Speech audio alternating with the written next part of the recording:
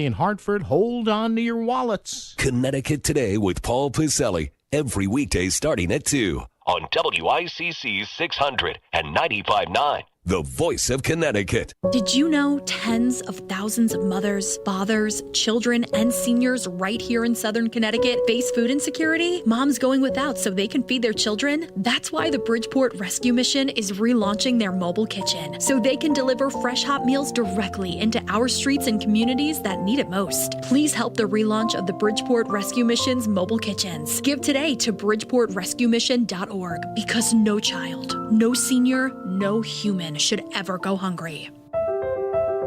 A personal finance columnist came up with a list of regrets she hears from retirees. Guess what was on the top of the list?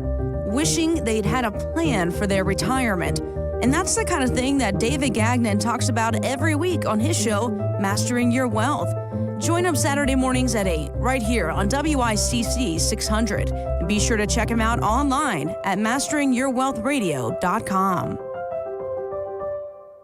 Texting enrolls you in a recurring automated marketing text messages. Consent are required to purchase. Message and data rates may apply. The team's looking good this season. I think so. Man, I miss playing football. Ever since I turned 40, I just can't find that fire I used to have. Think it could be lower testosterone? What do you mean? I was feeling the same way. After 40, the body has less testosterone, and men lose their edge. That's why I take Nugenix Total T2. That's the testosterone booster, right? Yes, but Total T2 is their brand new formula that skyrockets nitric oxide levels in as little as 3 hours. Since I started taking it, I've been lifting like when we played for Coach Carter. My energy is way up, and it even spiced up things between me and the missus. Are they still giving out complimentary bottles? Yep, just send a text. Text METER to 321-321 for your complimentary bottle of Nugenix Total T2, the next generation testosterone booster. Text now and we'll include a bottle of Nugenix Thermo X, our newest, most powerful fat burner ever, absolutely free. Text METER to 321-321. That's METER to 321-321. These statements have not been evaluated by the FDA. This product is not intended to diagnose, treat, cure, or prevent any disease. Need metal? Metal Supermarkets, the world's largest small quantity metal supplier, is open in Bridgeport. The metal you need, cut to size and ready fast. Call or visit at 1085 Connecticut Avenue and ask about the other metal services we provide.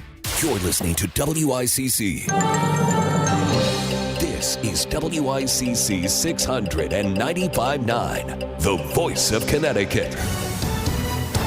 The World Health Organization is calling on countries to make some sweet beverages harder to afford. CBS's Cammie McCormick. A new report out claims sugary drinks and alcoholic beverages are fueling obesity and diabetes, and yet they're easier for many to obtain because of low taxes. The head of the World Health Organization says health taxes are one of the strongest tools available for preventing disease and promoting health. Those drinks generate billions of dollars in profits for corporations, but only a small share of that goes to governments left paying for vital health services. Well, Scott Adams, the creator of the comic strip Dilbert, has died at 68. Adams had prostate cancer that spread to his bones. Dilbert once appeared in 2,000 newspapers worldwide, capturing the absurdities of life at the office. In 2023, he faced backlash for racist remarks, leading to the strip's removal from syndication. Steve Kathan, WICC 695.9, the voice of Connecticut. Weather update. A sunny sky through mid-afternoon, clouding over by late in the afternoon and this evening with a high in the low 40s. Cloudy and mild this evening and overnight with a low near 40. A few scattered showers Wednesday with a high in the mid-40s. I'm meteorologist Paul Piorek on WICC. You're listening to The Download on WICC 695.9, the voice of Connecticut. Now, another in-depth interview with Lisa Wexler. Joining us now, Michael O'Hanlon, who holds the Philip Knight Chair in Defense and Strategy at the Brookings Institution. He's written many books. He teaches at Georgetown and Columbia. His latest book is To Dare Mighty Things, U.S. Defense Strategy Since the Revolution. Michael O'Hanlon, I think it's fair to say that you timed your book at the appropriate time for what exactly people are talking about right now. Congratulations on the timing of your book. Thank you very kindly, and thanks for the opportunity to be with you today. So, Michael, I want to get to today, and you can certainly inform us, given your historical perspective from your book and otherwise, but I want you to explain for our audience, what is the Donroe Doctrine, and how, if any, does it veer from recent presidents of the 20th and 21st century? Greetings. Well, it is true that there are echoes of previous presidents in many of the specific things President Trump's been doing or talking about doing. But I think he's, pretty unusual on balance, and certainly for the entire post-1945 period. So when I look back for, presidents or American policies that were in some ways a precedent to what President Trump's been up to or talking about doing, whether in regard to Venezuela or Greenland or Iran or Nigeria or Syria, you name it. I think of President Madison and the War of 1812. I think of President Monroe in 1823 with his famous Monroe Doctrine, that the Donroe Doctrine, as you say, plays off. I think of James Polk, who took us to war against Mexico to take land in the southwest of the United States back in 1846. I think of President McKinley and then his successor, President Theodore Roosevelt. And, of course, Theodore Roosevelt had the Roosevelt corollary to the Monroe Doctrine. That was stated in a speech in 1904, and it basically said, we're going to assume the right or give ourselves the right to maintain some degree of vigilance and security in our own immediate neighborhood in Latin America, but especially the Caribbean, Central America, Mexico. And if we feel the need to do something to supervise security, to make sure that things don't go in a way we don't like, we're going to feel free to use military force to achieve that.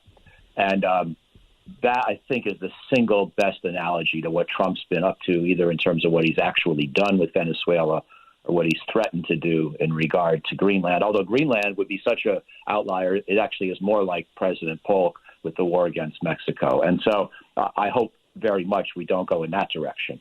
But those are some of the historical models. Now, what worked back then didn't always work, and second, may not be appropriate for today. So I'm not advocating this just because I see that there are some parallels.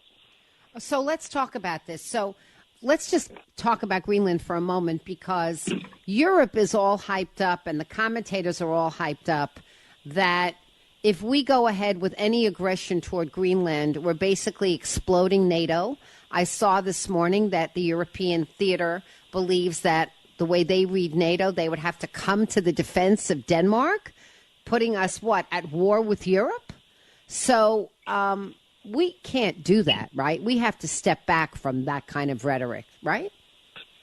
Yeah, I think this is a bad idea. Now, people like myself who have been critics of President Trump or wary about him, I think to some extent we need to expand our horizons on some of the things he's been up to, because not all of it's equally bad, and he's delivered some positive results in a few cases. And this is, however, not one of those. So let me just say that when last spring and winter, President Trump beat up on the NATO allies and said, you're not doing enough for your own defense, and if you don't do more, I may not bring the United States to back you up in a crisis. That was some pretty extreme rhetoric, but I have to acknowledge that it seems to have produced some results. And it was a criticism of European allies and Canada that many previous presidents had also stated, even if not with the threat that Trump issued. So, on that one, I can sort of half see his point. But taking Greenland makes no sense whatsoever. And it probably wouldn't lead to an all-out war with the rest of the NATO alliance, but it certainly could destroy the NATO alliance. And then that could lead Russia to try to do some probing attacks in Eastern Europe that could lead to war over Latvia, Lithuania, Estonia, could bring in a really dangerous set of circumstances. So I think that's the series of events that I would worry about. Not so much the United States fighting the French and the British in Greenland, but more the whole NATO alliance crumbling and threatening, therefore, stability in Europe. So now just backing away, because, backing away from all of those worst doomsday scenarios. We're chatting with Michael O'Hanlon, who's a historian and author and a professor. I want to posit something else. Let me play devil's advocate with you. The fact is that Donald Trump's rhetoric, which is always hyped up and always designed to scare people into worst-case scenarios, has effectively deterred millions of people from presenting themselves at the Mexican border. That's a fact. I mean, that's just a fact.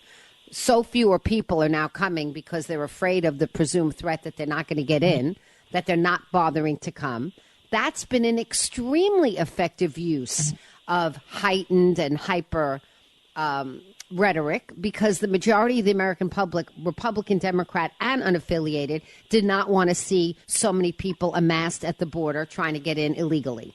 Right, Michael? That was a hugely, in my opinion, effective use of rhetoric as a deterrent. Because, in fact, he didn't have to do much. He assumed the presidency at the second term, and we looked at the numbers, and they were radically lower than they had been in years.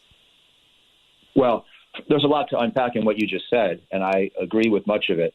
First of all, I think President Trump's done more than just use rhetoric about the border. He's persuaded the Mexican government to put more capability along the border themselves, for example. Okay. And, of course, ICE has been deporting people, and so there's a much greater vigilance. But you're Here, right. I mean, inside. But I'm talking about outside. Yes. Yeah, yes. But it's more than rhetoric, so let's just be clear. But I think it's also clear that you're correct, that the results have been what Trump promised. And that's why I said at the beginning, I'm not going to be here on some anti-Trump tirade just because I don't like his style or because I voted against him. I'm willing to look at issues on a case-by-case basis, and I would say that there have been a number of places, like the NATO burden-sharing argument we just went through, where he's had some positive effects, not always in a way that I think So was let me worth ask the you risk. this. So let me ask you this, Yeah, go Michael. ahead. We're chatting with Michael O'Hanlon. Do you think that in a similar vein, this amped up rhetoric about taking over Greenland will end up resulting in the United States, frankly, being able to exploit more of the resources of Greenland far short of going to war with Denmark? That's what I'm asking. Well, I sure hope so, but I also think that, there are statements that a president can make that are, pushy, and then there are statements that are just outlandish. And the idea of threatening the use of military force against a close ally, a founding member of NATO, to me is beyond the pale. And so and by the way, there are plenty of open invitations for the United States to do more economically in Greenland. Part of the problem is the technology. It's very hard to drill through hundreds of feet of ice to get to minerals. And I think it's been made pretty clear by Greenland and by Denmark that American companies that want to do that are welcome to negotiate access right now. But I don't see a lot of companies clamoring for this access. So it's a hypothetical kind of economic development that's not being impeded by the current ownership of Greenland. And therefore, I think all Trump's doing is weakening NATO. And I think it's dangerous. Okay. And on Venezuela, where do you stand, and how can you educate us from a historical perspective? Have we done things like this before, and how have they ended? Yeah, well, this is where the Theodore Roosevelt corollary to the Monroe Doctrine comes into play. Again, that was 1904, and Roosevelt was building on what President Monroe had said 80 years previously. And he was saying, basically, we now have a powerful enough Navy, unlike the time back with Monroe, that we can start flexing our muscles, especially in, the northern part of South America, as well as Central America, the Caribbean, Mexico. And not just Theodore Roosevelt, but his successors, all the way really through the 1940s and beyond, were willing to use limited amounts of military force to change political situations they didn't like. And the examples would be Mexico twice, Nicaragua, Haiti, the Dominican Republic, Cuba, because, of course, we had intervened there in 1898 to liberate it from Spain, but then also did things subsequently. And so those were typically... And Panama. Didn't we do stuff in Panama? And Panama, thank you. Yeah. Right, Colombia, Panama, because we essentially helped Panama. Well, that was the year before, but you're right. It's all in the same spirit. That was 1903 when we essentially intervened to break off Panama from Colombia and then allow the construction of the Panama Canal. So, yes, that's the region where Theodore Roosevelt, building on President Monroe from 80 years before, created this idea that the United States would use limited amounts of military force. Sometimes we would do small occupations, but for the most part, we were trying to do sort of gunboat diplomacy or limited raids. And we achieved a lot of regime change, not always in a way that was durable or better than what we had before. But yes, if you're asking about precedents, that would be the period from, let's say, the early 1900s for the next 4 to 5 decades. And what Trump's doing in Venezuela, obviously we used modern technology and so forth, and extracting a head of state was a little different. But nonetheless, those would be the best analogies. Plus, to some extent, the 1989 operation in Panama to overthrow Manuel Noriega and bring him into American custody. That's the Panama. I'm not smart enough to have known what happened in 1905. So Michael O'Hanlon, how do you think? I mean, what do you think today of the fact I put on Jon Stewart early this morning because he was saying, and my husband told me last night as well, that Donald Trump was saying he's the president of Venezuela. But, he says outlandish things. He's not the president of Venezuela. And, in fact, on Thursday, he's meeting with, Machado, Maria Machado, in order to presumably talk about who's going to take over for power there.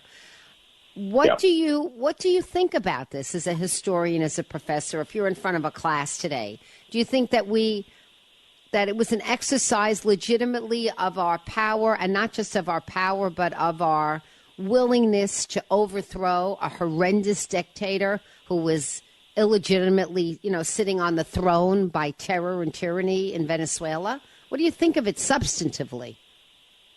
Yeah, it's a great question. Well, I'm mixed. So sorry about that. I'm going to have some nuance in my answer. Yep. I agree with you that Maduro had no legitimacy, and I don't have any regret about his removal. I'm hopeful that his former vice president, Delcy Rodriguez, can actually be a better leader for Venezuela, even though she's not a change from the previous regime. She was part of the previous regime. So I can go along with that logic. I still think that such a direct exercise of American unilateral power is the sort of thing that I would personally warn against, unless it was an extreme case of genocide or an extreme case of direct threat to the United States. So I'm more nervous than I am supportive, but I can see the argument. And also, the last piece of it is that Congress was not consulted. And this is not just about Donald Trump, because most American presidents since World War II have sort of relegated Congress to the sidelines on decisions about the use of force. I don't like that, whether it's Harry Truman in Korea, Lyndon Johnson in Vietnam, Barack Obama in Libya. I think presidents need to go to Congress. Congress is where we have checks and balances, and we try to hopefully avoid getting ourselves into trouble by using military force a little too cavalierly. So I'm worried about what comes next in Venezuela. But now that Maduro's gone, I'm going to stay hopeful. And I would, step by step say that most of what we've done the last few days, given that Maduro was removed, has been somewhat hopeful. But beware, because when you go to a major new military operation, you remove a government. We tried to do that with Saddam Hussein in 2003. Look what we got. We tried to do that with Gaddafi and in 2011. And in both cases, we did get rid of the ruler, but we got chaos. And so we'll see. That's true. And so that brings me to the latest and greatest, which is Iran.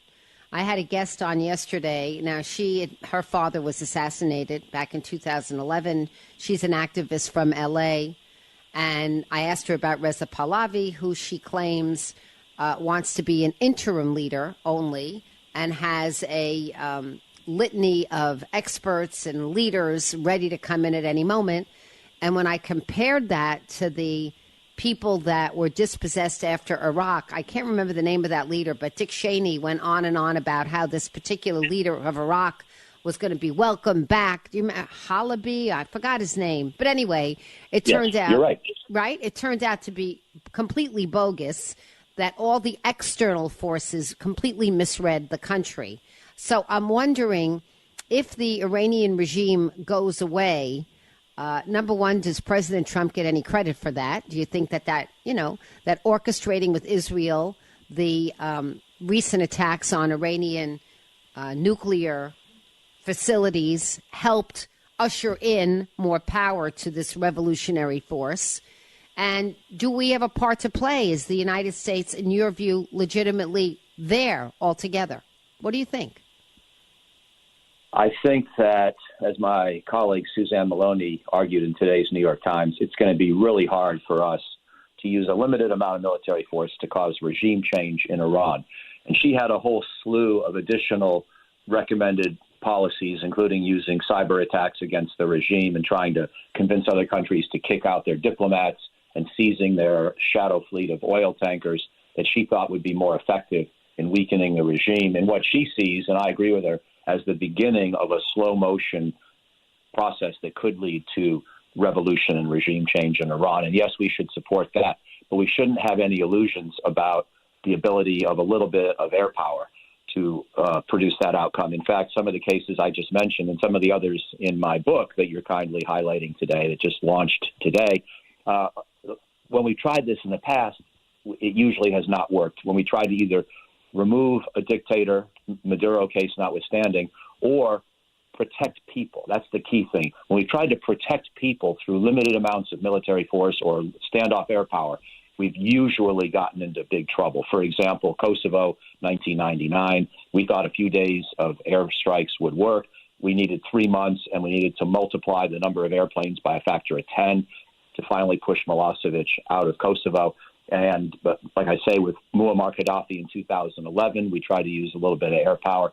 6 months later, Gaddafi's dead, and there's chaos in Libya, and it took that long to remove him. So my warning would be that it's usually hard to protect people through this kind of an instrument, and I would counsel not to get involved militarily.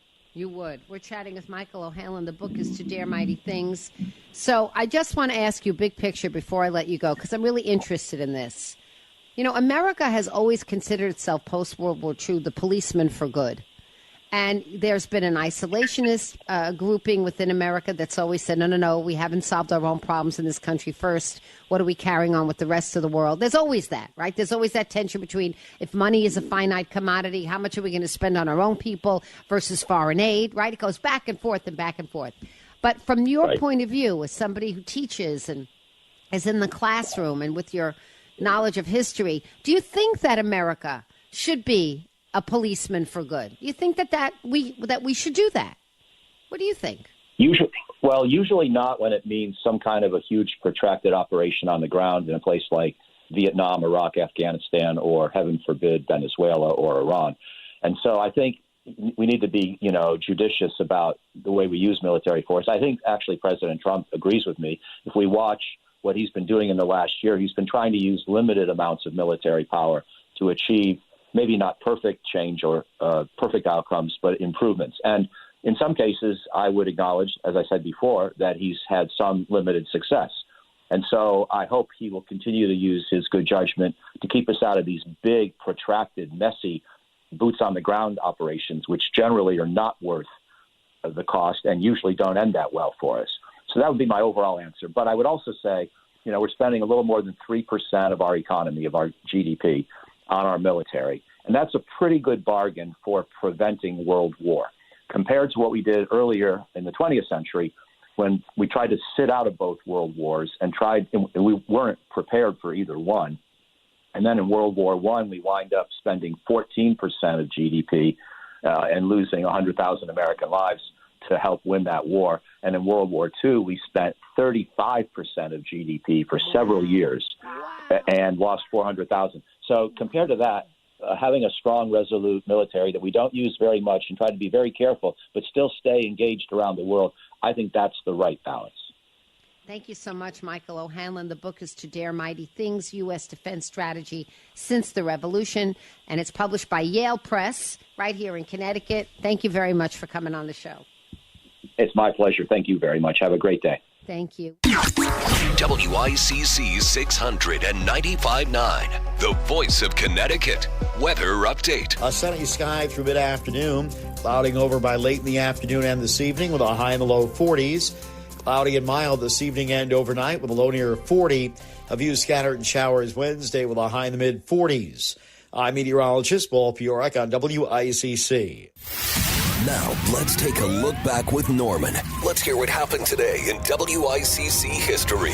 It's January 13th. On this day in 1987, Richard Crafts was found guilty of murdering his wife at Lake Zor. Without a body, authorities were building a murder case on the fragments found near the river. By January 13th, 1987, they had enough evidence to arrest Richard Crafts. In 2022, Baby Shark becomes the first video to reach 10 billion views on YouTube.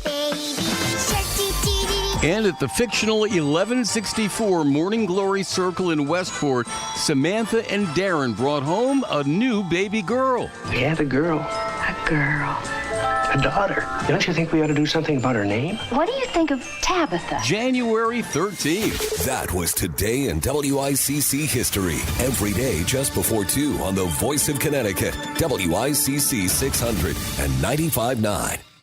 This is where Fairfield County comes for local news. WICC 600 and 95.9. The Voice of Connecticut. WICC Bridgeport, WFOX Southport, WEBE HD2 Westport, WPLR HD2 New Haven, locally owned by Connoisseur Media. This is CBS News on the Hour, your home for original reporting. I'm Jennifer Kuiper. Thousands of Iranian protesters are feared dead, and President Trump, who's in Detroit, was just asked by a reporter if he knows how many protesters have been killed. Nobody's been able to give me an accurate number. I have heard numbers from everything's a lot. One is a lot. Trump is telling them that help is on the way. More on that from CBS's Linda Kenyon. President Trump took to social media and said, quote, Iranian patriots, keep protesting. He also wrote, I have canceled all meetings with Iranian officials until the senseless killing of protesters stops. Help is on its way. It is not clear what the president means when he pledges help and whether that involves U.S. military intervention. The Supreme Court has heard arguments today on whether transgender athletes should be banned from girls' and women's sports teams. The latest from CBS's Michael Wallace. The Solicitors General of West Virginia and Idaho defended their state's bans, arguing transgender girls have an unfair physiological advantage. Joshua Block is the attorney for 15-year-old West Virginia high school athlete Becky Pepper Jackson, who transitioned to female when she was in the 3rd grade and never went through male puberty. And if the evidence shows there are no relevant physiological differences between BPJ and other girls, then there's no basis to exclude her. Michael Wallace, CBS News. The Clintons and Republican House Oversight Committee Chair James Comer are lashing out at each other over the former president and first lady's refusal to comply with a subpoena in the Jeffrey Epstein probe. Comer says he'll start contempt of Congress proceedings against former President Bill Clinton after Clinton didn't show today. One reason I think most Americans want President Clinton to answer some questions is because he visited the White House. Jeffrey Epstein visited the White House 17 times while Bill Clinton was president. The Clintons wrote a letter to Comer calling the subpoenas unenforceable. More pushback to President Trump's anti-immigration tactics. Minnesota and the Twin Cities have filed a lawsuit alleging ICE agents have invaded the area, violating residents' constitutional rights. They want them out. CBS's Lana Zach in Minneapolis. With clashes continuing between federal law enforcement and demonstrators Monday, the lawsuit pointed to several alleged uses of excessive force. That's fine, dude. I'm not mad at you. Including by the ICE agent who shot and killed Renee Good last week. Nearly 15,000 nurses are on strike in New York City, mainly over health care benefits and workplace safety. These patients say of their treatment, I'm fine. I don't know what's going on over there, but I was over there and everything was fine for me. Business as usual. Didn't make any difference to me at all. Stocks are down on Wall Street. This is CBS News. Take control of your financial life. Follow and listen to Money Watch with Jill Schlesinger on the free Odyssey app or wherever you get your podcasts.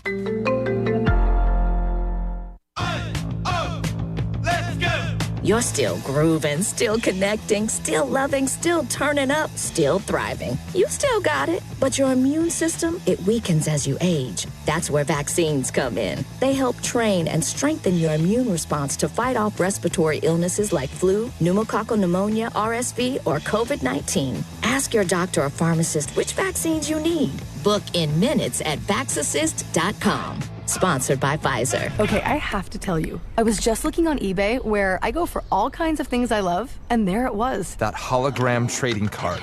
One of the rarest, the last one I needed for my set. Shiny like the designer handbag of my dreams. One of a kind. eBay had it, and now everyone's asking, ooh, where'd you get your windshield wipers? eBay has all the parts that fit my car. No more annoying.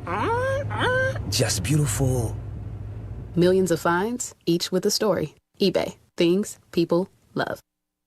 At Abriola Parkview Funeral Home in Trumbull, we understand that planning for life's milestones is important. But what about planning for your funeral? While it may be difficult to consider, pre-planning can ease the burden on your loved ones during a challenging time. By planning now, you can ensure that your wishes are honored without leaving emotional or financial strain on your family. Visit Abriola.com to learn more about our compassionate pre-planning services. Plan today for peace of mind tomorrow. In the real estate ecosystem, trust and transparency create harmony. But one elusive species disrupts this balance: the rogue agent. Their secrecy with off-market listings leave home buyers confused, frustrated, and inventory-starved. And that's bad news for sellers too. With Smart MLS, over 20,000 realtors unite, creating more demand, offers, and better results. Ask your agent if your home is on Smart MLS. WICC 695.9, Voice of Connecticut Local News Update. A Stratford Public Schools student is dead after she became sick while traveling in Colombia. Christina Cinch was in the country celebrating New Year's Eve and became severely ill, and doctors discovered a brain tumor. She was transported back to Connecticut for treatment at Yale Children's Hospital, where she was declared brain dead and then passed away. The Stratford Public School District released a statement saying, quote, Christina's loss is felt deeply across our school district. And the Yukon men's basketball team is facing a challenge on the road. The Huskies will take on Seton Hall tonight at 8 p.m. in Newark, New Jersey. Yukon is 16-1 this season. I'm Chris Williams with WICC News. WICC Smart MLS Right Now traffic. 95 northbound construction exits 11 through 16. Left lane is out. On the northbound side, you have construction in Fairfield into exit 24. Right lane is blocked. On the southbound side, 95 construction exits 41 through 30. That's taking out the right side. On the Parkway, northbound construction exits 10 through 13. Southbound, you have it exits 15 through 13 and 28 down to Route 7. On the Wilbur Cross, more road work from Route 34 down to exit 38. Right lane is blocked. 91 northbound construction starts at exit 8. Right lane blocked as well. And on Route 8 southbound construction, exit 17 down to exit 9. Left lane is closed. Traffic report is powered by Columbia Dental in Norwalk, offering cleanings, implants, even oral surgery, all under one roof. Call 203-299-0111 or visit columbiadental.com today. I'm Andrew Krause with WICC Traffic. Cloudy and mild this evening and overnight with a low near 40. A few scattered showers on Wednesday with a high in the mid-40s. Early showers on Thursday. We'll have a high in the upper 30s in the morning, falling through the 30s during the afternoon. I'm meteorologist Paul Fiorek on WICC.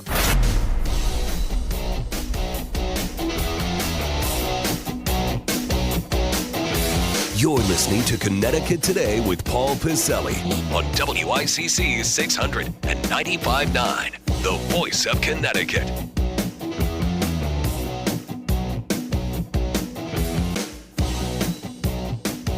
Well, this is about one of those times, again, I figure, from what I can see, just soaking all this in and reading this here, I think we're at another time here where the U.S. kind of looks around.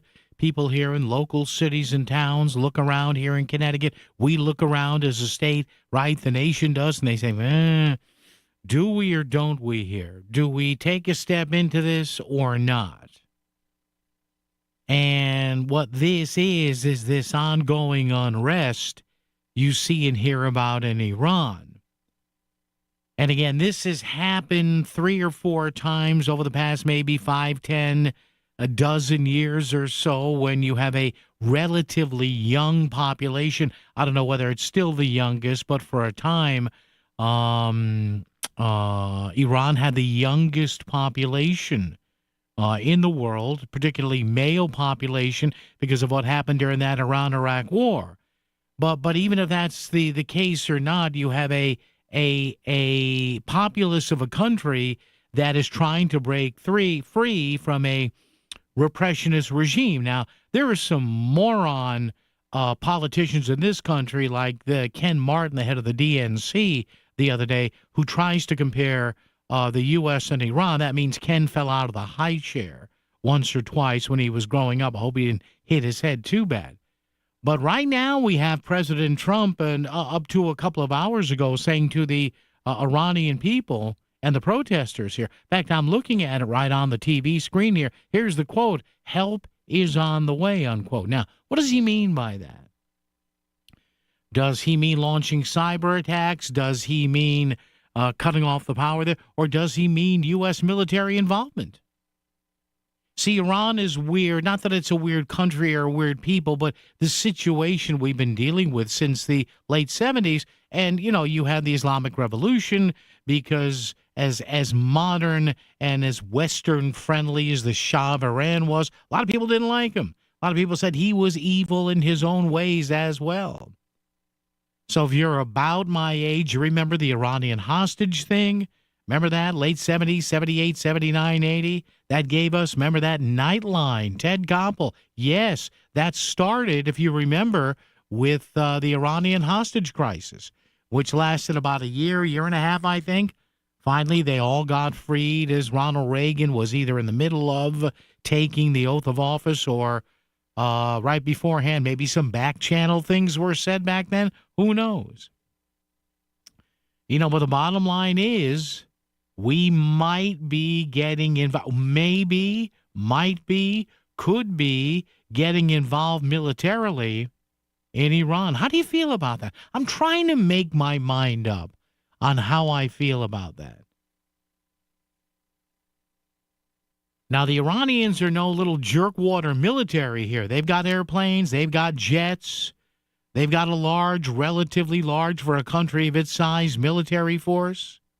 But here's the thing that you got to kind of keep in mind here. Whether you love Trump or hate Trump, or you're a Democrat or Republican, a D or an R, conservative or liberal or whatever, the things you have to understand here is that you could find flow charts online. You know what I mean by flow chart, right? Oh, this leads over there and that leads over there, and look where that runs into. And I've had national security experts on this program say, you know, Paul, you can take just about every terrorist organization in the world, including Hamas, including some others, and they are funded by the Islamic rulers of Iran, of Iran, rather. So if we have the opportunity to help this regime fall, should we not take the chance? I don't know. You tell me. Looking at all the news breaking here as we speak.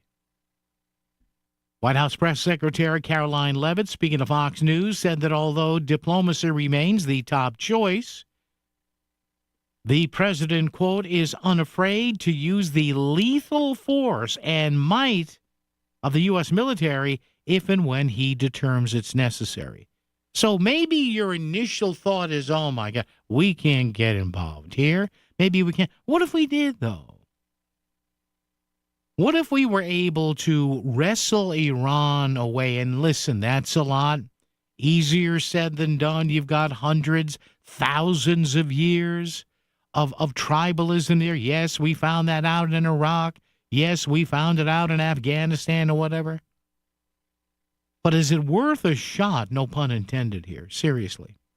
Is it worth taking a chance if, you know, for some reason getting rid of the Iranian regime worked? Would it work? I have no idea.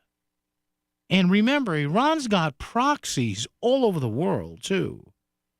And look, they've already said that there would likely be targeting of Americans, American assets, Israel, Israeli assets, and all that. Is that worth it? You tell me. Caroline Leavitt said, quote, airstrikes would be one of the many options that are on the table for the commander-in-chief. She recently said, quote, he's made it quite clear he certainly does not want to see people being killed in the streets of Tehran. So would you be okay with this if any military force the U.S. uses eventually stops any killing here? Or are you saying no way here? It's an interesting question that's, you know, sneaking up on us here. So you tell me. Got the phone lines open here, text line open as well. Already getting reactions to our question of the day at 203-333-9422, 333-WICC. Should the U.S. military get involved to aid protesters in the ongoing unrest in Iran? If the Iranian regime is on the edge now, is tilting on the edge, should the U.S. go over there and say, "Oh, sorry, didn't mean to push you over, Mr. Ayatollah, sir"? Maybe we want to help the Iranian people and the fundamentalists go bye-bye there. Maybe we want to help get in on a society where, I don't know, women aren't treated like pieces of meat. Maybe women won't be forced to walk around where you can just see the slits of their eyes, wearing hijabs and burqas, maybe. Oh, by the way, you notice how loud, quote-unquote, the U.S. women's groups are about all that. Oh, man. You know, Trump breaks wind the wrong way. The women's groups go nuts. But, you know, women treated by like property and pieces of meat in the Islamic world, and they don't say boo. So what do you think? 203-333-9422, 333-WICC. U.S. involved in toppling the Iranian regime or not? You tell me. We continue right here on WICC on a Tuesday.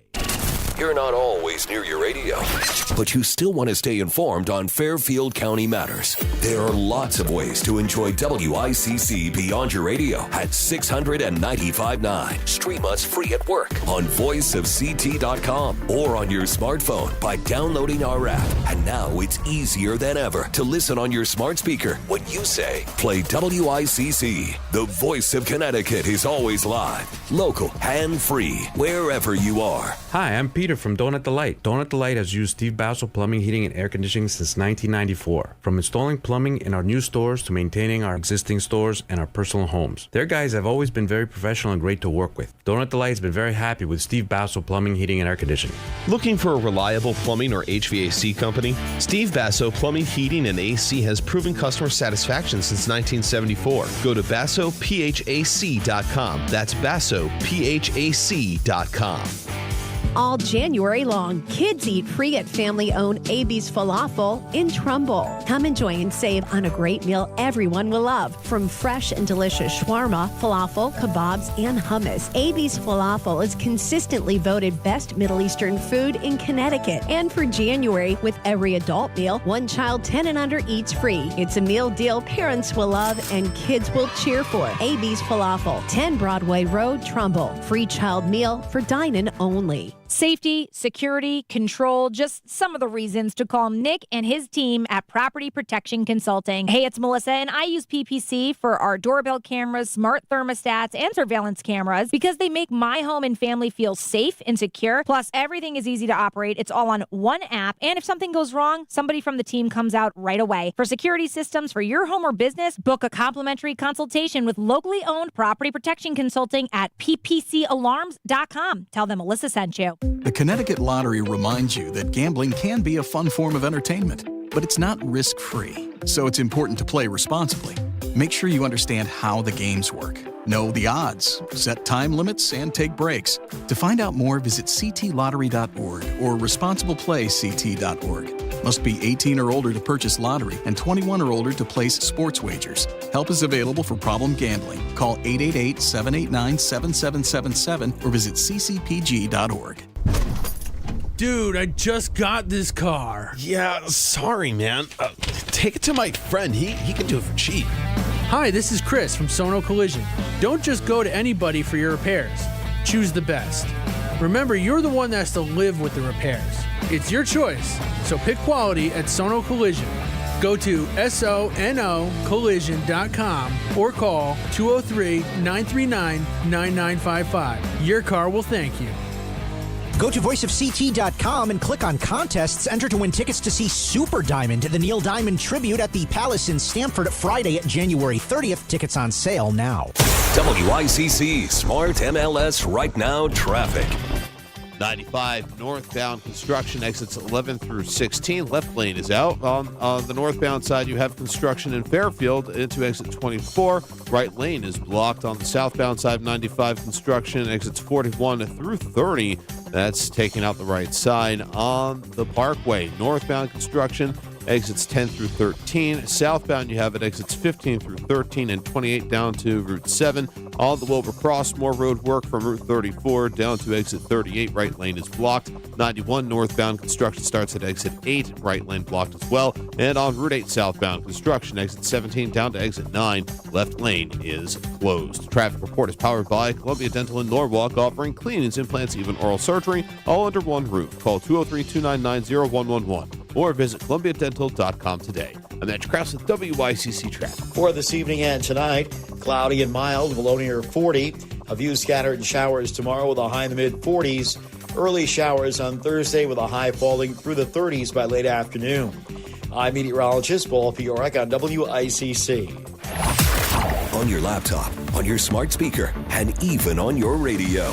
No matter where or how you listen, you've got Connecticut Today with Paul Pacelli on WICC 600 and 95.9, the voice of Connecticut. All right, 203-333-9422, 333-WICC. Hey, and by the way, and I mentioned this yesterday, and there was a great social media post by J.K. Rowling. You know her from the Harry Potter series. She's very outspoken on some things. She's very liberal on some things, and she's very conservative on the other things.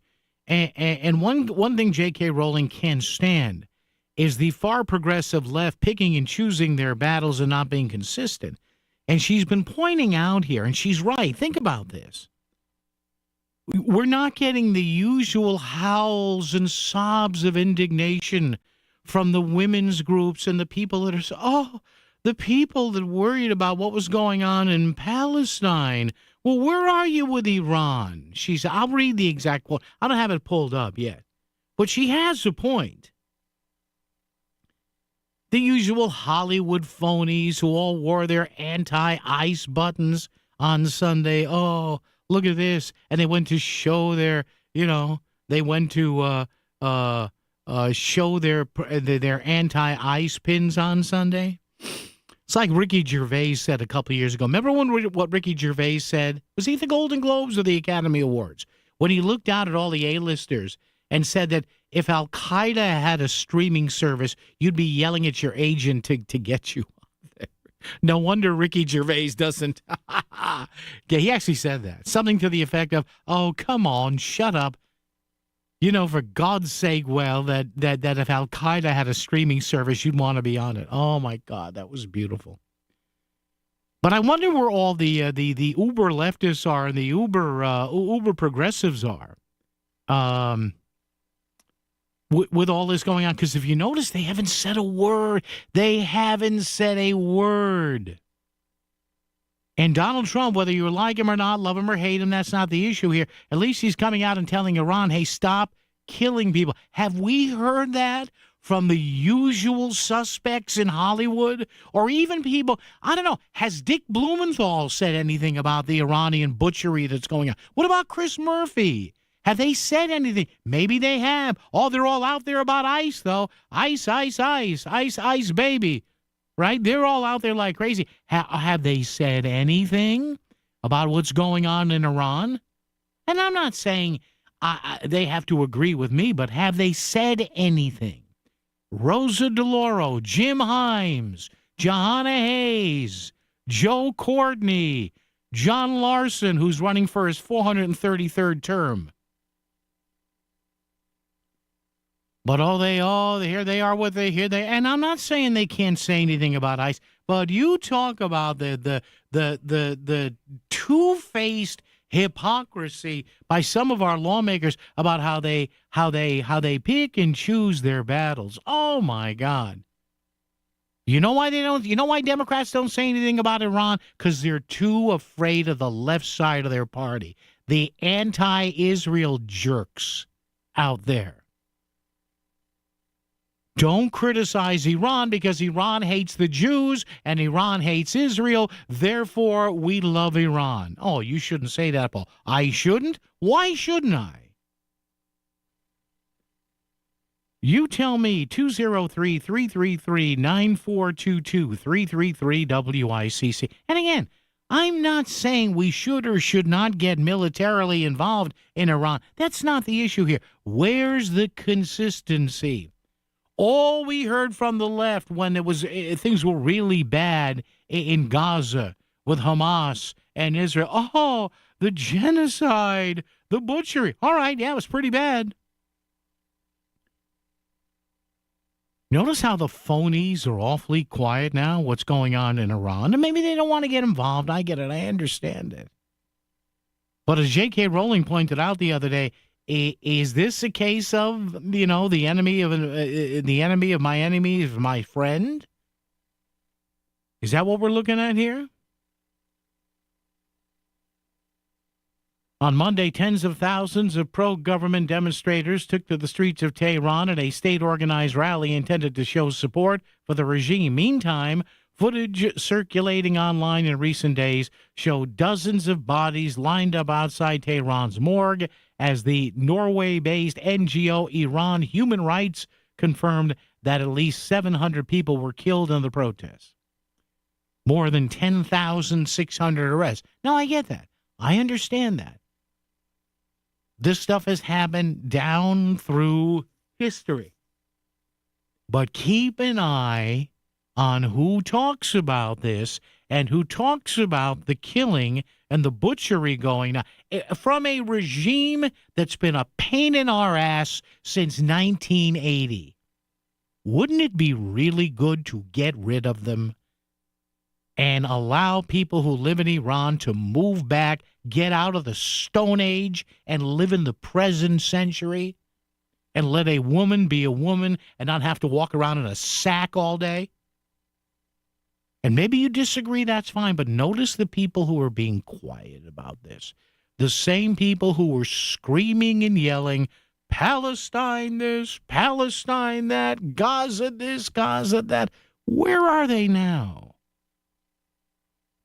What are they afraid of? Where were all the pro-women buttons in Iran the other night at the Golden Globes? Oh, yeah. I missed those. But they had those anti-ice buttons on, right? WICC Smart MLS Right Now Traffic. 95 northbound construction exits 11 through 16. Left lane is out. On the northbound side, you have construction in Fairfield into exit 24. Right lane is blocked. On the southbound side, 95 construction exits 41 through 30.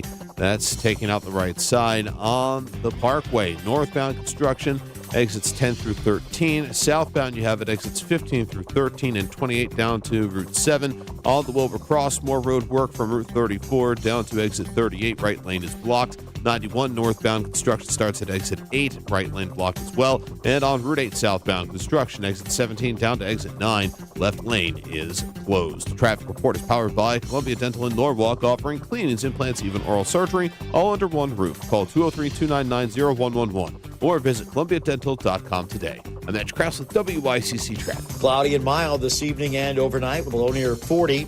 A few scattered showers on Wednesday with a high in the mid-40s. Early showers on Thursday. We'll have a high in the upper 30s in the morning, falling through the 30s during the afternoon. I'm meteorologist Paul Fiorek on WICC. In the real estate ecosystem, trust and transparency create harmony.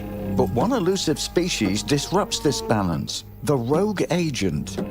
Their secrecy with off-market listings leave home buyers confused, frustrated, and inventory-starved. And that's bad news for sellers too.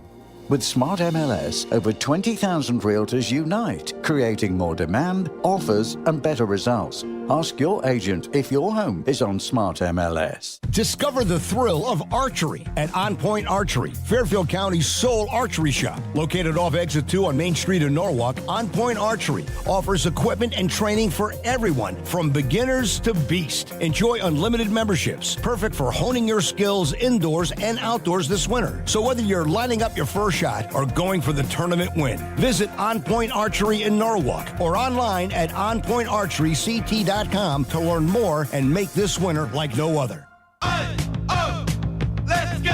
You're still grooving, still connecting, still loving, still turning up, still thriving. You still got it, but your immune system, it weakens as you age. That's where vaccines come in. They help train and strengthen your immune response to fight off respiratory illnesses like flu, pneumococcal pneumonia, RSV, or COVID-19. Ask your doctor or pharmacist which vaccines you need.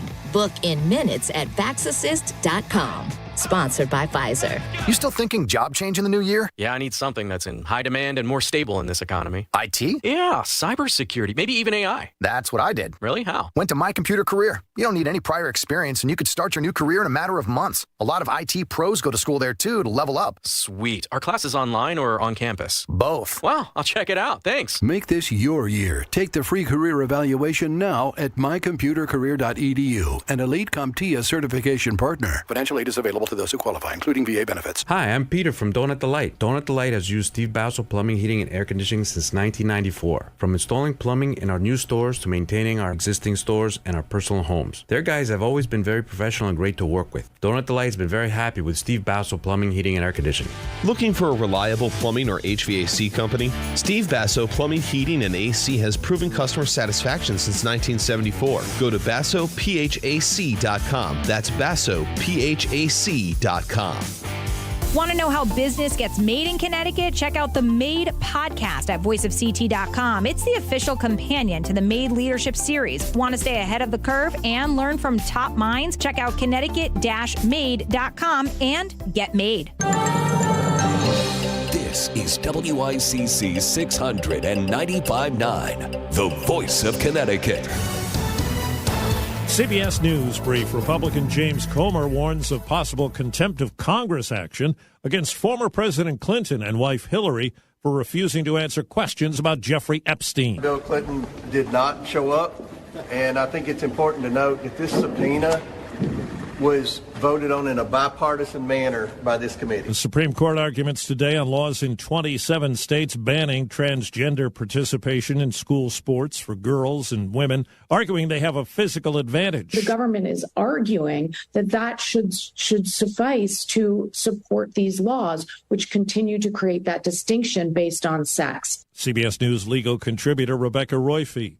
Correspondent Natalie Brand on President Trump's post today aimed at Iran. He has a new message to protesters saying, keep protesting, take over your institutions, save the names of the killers and abusers. CBS News Brief, I'm Steve Kathan.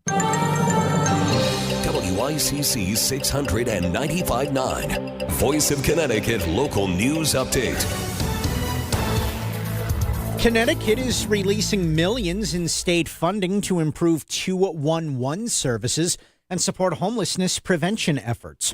Governor Ned Lamont announced $2.6 million will increase call capacity for the state's 211 helpline.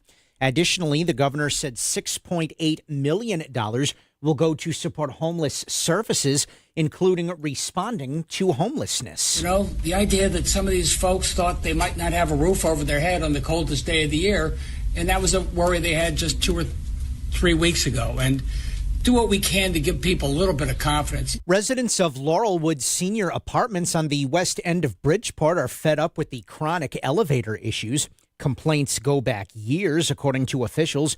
The most recent issue was this past weekend. Elderly residents of the 11-story building say it's unsafe and are calling for property management to take action. The state inspector general says the 2 inmate deaths at the Garner Correctional Institution in Newtown were not criminal. Back in July 2024, Ronald Johnson died after he was found unresponsive in his cell. 2 days later, inmate Tyler Cole died less than an hour after he was found unresponsive in his cell. The inspector general determined both deaths were due to acute intoxication caused by methadone and other medications. Another protest was held today in Hartford in response to the shooting of Renee Good in Minnesota last week. The organization Indivisible CT organized the rally and made it clear that the gathering was to remain peaceful. There have been multiple protests across Connecticut in the past week, including in Bridgeport and Fairfield. Michelle Abt, the organizer of Indivisible Stamford, has said that her chapter provides members with de-escalation training in an attempt to keep the gatherings productive and nonviolent. First of all, we tell everybody if they're provoked to just keep going, ignore that kind of provocation. And we have de-escalation techniques involved, that's like talking people down and trying to basically separate people from engaging. Governor Ned Lamont and Connecticut Department of Energy and Environmental Protection Commissioner Katie Dykes both released statements Monday regarding the preliminary injunction issued Monday afternoon by the U.S. District Court for the District of Columbia, blocking the Trump administration's latest effort to prevent construction from continuing on the nearly complete Revolution Wind offshore wind project. Governor Lamont said in part, quote, "This project should have never been shut down from the first time or second time by the White House. Federal interference has stood in the way of low energy costs and good-paying jobs, but today's ruling puts Revolution Wind back on track." Attorney General William Tong also posted on social media that the project will help ratepayers across the state. You offered no justification, Mr. President, for trying to stop Revolution Wind. We told you once that you couldn't stop it. We're telling you again. And so this is a big win for ratepayers to bring down the cost of electricity here in Connecticut and to expand our access to electricity and generation. New Haven teachers are set to receive a pay raise. Under a new contract between the New Haven Federation of Teachers and the New Haven Board of Education, teachers will get a 13.5% pay raise over 3 years. The contract also calls for additional teacher preparation days at the start of the school year and improved mental health care benefits. And a forum was held Monday at the Gaelic American Club in Fairfield, which featured a Q&A session between the two candidates running for the Fairfield 1st Selectman's seat. Incumbent Democratic 1st Selectwoman Christine Vitale and her Republican challenger, State Senator Tony Wong, answered questions provided by the public about their plans for the town. There will also be a debate between the two candidates tomorrow at 7:15 p.m. at the Fairfield Board of Education office. The election will take place on February 3rd. I'm Chris Williams with WICC News. WICC Smart MLS Right Now Traffic. 95 northbound roadwork, exits 11 through 16, and again in Fairfield going into exit 24. Southbound side, you have it, exits 41 down to 30. Stay left to get through. On the Parkway northbound roadwork in Stamford, and on the southbound side in Fairfield and Norwalk going into Route 7, and again into exit 13. On the Wilbur Cross southbound, more of it from Route 34 down to exit 38. 91 northbound, construction, exits 8 and 9. Stay to the left to get through. And on Route 8 southbound, roadwork, exit 17 down to 9. Left lane is blocked. Traffic report powered by MJ Thomas Jewelers. Looking to buy or sell gold? Visit MJ Thomas Jewelers in Stratford for expert service and great deals. Their knowledgeable staff is there to assist with all your gold needs. For more information, visit mjthomas.com. I'm Edge Krause with WICC Traffic. For this evening and tonight, cloudy and mild, below near 40. A few scattered showers tomorrow with a high in the mid-40s. Early showers on Thursday with a high falling through the 30s by late afternoon. I'm meteorologist Paul Fiorek on WICC. If Fairfield is talking about it, so is Paul. Connecticut Today with Paul Piselli on WICC 600 and 95.9, the voice of Connecticut. So let me ask you something. All the people that were going nuts, that we got Nicolas Maduro out of Venezuela a couple of weeks ago. By the way, a guy who had, I don't know, what, $25 or $50 million on his head? He had a bounty, right? Do you not put bounties on people's heads and not signal it's okay to go ahead with getting them? And again, I would say this if it was a Democrat in the White House. That's not the point. So everybody's going nuts, including Chris Murphy and all of his, left-wing cronies. Oh, my God, we invaded asylum. Oh, wait a minute, Chris. Sir, with all due respect, there was a bounty on the guy. Said everybody's going after that. But these same people, has Chris Murphy said anything about Iran? Has Richard Blumenthal said anything about Iran? Were those Hollywood left saps on the Golden Globes the other night saying anything about Iran? And again, I'm not saying people have to say something, but could we have a little consistency here? Oh, my God, Trump says he may use military in Iran. Would that be such a bad thing? Maybe it would be. Maybe it would. I don't know. You tell me. 203-333-9422, 333-WICC. Oh, he shouldn't threaten Cuba. Why? Why? Name one redeeming thing about the leadership of Cuba and Iran. And again, I'm not for cowboy actions there just for the sake of doing that. But my God, the inconsistency we're seeing here is mind-boggling. The hypocrisy, it doesn't end. It is just mind-boggling, and I found what J.K. Rowling said the other night. She put this up on an X, formerly Twitter, an X. She said this, quote, "If you claim to support human rights, yet cannot bring yourself to show solidarity with those fighting for their liberty in Iran, you've revealed yourself. You don't give a damn about people being oppressed and brutalized so long as it's being done by the enemies of your enemies." Beautiful, J.K. Thank you. Thank you very much. And she points it out there because she's pointing that at the Hollywood left and the D.C. left that were pounding on Israel 4 times a day for what went on in Gaza. But, can't say anything now because it would be, criticizing a Muslim majority country, so you can't do that. The hypocrisy is magnificent here. Now, there are a couple of Hollywood types and entertainment types coming out on the right side of this, but what are your thoughts here? And what's the reaction going to be if, say, President Trump, love him or hate him, think he's the greatest thing since sliced bread, or think he's the most horrible thing since Mussolini and Hitler and Pol Pot and all that? What if we were to use a little American military stuff against the mullahs in Tehran that we've been trying to get rid of or have been a pain in our backside since 1979, 1980, 46 years? Would it be right of the U.S. to say, hey, enough? Enough having to deal with this? Now, I got a text here. Hey, Paul, good afternoon. Paul Iran has been in dire need of a good a blank beating for some time now. That said, I do not want to become embroiled in a war, so they need to figure out how to do something without that happening. Well, always a little cyber attack, always a little power outage thing, whatever.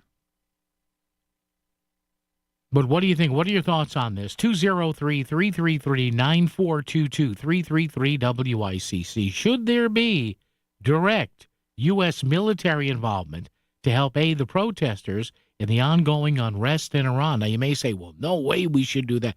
But what if we did? And what if it worked? And what if that started the domino? Now, it could cause instability. I get it. We all know from that part of the world. But what if the assessment is made that, it's kind of a now or never thing? Same thing with Cuba. I mean, we say we want, and this is not the first time this happened. This happened, I think, once or twice during the Obama years, too. And we didn't say or do much of anything. So does the U.S. have a moral obligation to say, well, let's lend a hand here? Now, if somebody did that to us, of course we'd be incensed. We look at them and say, hey, we're a sovereign nation. You don't need to like us to realize and to honor our ability to do what we want. But what are your thoughts on that? 203-333-9422, 333-WICC. Talk or text. Should we take the chance? And I'm sure he's looking at all different scenarios here, from safe to slightly risky to very risky here. Of course you don't put U.S. troops on the ground there. That's I can almost guarantee you that's not in the cards here. But what if getting involved a little bit, helping these protesters, in the long run was a good thing for the United States? Is that possible?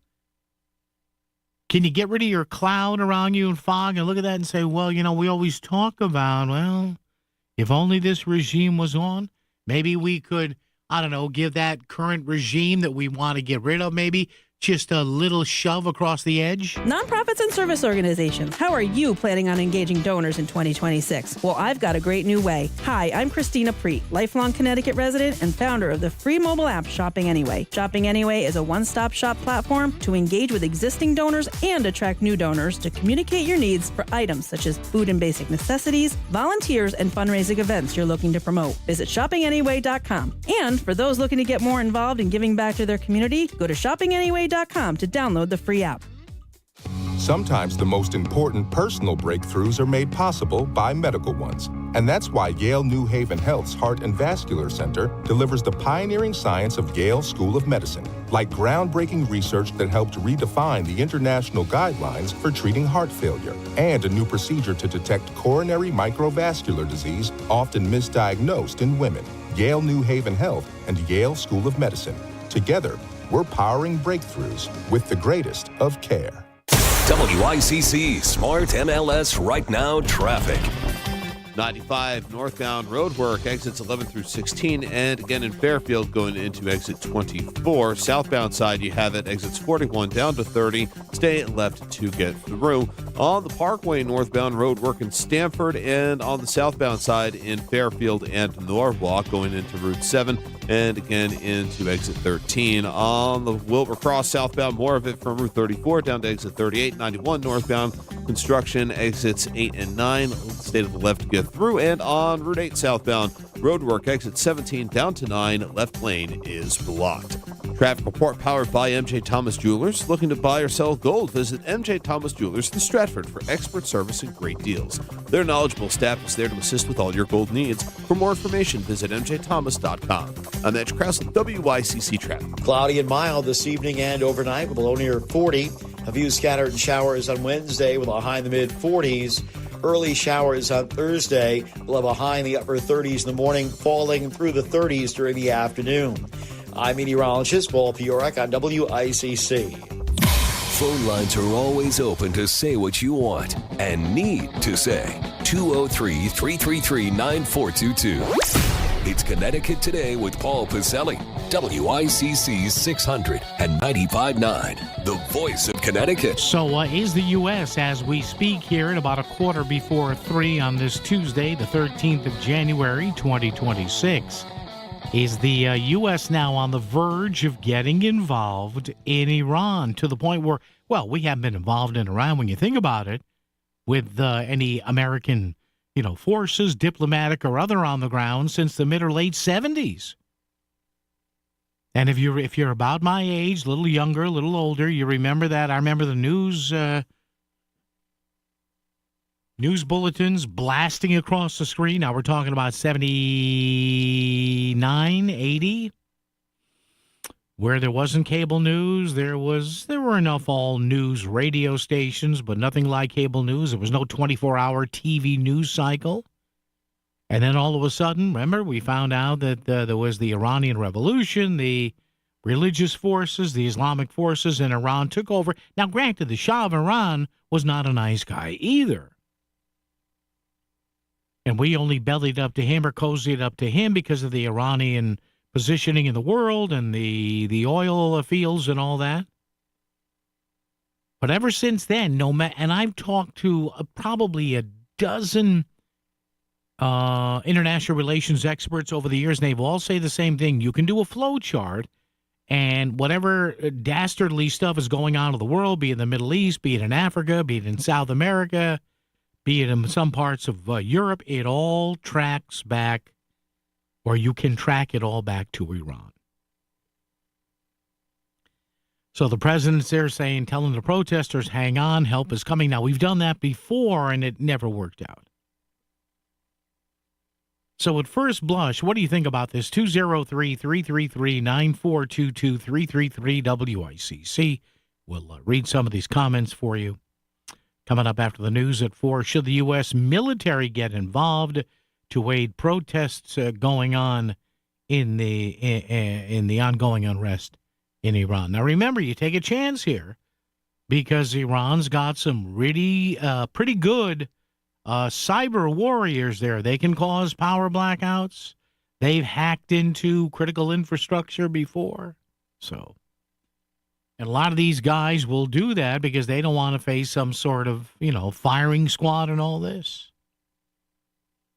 But boy, I got to tell you, everything is about it. And listen, the ICE thing in Minneapolis, we know that was serious. That'll all get hashed out eventually. Just give it some time. But boy, the dearth of coverage of this Iran thing, which I understand because if the internet's out and the phone lines are out, there's not a lot information-wise that can get in and out of there. So, some of the news media, I do understand they are at a disadvantage here. But boy, you talk about a news blackout. Yeesh. Bob and Trumbull's here. Bob, good afternoon. How are you? I don't know, Reverend. Lots of stuff going on. Yeah. Two things. Yeah. One, I got a new chant for us. Yes? More ice now. More ice now. Wow, did you come up with that all by yourself? I think so. Wow. I didn't hear anybody else come up with it. Okay, more ice now. Got it. Yeah, more ice now. Okay, number 2. Save our country. More ice now. All right, number 2. Number 2, we should have sent the military in 40 years ago. Well. And when they took over the embassy, Remember we that? should have never let that happen. Well, I was telling Chris about that on the break because he's on the young side here, but I was telling him all the stuff, 1979, 80, heading into the election, the mullahs took over. We had, 400 days, Bob, or something like that, daily updates of the hostages. And some people got escaped and smuggled out. And the Shah wasn't that bad. I mean, he did start a big equestrian center there. That was up, I think it was north of Tehran. Yeah, I know somebody that wrote a book about really? it. Yeah. Okay. Well, Bob, who was living there at the time when they were doing it. Oh, yeah? Yeah. So, and the other thing, too, Bob, people forget, is that you remember there was that Iran-Iraq war during the 1980s. And both countries, especially Iran, somebody told me this once, an Iranian professor, they lost so many young men that even to this day, Iran is one of the youngest countries in the world because an entire generation of men were killed in that in that war. Oh, Iraq was kicking their butt. No. So when the U.S. let the mullahs take over, and then we went in and took out that crazy bastard, but that was another thing we should have never done. Yeah. Well, let them take out Iran. And Bob, to that point, battle had been going on for forever. Again, and Bob, thank you for the call. Again, the risk you take of getting involved here is, as Bob just mentioned, you have these, tensions and tribalism. They don't go back dozens of years. They don't go back hundreds of years. They go back thousands of years. And we learn that in Persian Gulf I, Persian Gulf II, post 9/11. Oh, we're just going to go in there as conquering heroes and they'll love us. Well, not really. Think we learned our lesson there, did we not? But it just seems like we're at a what do they call that? What's an inflection point? Yes, maybe that's what I should say. Maybe we're at an inflection point now. We've got a lot of people chiming in on this. We'll get to some of these answers later on to give Chris time to find the best ones and filter out the obscenities. I'm only kidding. When I say that, it's a joke. Honestly, there's one or two funny people out there. I'm funny? Funny how? I make you laugh? But most of the answers are good. So should the U.S. military get involved to aid protesters in the ongoing unrest in Iran?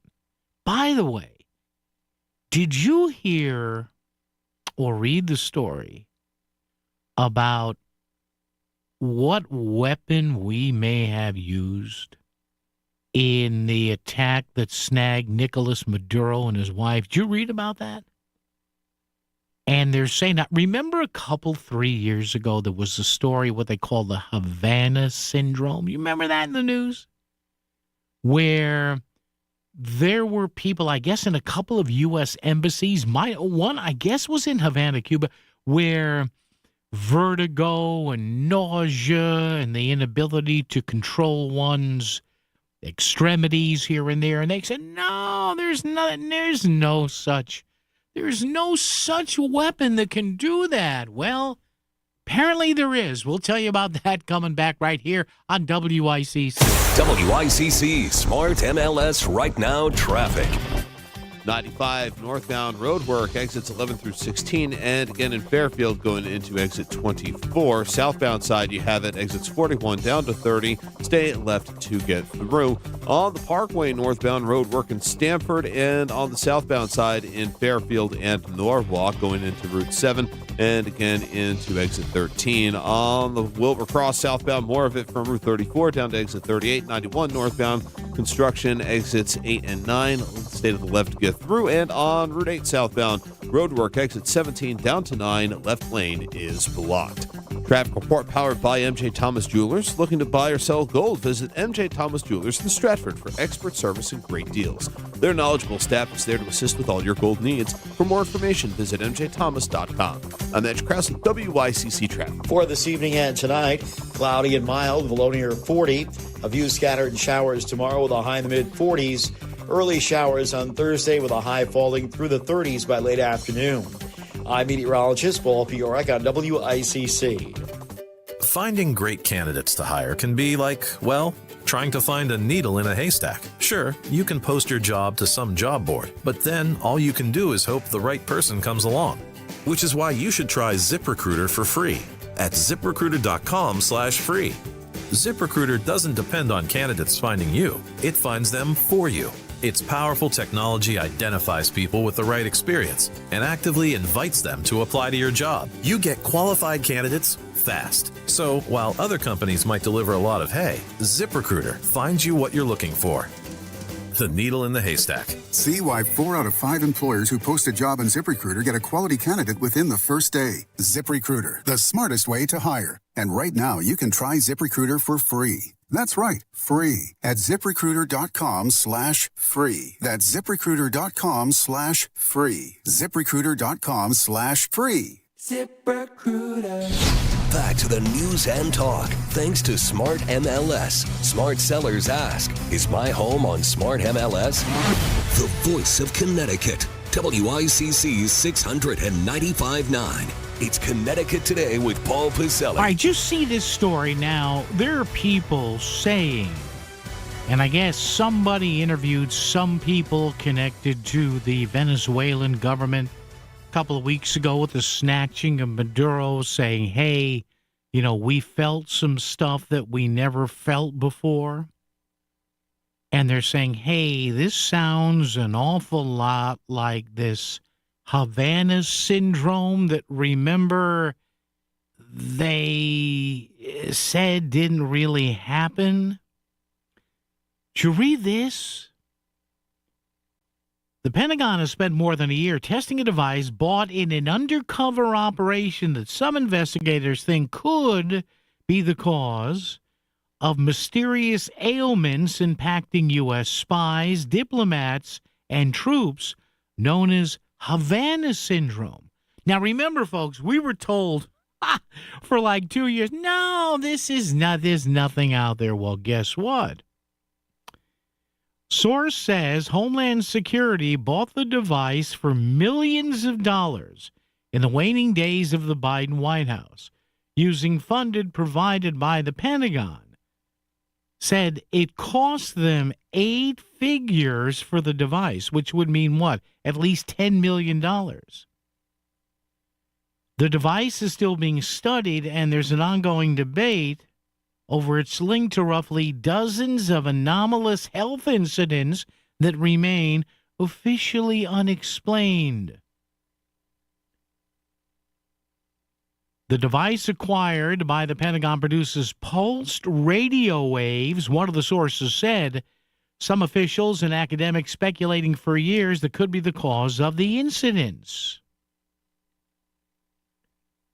Officials have long struggled to understand how a device powerful enough to cause the kind of damage some victims have reported could be made portable. If you point it the right way, they say it could cause vertigo and extreme headaches. There are cases mentioned throughout the world. Also, for the lower extremities, you can also think about what that is. WICC Bridgeport, WFOX Southport, WEBE HD2 Westport, WPLR HD2 New Haven, locally owned by Connoisseur Media. This is CBS News on the Hour, your home for original reporting. I'm Jennifer Kuiper. More anti-government protests in Iran. Sources tell CBS News that at least 12,000 demonstrators in Iran may have been killed so far. President Trump has just told a group at the Economic Club of Detroit. I've canceled all meetings with the Iranian officials until the senseless killing of protesters stops. And all I say to them is help is on its way. You saw that I put tariffs on anybody doing business with Iran. Just went into effect today. The president has been briefed on a wide array of military and covert tools that can be used against Iran that go well beyond conventional airstrikes, according to 2 Defense Department officials who spoke to CBS News under condition of anonymity. A shakeup among federal prosecutors. CBS's Scott McFarlane has the latest from Washington. There's been a mass resignation inside the Civil Rights Division of the U.S. Department of Justice. Multiple employees who have left the job. The concern, according to multiple sources speaking with CBS News, is the lack of a Civil Rights Division investigation of that fatal shooting in Minneapolis involving a federal agent. Protesters and federal agents are repeatedly squaring off after the shooting of Renee Good. Minnesota and the Twin Cities are suing the Trump administration, and as CBS's Lana Zach in Minneapolis reports. They say all of this is making it more difficult for local law enforcement officials to keep the peace and contributing significantly to overtime costs. It's estimated that police overtime for here in the Twin Cities will tally somewhere around the $2 million range over the course of just 4 days. The Supreme Court appears likely to uphold state laws that ban transgender athletes from participating in girls' and women's sports, wading for the first time into the contentious issue. Arguments have been heard today. CBS's Katrina Kaufman reports. What the states want, though, who are arguing here, is they want a broad decision. They don't want the justices to make these case-by-case determinations. They want them to say that these laws are valid, that they are constitutional, and that they should remain in place in all of these states across the country. Fewer Americans are signing up for Affordable Care Act health insurance plans this year. CBS's Cammie McCormick. New federal data shows a 3.5% drop in enrollment. That's about 800,000 fewer people selecting plans this year over last. That includes new consumers and existing enrollees opting out. A big part of that is due to the expiring subsidies and rising health care costs. Experts believe enrollment will likely drop further as people receive their first bills this month and choose to cancel. Stocks are trading lower on Wall Street this afternoon. This is CBS News. Follow and listen to the official 48 Hours After Show post-mortem on the free Odyssey app or wherever you get your podcasts. $5,000. That's the average amount of money people in the U.S. are now spending on gas in a year. $5,000. That's crazy. If you drive, you have to download Upside, the free app that gives you cash back every time you get gas. That's right. You can earn real cash back with Upside just by buying the gas you're already buying. You can literally start earning cash back today. I use Upside every time I fill up, and I've already made around $300. You're putting gas in your car anyway. Why not get real cash back? If you like free money, download Upside. I'm saving the cash I earn from using Upside to help pay for a vacation later this year. Download the free Upside app now to earn cash back every time you buy gas. Use promo code CODE to get an extra 35 cents per gallon on your first tank. You can cash out anytime right to your bank, PayPal, or a gift card for Amazon and other brands. Just download the free Upside app and use promo code CODE for a 35 cents per gallon bonus on your first tank. That's code CODE for a 35 cents per gallon bonus. Need metal? Metal Supermarkets, the world's largest small quantity metal supplier, is open in Bridgeport. The metal you need, cut to size and ready fast. Call or visit at 1085 Connecticut Avenue and ask about the other metal services we provide.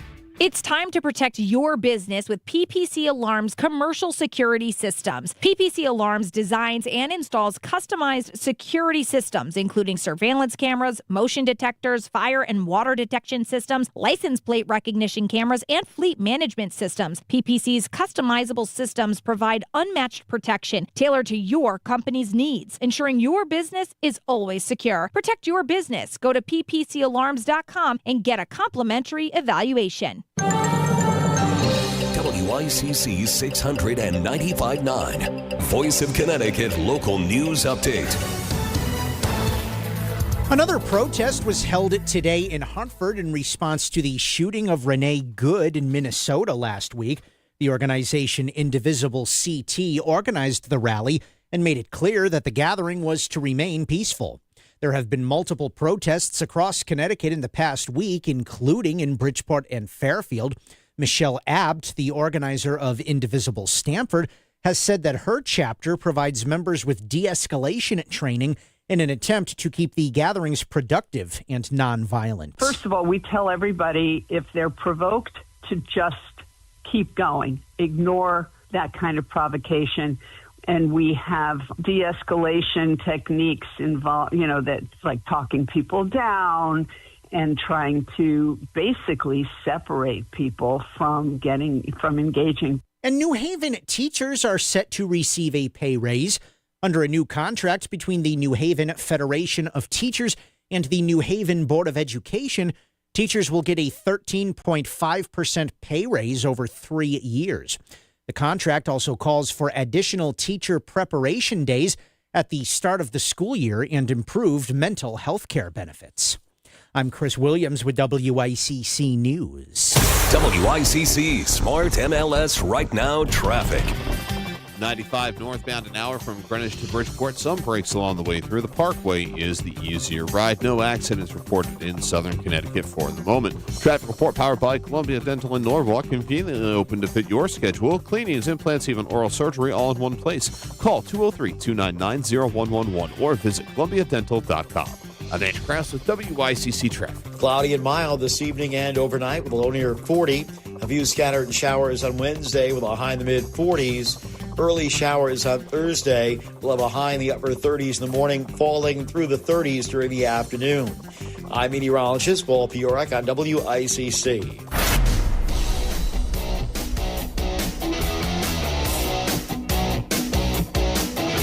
You're listening to Connecticut Today with Paul Piselli on WICC 695.9, the voice of Connecticut. All right, back at it with you. 1 hour down, 3 to go. Big show coming up today. We're going to talk to a legislator regarding state farmers not happy. Some Connecticut state farmers say that they could see their property taxes tripled again under Connecticut, where if we can screw a business, we'll screw a business without taking them out to dinner first.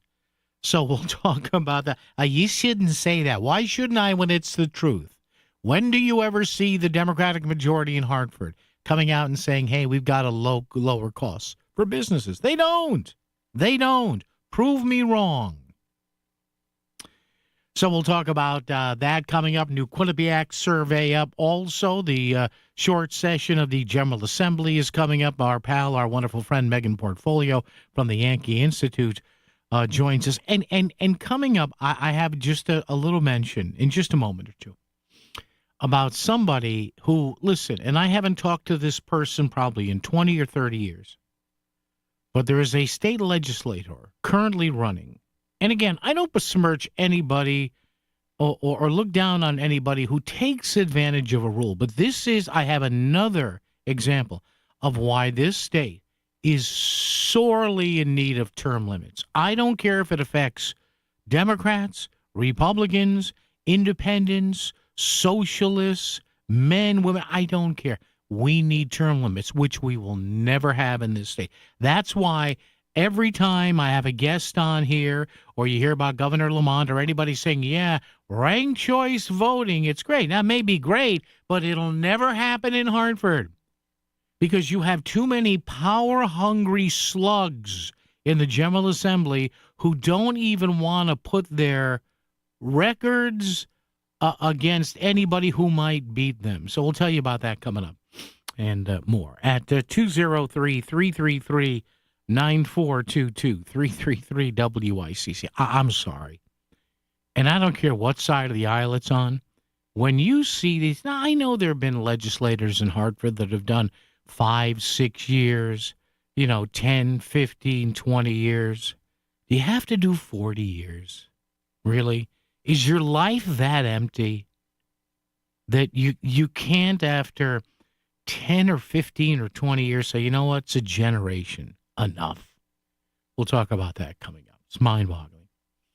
It just is. I read it and I say, yeah, please. I used to be so against term limits. It was amazing. But now, bring them on. And our question of the day, 203-333-9422, 333-WICC, talk or text, or on our Facebook page, facebook.com/Voice of CT. Should the U.S. militarily get involved to aid protesters in the ongoing unrest in Iran? Sure sounds like Mr. Trump is maybe not bluffing on this one. I don't know. Is this the moment we finally get to pull Iran out of the Stone Age and get them back to some sort of progressivity in their society? I don't know. You tell me. Maybe women can actually wear what they want again. Oh, perish that thought, huh? John in Washington, Connecticut is with us. John, good afternoon, my friend. How are you? Yes, good afternoon. When you talk about Iran, you have to go back to the 50s, 1953 specifically. Yep. A CIA operative, his name was Kermit Roosevelt. They overthrew an elected prime minister, Mohammed Melchizedek. Melchizedek, yes. Yeah. They overthrew them and installed the Shah as king. He was only an army colonel, I believe, at the time. Yeah. So in ushered the Shah, and they say that every place the Shah went in the country was staged like a facade. Photo ops, beautiful. Photo ops. Everything is fine, yeah. So you've also got to keep in mind there are many countries already there, the British, the Germans, the French, probably the Chinese and the Russians. They're already there with corporations there in Iran presently. Yeah. So unilaterally for the United States to go in and start rocking the boat again, I don't think it's very advisable. I think they've got to work with the rest of the world on this.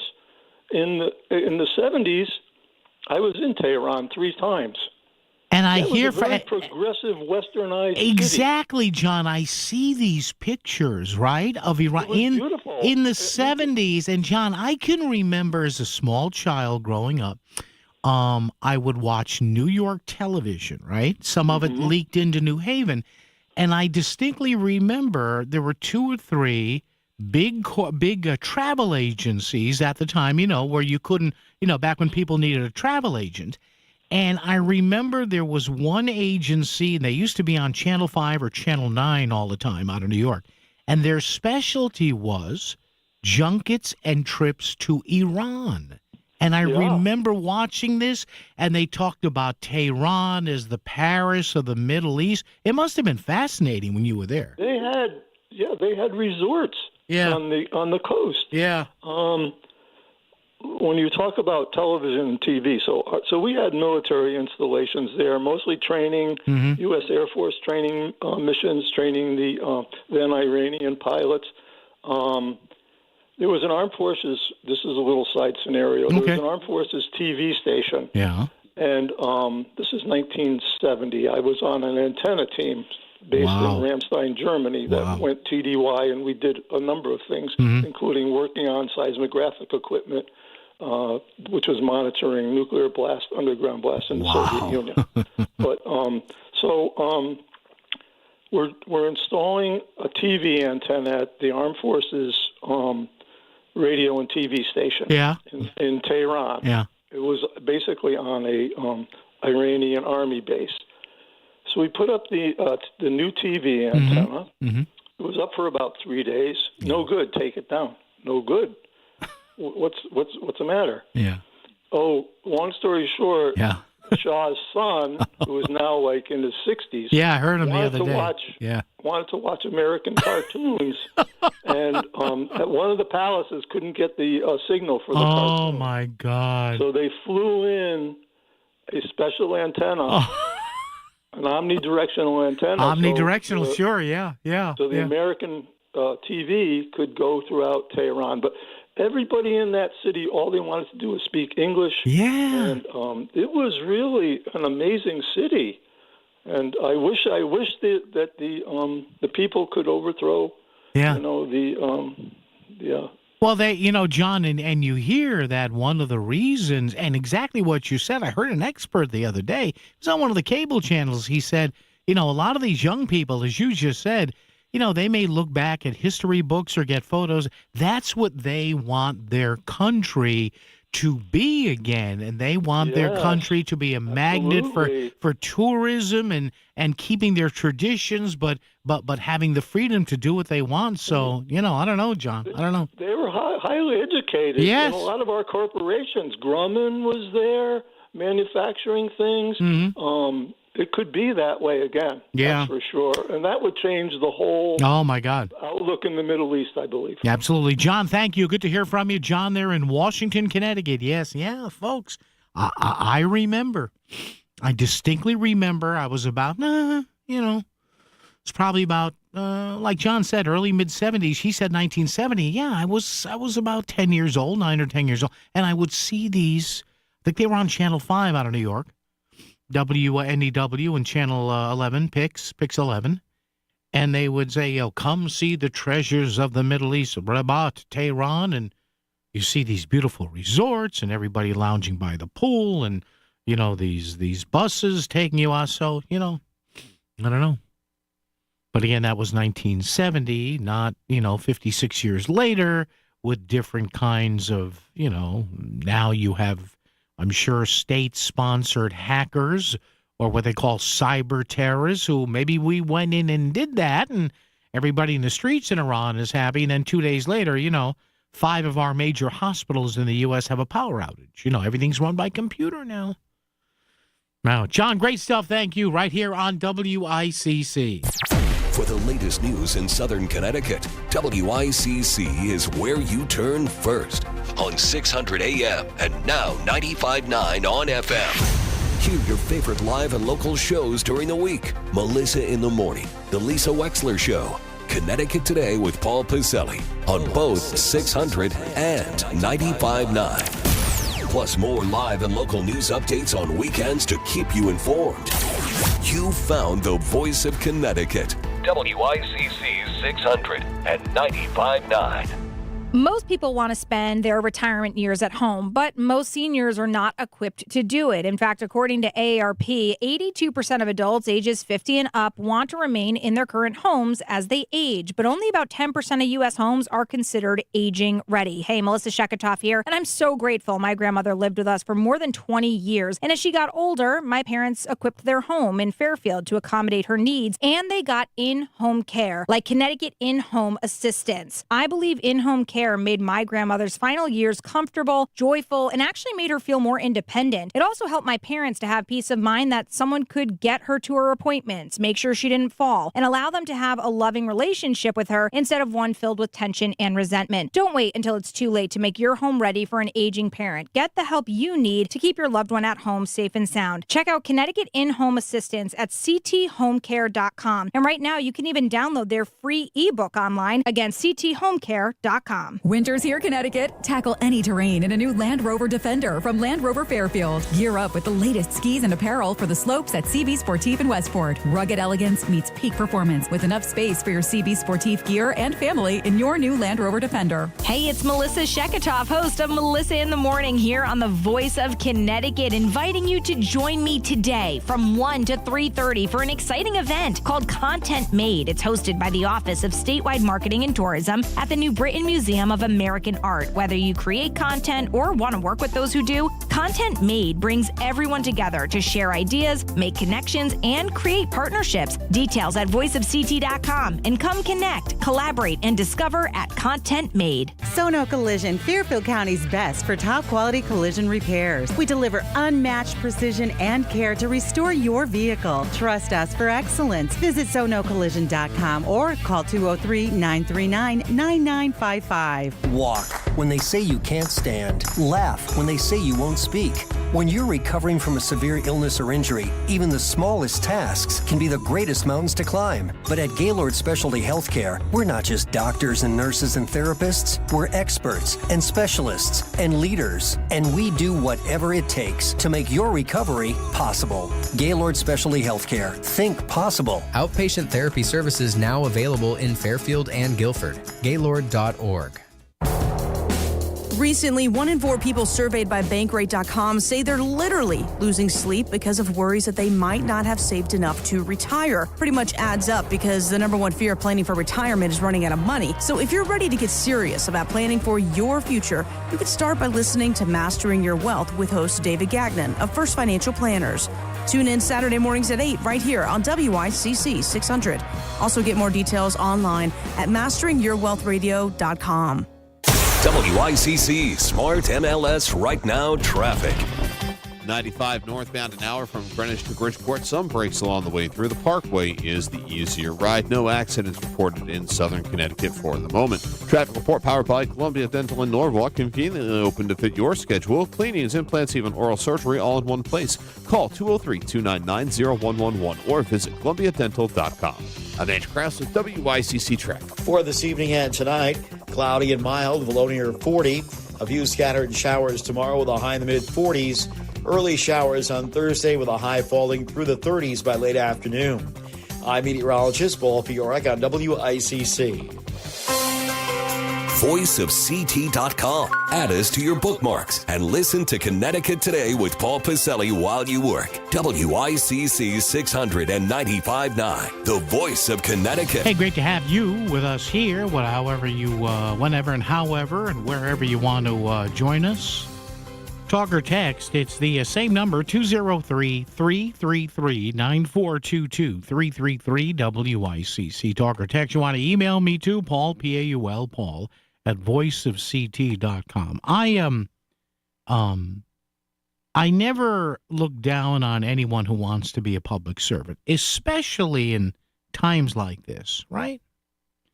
Where if you go into politics on either side of the aisle, you're scorned at, you're laughed at by moron talk show hosts like me. No, I try to do it down the middle here, but sometimes I do get testy. But I will maintain, and I think no matter how you view what I say, you love me, you hate me, you're down the middle, whatever, I like him, I think you'll maintain that I'm right on one thing. The biggest problem we may have is not so much D versus R or right versus left. It is different thinking versus stagnation. And I was just thinking about this the other night before I saw this story. And I'll get to the story in just a moment. And I think I was listening to something here on the station with our CBS News about some lawmakers, and it was some lawmaker on either side of the aisle. And I heard the name, and I said, he or she, honestly, folks, I forgot who it was, but my original, my at the moment reaction was, enough. Why are you still in Congress? Now, obviously, the answer that this person's supporters would give would be, well, she's on the ballot or he's on the ballot and they won the election. All right. To which the detractors would say, well, two things. Number one, we should need term limits. And number two, if you're talking about somebody who may not be in their 30s, 40s, 50s, but you talk about some of these people who've been in the state house, the state senate, they got elected in their 50s, which is fine, in early 60s, and now they're tickling 80. Well, it's because the way the mechanisms are set up, it is almost impossible to challenge them when we should have term limits. And shame on people voting for the same person over and over again. And again, maybe they're effective, but how effective are they in thinking about things a different way? I mean, come on. Is somebody who makes our laws and pretends to govern us, when they get to be in their 70s, tickling 80, how much really new thinking do you think they have? Honestly, right? If somebody gets to an elected position when they're in their 40s or 50s, okay, but are they really evolving with younger demographics, with younger constituents, and with new and upcoming issues? And I say this because, and you may recognize the name, and I'm not harping on her for any specific reason, but it's just another example. This story here in the New Haven Independent, which was posted yesterday afternoon, that there's now a three-way primary for a state representative seat in New Haven, currently held by Alderwoman or Alder Patricia Dillon. And I think my old home in New Haven's in her district, State House, 92nd District. All right, whatever. This is her 21st term in Hartford. 21 terms. Really? 15 wasn't enough? 17's now. Let me just go for 18. That'll do it. 21 terms. So that means at the end of her current term, State Rep Dillon will have been in Hartford for 42 years. And she's not the only one. There are a ton of Democrats who've been there for generations. Come on, stop it. For God's sake, stop it. Going for a 22nd term, 44 years in the State House. And again, you could say, well, it's about the money. Maybe it is, because then her pension will be high. But come on. Is there any reason anybody, well, they keep getting elected, Paul? Yeah. But is there any moral reason that just because your name gets elected, you should be in any form of government, particularly in the State House and the State Senate of Connecticut, for 42 years? We are in it, folks, and I don't care one side or the other, Republican or Democrat, we are in such need of term limits in this state. Again, in a state where nothing ever really gets solved. We squirt a little sealant here, we wrap up tape on something here, but we have legislators, and Pat Dillon's not the only one, but we have legislators who've been up there for 10, 15, 20, 30 years. You tell me, what's the chance anybody has any new thinking about any big topics? Well, of course they do. Well, okay, then show me. So, Pat Dillon, good luck on your race for your 22nd term. 44 years in the state legislature. Mind-boggling. Get a hobby. WICC Smart MLS Right Now Traffic. 95 northbound an hour from Greenwich to Bridgeport. Some breaks along the way through. The Parkway is the easier ride. No accidents reported in southern Connecticut for the moment. Traffic report powered by Columbia Dental in Norwalk. Conveniently open to fit your schedule. Cleanings, implants, even oral surgery all in one place. Call 203-299-0111 or visit columbiadental.com. I'm Andrew Krause with WICC Traffic. Cloudy and mild this evening and overnight. We'll below near 40. A few scattered showers on Wednesday with a high in the mid-40s. Early showers on Thursday. We'll have a high in the upper 30s in the morning, falling through the 30s during the afternoon.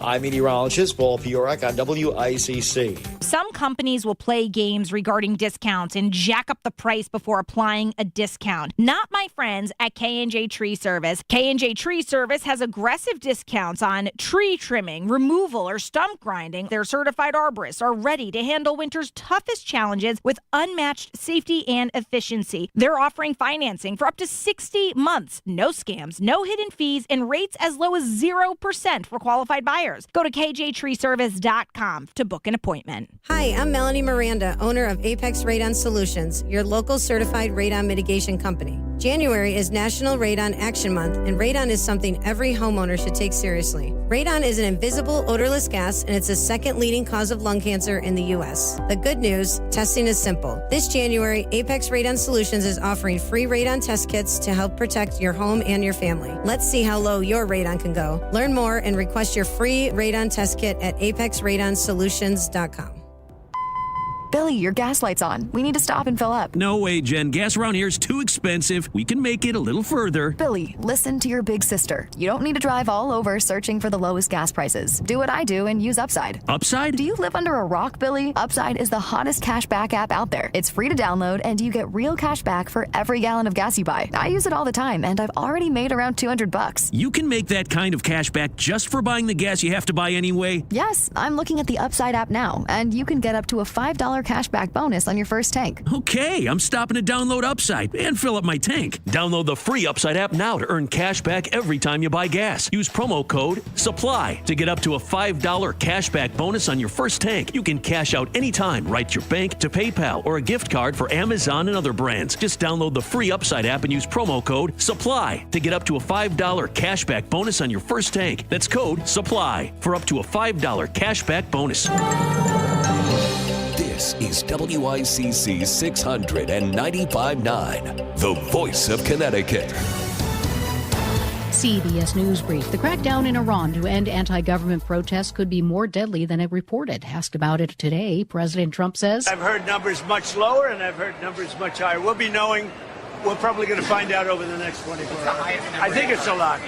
The Supreme Court hears arguments over bans on transgender athletes in school sports. CBS legal contributor Rebecca Roife says the current law was created because men have a physiological advantage over women. The challengers are arguing, well, these laws are not well tailored because some of these individuals who have been taking medications and hormone blockers since they were quite young do not quite have that edge. Former President Bill Clinton and Hillary Clinton refused to testify before the House Oversight Committee in its Jeffrey Epstein investigation.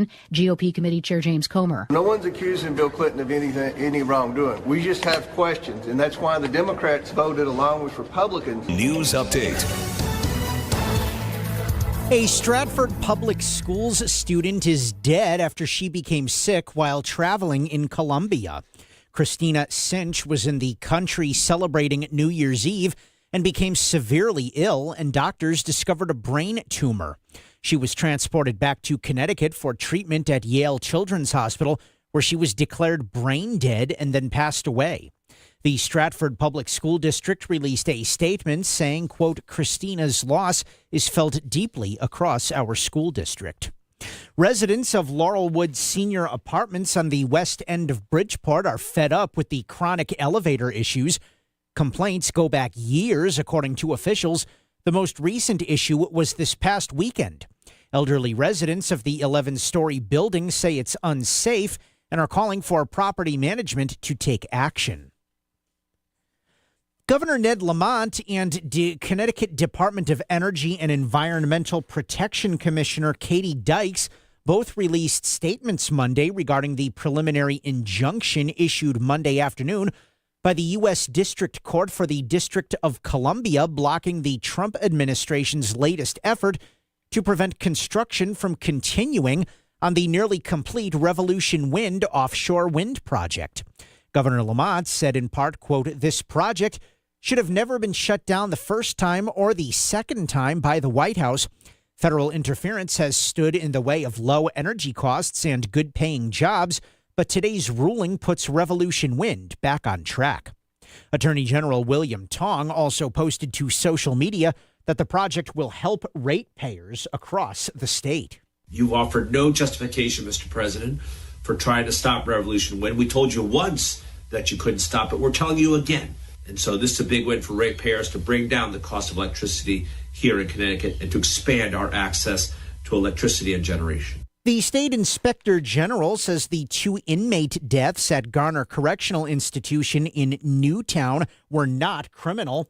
Back in July 2024, Ronald Johnson died after he was found unresponsive in his cell.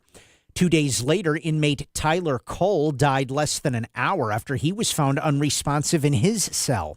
The inspector general determined both deaths were due to acute intoxication caused by methadone and other medications.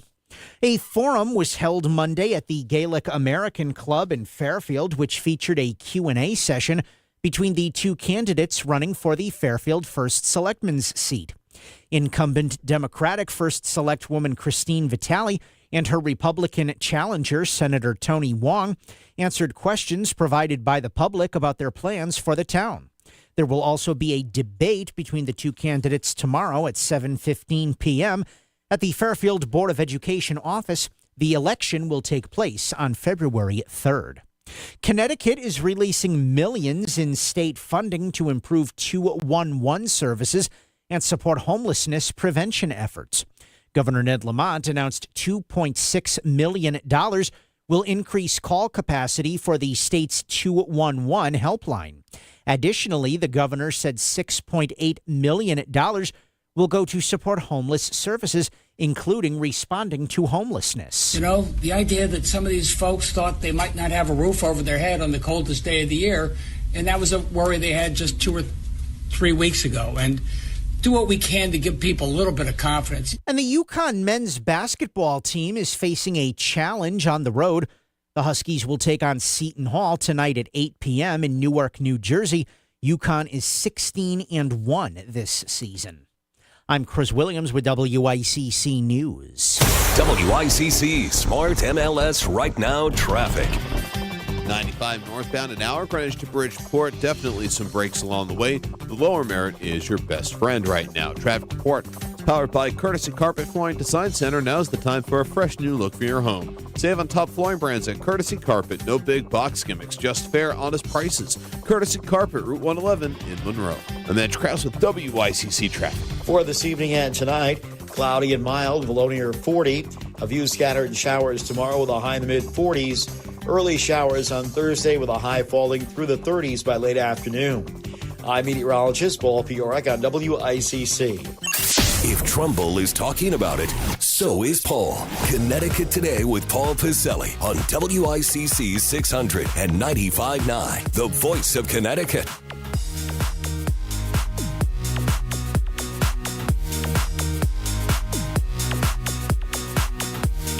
Couple things here with the governor's race coming up, by the way. Hey, how are you? 203-333-9422-333-WICC. Once again, 203-333-9422-333-WICC. I wonder if you're lonesome tonight. Now, think about this. Now, it looks like the major candidates for the governor's race, which is now, 10 months away around? Yeah, November of this year. Coming up quicker than you thought, right? Turn the corner already into 2026. So you have Governor Ned Lamont with, I guess, a challenge. Is it going to be a Democratic primary? I don't know. I doubt Josh Elliott will get the support of the convention he needs. He may be able to petition his way onto the ballot. Whatever, it's all good. More candidates, the merrier, I always say. And you've got two declared candidates on the Republican side, Aaron Stewart, the former mayor of New Britain, and Ryan Fazio, a Republican state Senate member. Is Betsy McCoy going to jump in? Who knows? Wouldn't it be great? And I'm giving out a little, here it is. Now, I know they're listening in Hartford. Hello? Couple of people I know up there. Are you listening? I know it's been a busy day. We'll get to the news conference later. But having said that, here's what either, because this, you talk about cross-party approval here. Listen to me on this, all right? Especially you Republicans. Hello, anybody listening? State Republican Committee up there in Hartford? Listen. Either Aaron Stewart and or Ryan Fazio, both together or as a team. You know what they should say? If I'm elected your next governor. Now, it doesn't mean it's going to work, because if the Democrats still control the General Assembly, they will reflexively vomit when they hear this. They'll be spewing vegetable soup all over. You'll have to clean the carpets and the rugs up there at the Capitol. But I'm telling you, either Aaron Stewart and or Ryan Fazio, and maybe Betsy McCoy, whatever. You know, they should come in and say, if I'm your next governor, I will do my level best for term limits. Yes.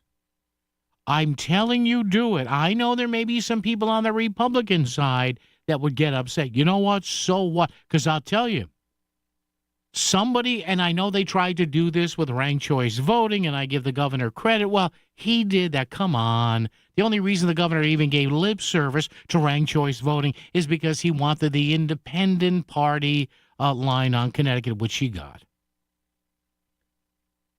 But I'm telling you, if any candidate, particularly either Ryan Fazio or Aaron Stewart, get up there, have the guts, or as my people like to say, have i Guglioni up there, have the castanets, or the BBs, or whatever, have the guts to say, you know what, it's time for term limits for the governor on down. A lot of states have, 2 terms for governor? That's enough. 2 terms for lieutenant governor? That's enough. 2 terms for secretary of the state or treasurer or comptroller or attorney general or consumer protect, whatever. That's enough. Enough.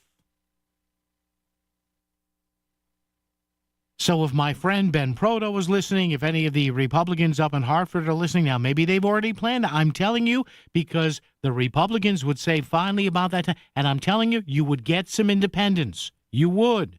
Even though some people would say, well, Paul, come on, that's not going to happen. Okay, trust me, it would make, and it puts the other side, right? Let's say Ryan Fazio did this, or let's say that Aaron Stewart did this. Trust me, it would put the other side in a position where they have to respond to it.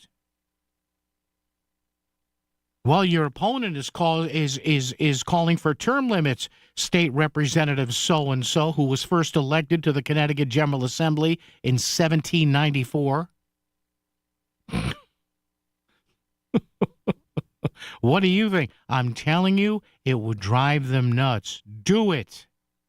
Do it. You'll thank me later. Bob in Monroe is here. Hello, Bob. How are you? Hey, Paul. How are you doing this afternoon? I'm good, Bob. What's on your mind, pal?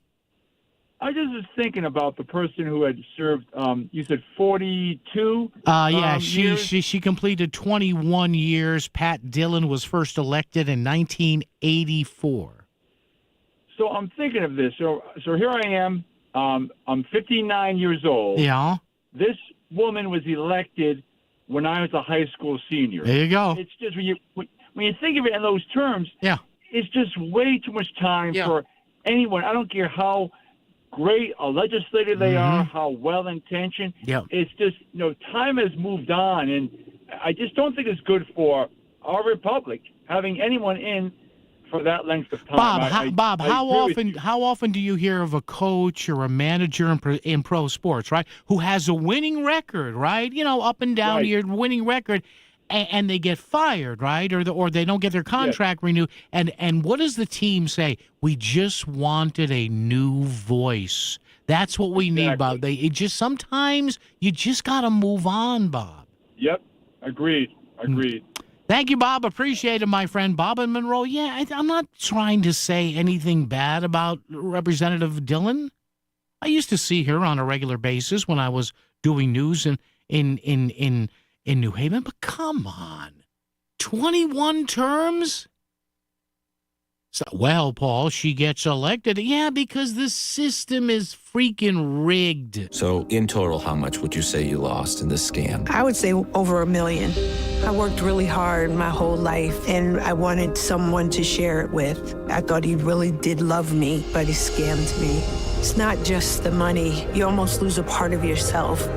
Every year, older Americans lose hundreds of millions of dollars to romance scams just like this. I'm Connecticut Attorney General William Tong. With AARP, we're working hard to stop these scams before they start. Visit aarp.org/FraudWatchNetwork. Do you truly understand the impact of taxes on your retirement savings? Would you like to keep more of your hard-earned money? Attend Bridgelight Financial's Taxes and Retirement event January 13th and 15th at Il Palio in Shelton. It's a free workshop discussing real tax saving strategies. Click BridgelightAdvisors.com and register. This is Bill Levitt, President of Bridgelight Financial Advisors. We'll show you real tax savings on your savings. Come to our next event at Il Palio in Shelton. Register today at BridgelightAdvisors.com. BridgelightAdvisors.com. I'm Ed Evans, CEO of Consumer Cellular. Ever wonder why Big Wireless wants you on an unlimited plan? They probably want you to cover the cost of those 20-somethings using all that data every month. But most people 50 and up like me only use 12 gigs or less. Don't get bamboozled by Big Wireless. Switch to Consumer Cellular. Our plans start at just $20, and we use the same towers as the big guys. Join the millions who choose something better, because if you're not using all that data,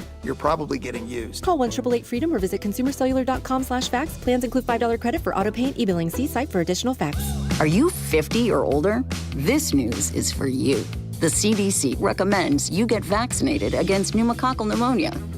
Even if you're healthy, your age puts you at risk. People 50 or older are over 6 times more likely to be hospitalized with pneumococcal pneumonia compared to adults 18 to 49. Just one shot can help protect you. Learn more and schedule at vaxassist.com. That's VAXassist.com. Sponsored by Pfizer. WICC Smart MLS Right Now Traffic. 95 northbound an hour, Greenwich to Bridgeport. Definitely some breaks along the way. The Lower Merritt is your best friend right now. Traffic report powered by Courtesy Carpet Flooring Design Center. Now's the time for a fresh new look for your home. Save on top flooring brands at Courtesy Carpet. No big box gimmicks, just fair, honest prices. Courtesy Carpet, Route 111 in Monroe. And then Krause with WICC traffic. Cloudy and mild this evening and overnight with a low near 40. A few scattered showers on Wednesday with a high in the mid-40s. Early showers on Thursday. We'll have a high in the upper 30s in the morning, falling through the 30s during the afternoon. I'm meteorologist Paul Piorek on WICC. Saying what you need to hear. Connecticut Today with Paul Piselli. Only on WICC 600 and 95.9, the voice of Connecticut. All right, 203-333-9422, 333-WICC. I'm telling you, I would love to see and maybe it should be Governor Lamont. Listen, as much as I'd like to see a Republican back in the governor's seat after multiple terms of Democrats, after the Republicans had the seat for 18 or 20 years or something like that? Even the governor should say that. I'm telling you. Now, look, a lot of people who are politically savvy, they may look at this and say, well, that's got no shot, Paul. Yeah, because, again, you're talking about a constitutional change here in the state that would have to be vetted and challenged and whatever. And come on, what are the odds? Although you don't know that. You may have some senior members of both parties who say, hey, I'm done. I got my time in. And remember, any change to the state constitution, much the same way that we are looking at the change, for example, with no excuse absentee balloting, correct? Which is basically going to be no excuse mail-in voting. I mean, that's not going to happen right away. So when you do things like term limits or absentee ballots, stuff like that, it takes 2, 4, 6, 8 years. It's got to go through committees. The bills have to be written and structured a certain way, and then you get to, what the deal is with that. But I would just love to see the public's reaction. The governor tried it once with ranked choice voting, which to me, and I've kind of gone back and forth on ranked choice voting myself. I'm kind of interested in it. New York City used it for its mayoral campaign up to the regular general election. So why not give it a shot here? Again, I'm not so much tied up in a party thing here as I am with just getting it right and pushing us toward better governance here. That's all. Let's keep it fresh, moving along. Let's get a little bit better every day. But these same issues that go backwards and forwards and backwards, it is mind-numbing. It really is. To me, anyway, for somebody who covers this every day, it is just beyond mind-numbing. It just is. 203-333-9422, 333-WICC. And remember, she started this. Pat Dillon started this when legislators were only making $20,000 a year. They make $48,000 a year now. Man, maybe I should do that on the side. Talk show host and state legislator. Would they like me to do that? I don't know. Maybe I should cover the White House, too, like Linda Kenyon does for CBS News. There you go. Me and the White House press corps. Linda, good afternoon. Great to have you here. And Linda, I don't know how you people do it. God bless you. I see these crazy news conferences. But I guess today, Linda, good to have you with us. We're talking tougher on Iran. Is that what we're seeing here? What's up with that? Yeah, there's a lot of tough talk on Iran. The president has encouraged the protesters in Iran to continue their protests. Yeah. And at the same time, he says he has canceled his conversations with Iranian officials. So it's really a lot of tough talk. He posted on his social media this morning that he said Iranian patriots keep protesting. Yeah. Iran warns the U.S. military and Israel that it will be targets if Washington uses force to protect the demonstrators. So it's really ramping up at the same time. He has said help is on its way to the Iranian people. He just finished off a speech at the Detroit Economic Club where he said that he's increasing sanctions against any countries that do business with Iran. So this is what he means, I suppose, when he said help is on its way. Yeah, throwing a curveball again. Curveball a day from Mr. Trump. Linda Kenyon, CBS News. Linda, thank you. Stay safe there, and we'll chat down the road. Thanks. All right, thank you. Appreciate it. Linda Kenyon there from CBS News, yeah. Now, you see what Trump does, too. You can love or hate the guy. Frankly, I don't care because it doesn't change my check anywhere. But just the singular phrase, help is on the way, without elaborating on it. See, that's a political masterstroke. Mr. President, are we going to use the military? Well, help is on the way. I mean, listen. People who think he's a dumb politician. Now, you can dislike the guy, as I do. You cannot be in favor of some of the stuff he does or says. It's that factor. In other words, sometimes I'll think he'll do something brilliant, then it's followed a day later. I'm here going, which makes Chris laugh.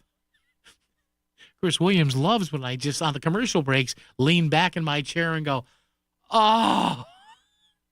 make it stop. Dave and Meriden here. Dave would make a hell of a state legislator. Dave, how are you? Hey, $48,000 a year. I'm sort of retired. I could use that kind of a gig. And then if you're in leadership, because there's a deputy leader, this and deputy, that's another $3,000 or $4,000, Dave. And you get like a $4,000 car stipend too. Not too bad. I was going to say there's mileage too. Boy, this is looking better and better.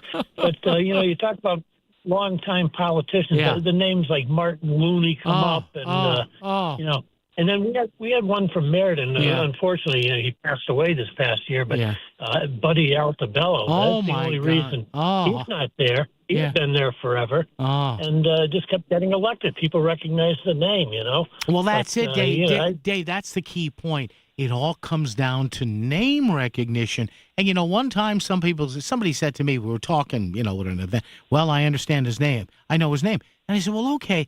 Have you gone online and looked at how he or she has actually voted on something? Oh, no. I said, yeah, you probably should do that. Do a little research. Yeah, let's not muddy it up with details, though. Oh, man. Have a good night there, Paul. All right, Dave. Thanks. Appreciate it. Listen, this is a real chicken or the egg thing, right? Right. When you think of, well, he's had his 30th term or she's on her 20th. Well, they keep getting elected. Well, because there's name recognition. Well, but then again, if you actually said to yourselves or yourselves, well, yeah, I recognize his or her name. I'm a longtime Democrat or Republican, but I don't like the way they voted on something. Listen, I'm not saying if you're a Democrat, you have to vote for a Republican. Or if you're a Republican, you should shift and change to a Democrat. But the problem is, even in the primary specter or the primary season here, and we've seen every other year when we have legislative primaries, and I guess we're going to have some of them this year too, the vote turnout is just, it's 15, 17, 18%. But then again, you can't make somebody care. That's why I go crazy with this. We got to register people to vote. Get out to vote. Well, okay, but after a while. No, seriously. And I don't care, because whether it's a Republican or Democrat, I don't care. After a while, when do we stop begging people to vote? Seriously.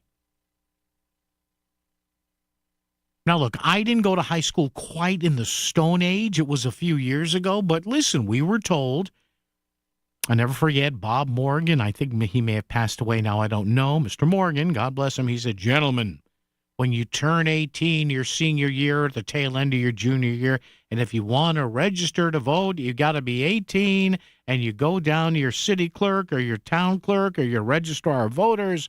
You bring a copy of your Social Security card or your birth certificate to make sure the town you're in is right. And you register. Okay, Mr. Morgan. Hey, we went down and did that. Hey, dude, guess what I did? I registered to vote. But now, oh, my God, you register at the DMV. You register here. You register there. Pretty soon we're going to have in the womb registering here in the state of Connecticut. State Representative Marty Schlabotnik has introduced a don't laugh, Connecticut General Assembly Bill 1546, in vitro registration. Imagine that. What are you doing? Can you imagine the sonogram tech, right? Right? Well, what are you doing? Well, I'm taking another sonogram of your fetus's foot, man. Well, we need that for his or her voter registration. Don't laugh. If they could get it passed here in Connecticut, they would. You like that? The In Vitro Registration Act of 2026. How about that? WICC Smart MLS Right Now traffic. 95 northbound an hour, Greenwich to Bridgeport. Definitely some breaks along the way. The Lower Merritt is your best friend right now. Traffic report is powered by Courtesy Carpet Flooring Design Center. Now's the time for a fresh new look for your home. Save on top flooring brands at Courtesy Carpet. No big box gimmicks, just fair, honest prices. Courtesy Carpet, Route 111 in Monroe. I'm Edge Krause with WICC traffic. For this evening and tonight, cloudy and mild with a low near 40. A few scattered showers tomorrow with a high in the mid-40s. Early showers on Thursday with a high falling through the 30s by late afternoon. I'm meteorologist Paul Fiorek on WICC. Finding great candidates to hire can be like, well, trying to find a needle in a haystack. Sure, you can post your job to some job board, but then all you can do is hope the right person comes along. Which is why you should try ZipRecruiter for free at ziprecruiter.com/free. ZipRecruiter doesn't depend on candidates finding you. It finds them for you. Its powerful technology identifies people with the right experience and actively invites them to apply to your job. You get qualified candidates fast. So while other companies might deliver a lot of hay, ZipRecruiter finds you what you're looking for. The needle in the haystack. See why 4 out of 5 employers who post a job on ZipRecruiter get a quality candidate within the first day. ZipRecruiter, the smartest way to hire. And right now, you can try ZipRecruiter for free. That's right, free at ZipRecruiter.com/free. That's ZipRecruiter.com/free. ZipRecruiter.com/free. ZipRecruiter. Back to the news and talk. Thanks to Smart MLS. Smart sellers ask, is my home on Smart MLS? The voice of Connecticut. WICC 695.9. It's Connecticut Today with Paul Piselli. All right, coming up next hour, actually 2 big hours to go in the 5 o'clock hour, our friend and good compatriot there, Megan Portfolio, she of the Hartford Portfolio and the Yankee Institute. We will talk about what's coming up in the short session of the General Assembly. And also, next hour, a couple of guests, our buddy, our pal, Mike O'Neill from the Conservative Landmark Legal Foundation. There were oral arguments today regarding the ability or the allowance in certain states of transgender athletes, biological males per se, who have not undergone any great deal of hormone therapy or actual gender reassignment surgery to be allowed to compete against young women and young girls. So we'll talk about that. Also, one of our members of the Connecticut State Legislature is going to be here, Dr. Jeff Gordon, to talk about a chance that many farmers in the state of Connecticut, which does have a boatload of farmers, may see their taxes on their farms not just double, but maybe triple within the next year or so. So there was a press availability about that today as well. Yeah, so think about that. Again, what do I say? What do I say? If the state of Connecticut can screw a business person, they will.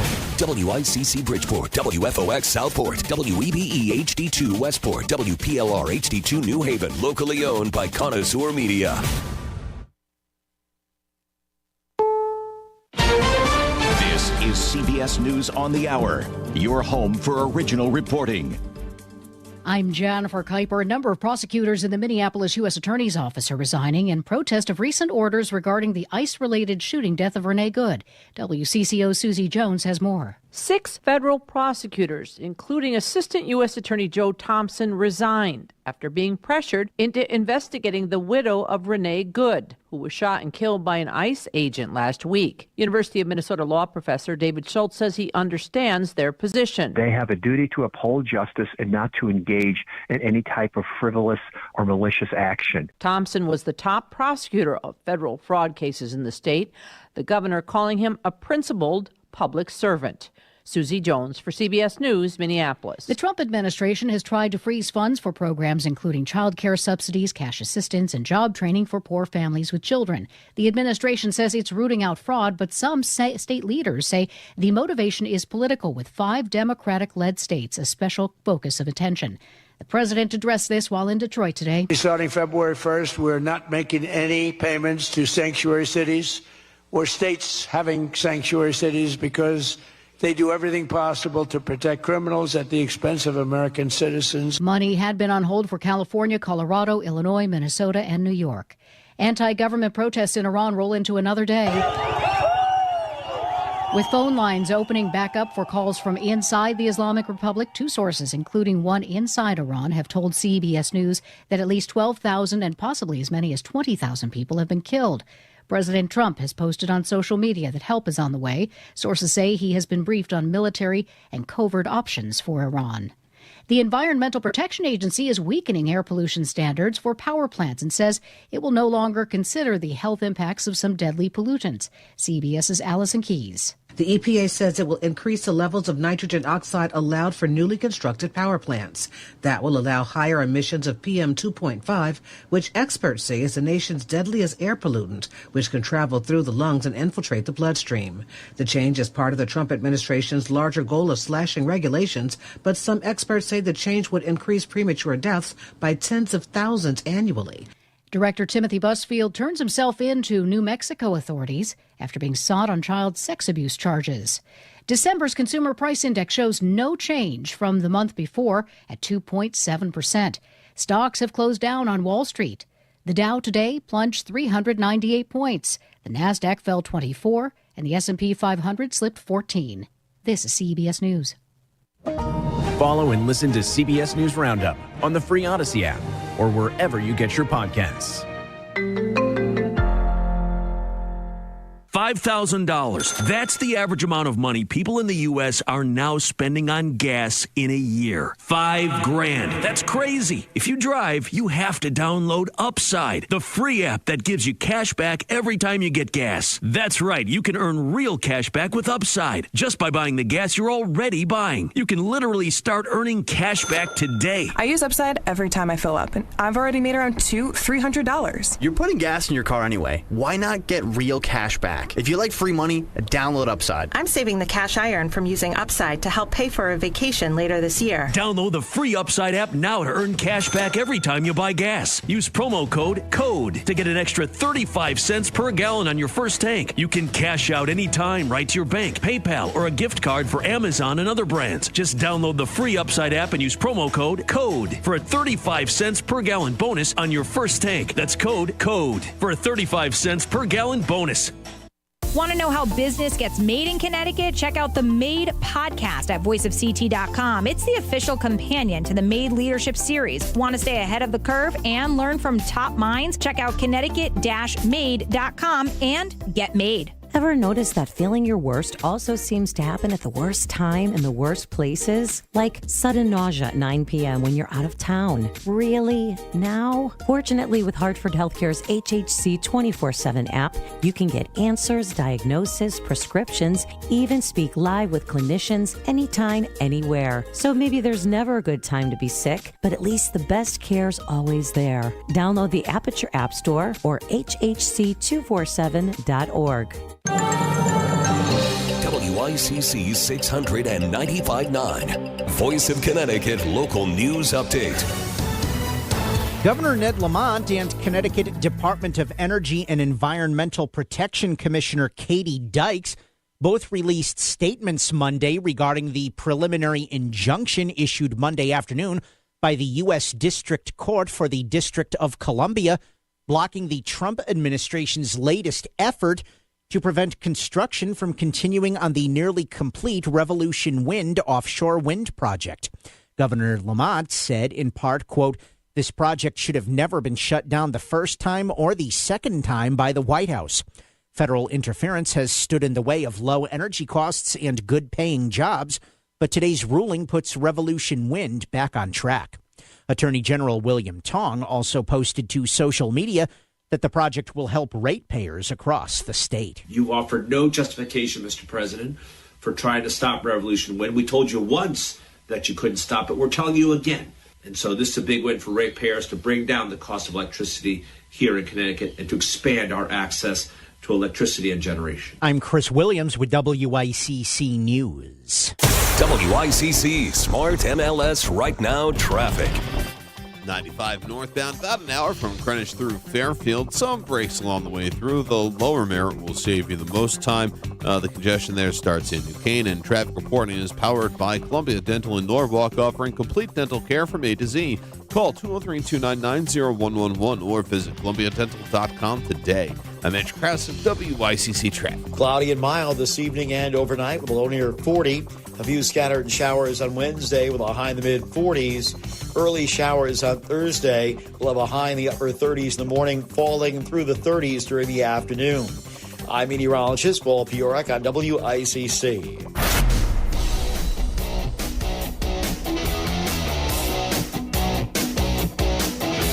You're listening to Connecticut Today with Paul Piselli on WICC 695.9, the voice of Connecticut. Okay, you've heard it all afternoon since we jumped on the air here, actually earlier, even before the show, but we hooked up with you too right here, Monday through Friday, 2 to 6 on WICC 600 AM, 95.9 FM, and of course online, voiceofct.com. President Trump saying, hey, something to the effect of, quote unquote, help is on the way. And he's saying that to the protesters, the citizens, a lot of young folks in Iran. I guess they're trying to overturn the government there, regime change. Iran, since the Iranian Revolution, late 70s, 78, 79, 80, which ended right around the time that Ronald Reagan came in office. And remember the Iranian hostage crisis, which gave us, remember that? Nightline with Ted Koppel. Good evening, I'm Ted Koppel, and this is Nightline. And that was the first late-night national news program, if you remember that. And ever since then, Iran has been ruled by the mullahs. You could say a theocracy. I don't know technically if that's right or not, but there are, there are some internal divisions there, Sunni, Shia, all that. But now I get, and we've, I guess, been the only ones saying it. I don't know if the UK and Spain and Italy and France and Canada are being quiet. Are they afraid of Muslim blowback? Some of those countries have a growing Muslim population. But the president's saying, hey, help is on the way. What does that mean? And so I asked the question today, and Chris Williams has been going over some of the answers to this. Our Facebook question of the day, you can go to and chat me up on facebook.com/voiceofct, or go to our text center at 333-9422. Should the U.S. military get involved to aid protesters in the ongoing unrest in Iran? Now, the military doesn't have to be boots on the ground. It could be targeted strikes, cruise missiles, much the way we did with their nuclear facilities. Could be cyber attacks. I don't know. Part of me says absolutely we can get rid of them. But again, even if they're not in power, in the government, does that mean that they, are still going to be around? I don't know. Chris Williams is standing by. He's gone over some of the more palatable responses here. Chris, what do you have? No. From Dana, Lucille, Albert, Daniel, and Vincent. Kyle said, you will never change religious beliefs dating back centuries. Iran let it happen in the 70s. I'm more concerned about it happening in America. Iran is another Afghanistan. Dave said, no, we don't need another conflict to get involved with. Paul said, yes, we should overtly support the protesters. Nothing motivates a mob more than support from a major power. Protesters will become the boots on the ground that win the war. The USA needs a branch office in Tehran. And Amy said, how about the U.S. military aid protesters in the ongoing unrest in America? All right, there you go. All right. So there's a varied, most people I would say on that have said no. And again, this is not the Iran of 40 or 46 years ago. They've got some really good scientists there. They've got nuclear scientists. They've got maybe, some terrorist sleeper cells. There's always been a reference to those. I don't know.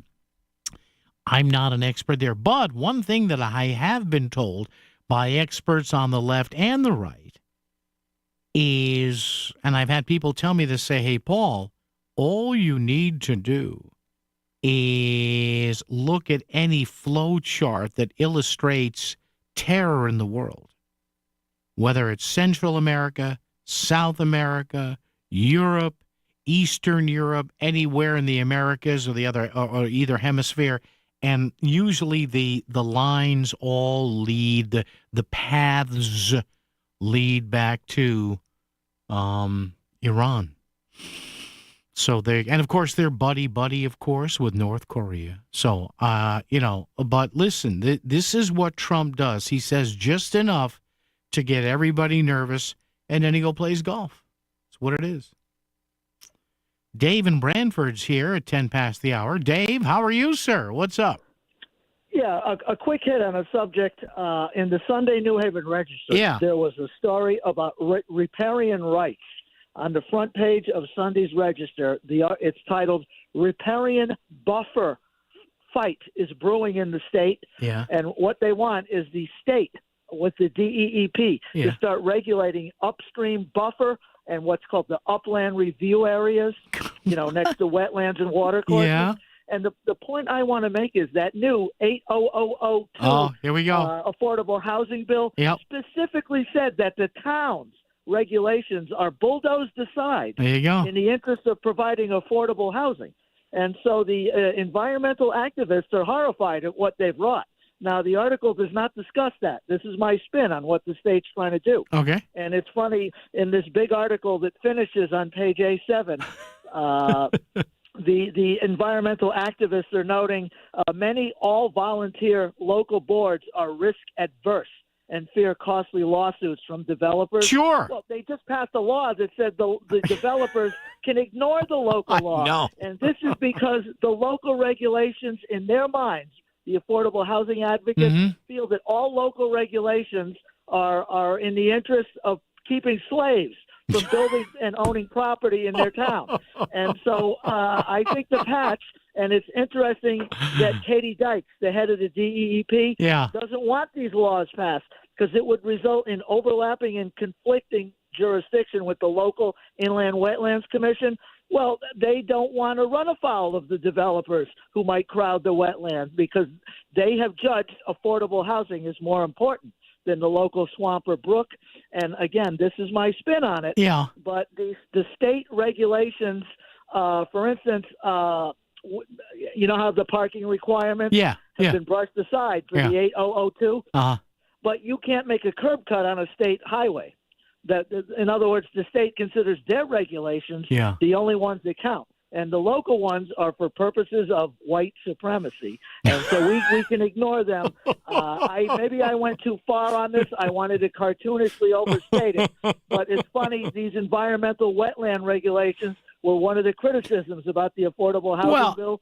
Well, they brushed them aside at the time. All of a sudden, they're so important, we need a new state law about upland buffer requirements.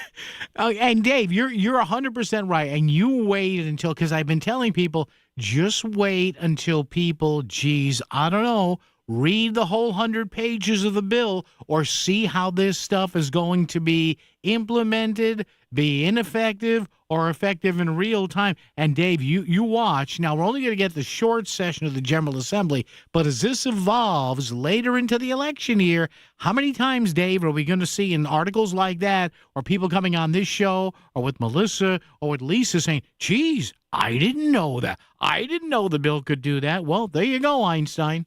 There you go. This is exactly what Lamont violated when he cut down all the trees on that steeply graded slope down slope of his mansion. And you're not allowed to do that because with a slope that steep, which is part of the inland wetland regulations, it moves mud on heavy rainstorms down into the wetland. You're not allowed to do that. But somebody said the town shouldn't regulate that. They only do it to keep certain people from developing their property, and therefore we can't let the towns regulate in this fashion. They're not to be trusted. So the state figures only they can make a proper law. Yeah. They're such hypocrites. Thanks for letting me on. Dave, anytime you'd like to vent, my friend, it's always good. Dave there in Brantford, whose calls are always highly informative, they're perceptive, and they're nutrient-dense. So check it out. Bless you, Dave. Appreciate that. But yeah, in the bigger picture, he's right. Now remember, They had to jam through this housing bill because, of course, there was a housing emergency. Oh, my God. They didn't want even a revised bill to get a hearing in Hartford. Now with this emergency thing again, well, we don't have to have public influence on it. It's an emergency. Call in emergency. Remember that? Where's Julie London when you need her?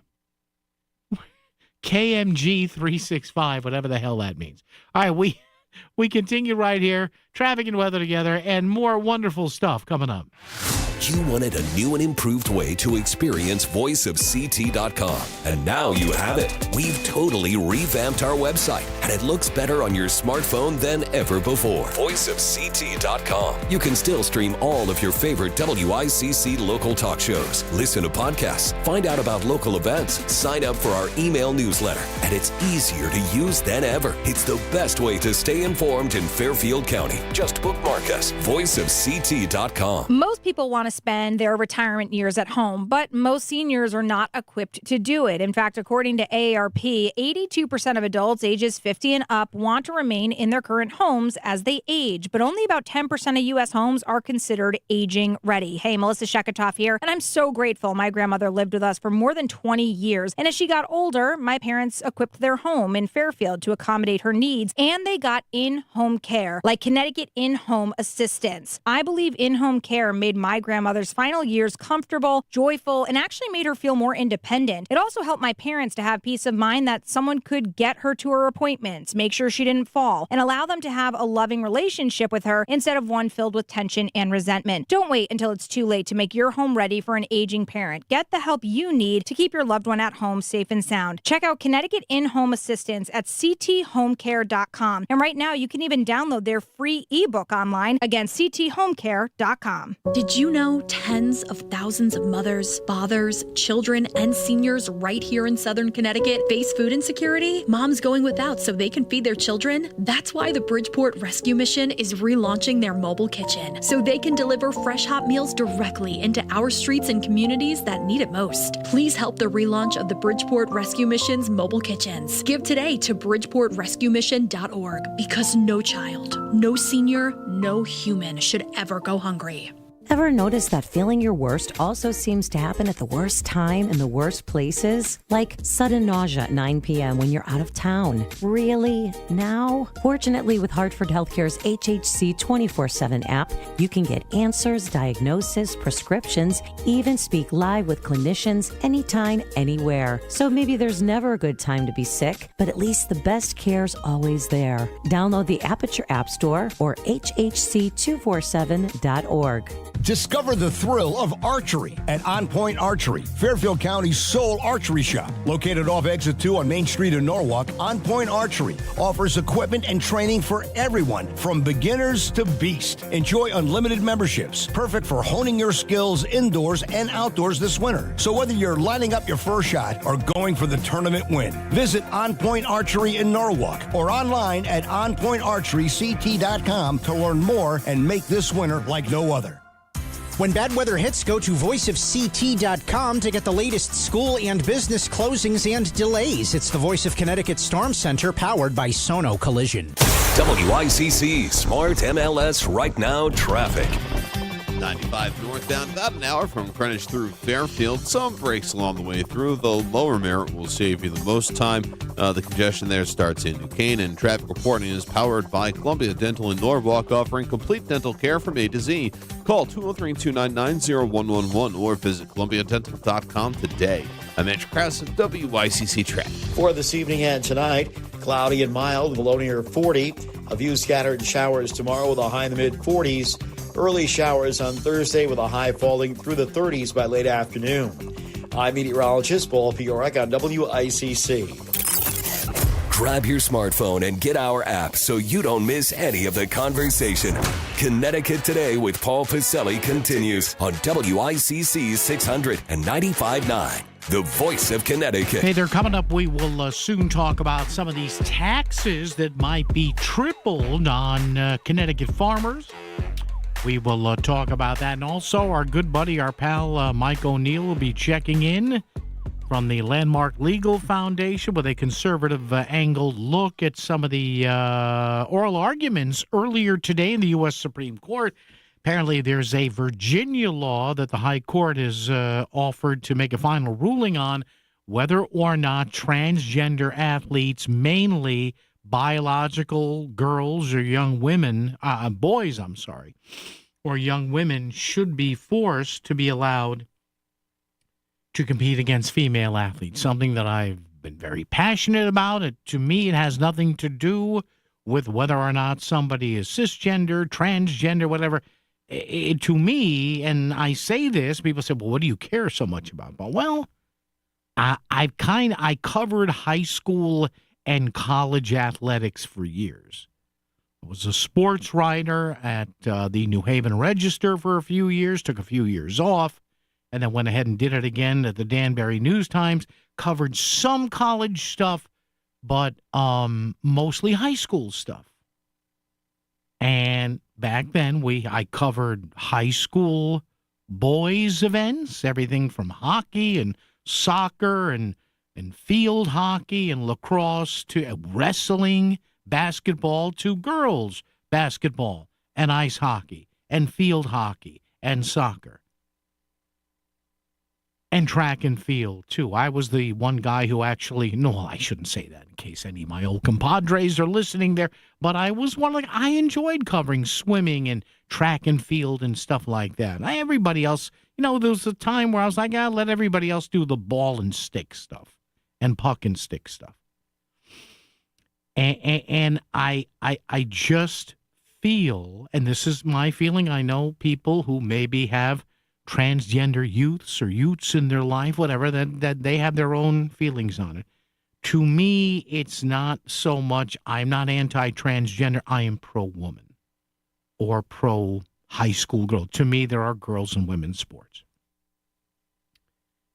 And I also, did a great amount of radio coverage of women's basketball and men's basketball for Quinnipiac and do men's ice hockey now for Sacred Heart. So I see this up close. And you know what's interesting, though? And I kind of said this half tongue-in-cheek, but half seriously. And I know it has happened on a, I think we've seen this on a high school level or maybe a Division II or Division III college level. But I always wondered, and just hear me out on this, because I'm not saying this to be a jerk, although you may say, well, that's typical you, Paul. No. But I can you imagine? I mean, the way the debate is now, right? And I don't know what the NCAA stance is on this, or whether they defer to federal law, or whether they defer to state law. What would happen? And I'm dead serious about this now. I know you may think, well, he's just breaking them off. No, I'm serious. What if a guy who was, was going to be, all-state player, maybe Mr. Basketball in whatever city or town he comes from or state, is at UConn. And he's good, but he's not good enough, to play for the UConn men. Right? He's not good enough to play for Coach Hurley. Okay. What would happen? I think you know where I'm going here with this. What would happen if, knowing that he was better perhaps than maybe the lower third of the bench of the UConn women, what if he went to Gino Auriemma? I'm just wondering how this would work out under law. And say, hey, Coach, I'm identifying as a woman. I want to play for you. Now, Gino would likely say, come on, get out. Yeah, but Coach, I'm putting me on the floor with the women. I'm better. I may not be as good as your starting five or even your second five. But I think, there are 13 or 15 scholarships now for women's basketball. I'm not sure. The NCAA may have changed it. I know I'm better than your bottom three. I am shocked that this has not happened. It's happened in other men's sports. Look at that guy. What was that guy that swam for Princeton? Leah Thomas. Remember that? It's a guy. And it turns out now there's a whole bunch of lawsuits happening because I guess the women, the biological women on the Princeton swim team, they were basically threatened by the school that if you made a big stink about this to the media, you were going to lose your scholarship. Crazy stuff. I'm just shocked that hasn't happened in basketball.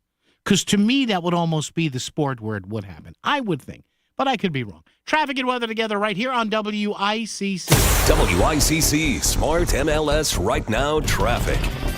95 northbound, about an hour from Greenwich through Fairfield. Some breaks along the way through. The lower Merritt will save you the most time. The congestion there starts in New Canaan. Traffic reporting is powered by Columbia Dental in Norwalk, offering complete dental care from A to Z. Call 203-299-0111 or visit columbiadental.com today. I'm Andrew Krause of WICC Traffic. Cloudy and mild this evening and overnight with a low near 40. A few scattered showers on Wednesday with a high in the mid-40s. Early showers on Thursday. We'll have a high in the upper 30s in the morning, falling through the 30s during the afternoon.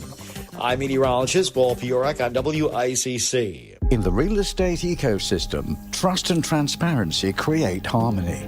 But one elusive species disrupts this balance: the rogue agent. Their secrecy with off-market listings leave home buyers confused, frustrated, and inventory starved. And that's bad news for sellers too. With Smart MLS, over 20,000 realtors unite, creating more demand, offers, and better results. Ask your agent if your home is on Smart MLS. Metal Supermarket's not where you buy your eggs, but where you buy all the metal you need. The world's largest small quantity metal supplier with over 8,000 types, shapes, and grades is now in Danbury and Bridgeport. Fabricators, construction crews, manufacturers, auto shops, and hobbyists find the metal you need cut to size and ready fast with no minimum order. Or browse our drops and remnants. Fill your cart at Metal Supermarkets in Bridgeport at 1085 Connecticut Avenue or Danbury at 4 Lee Mack Avenue.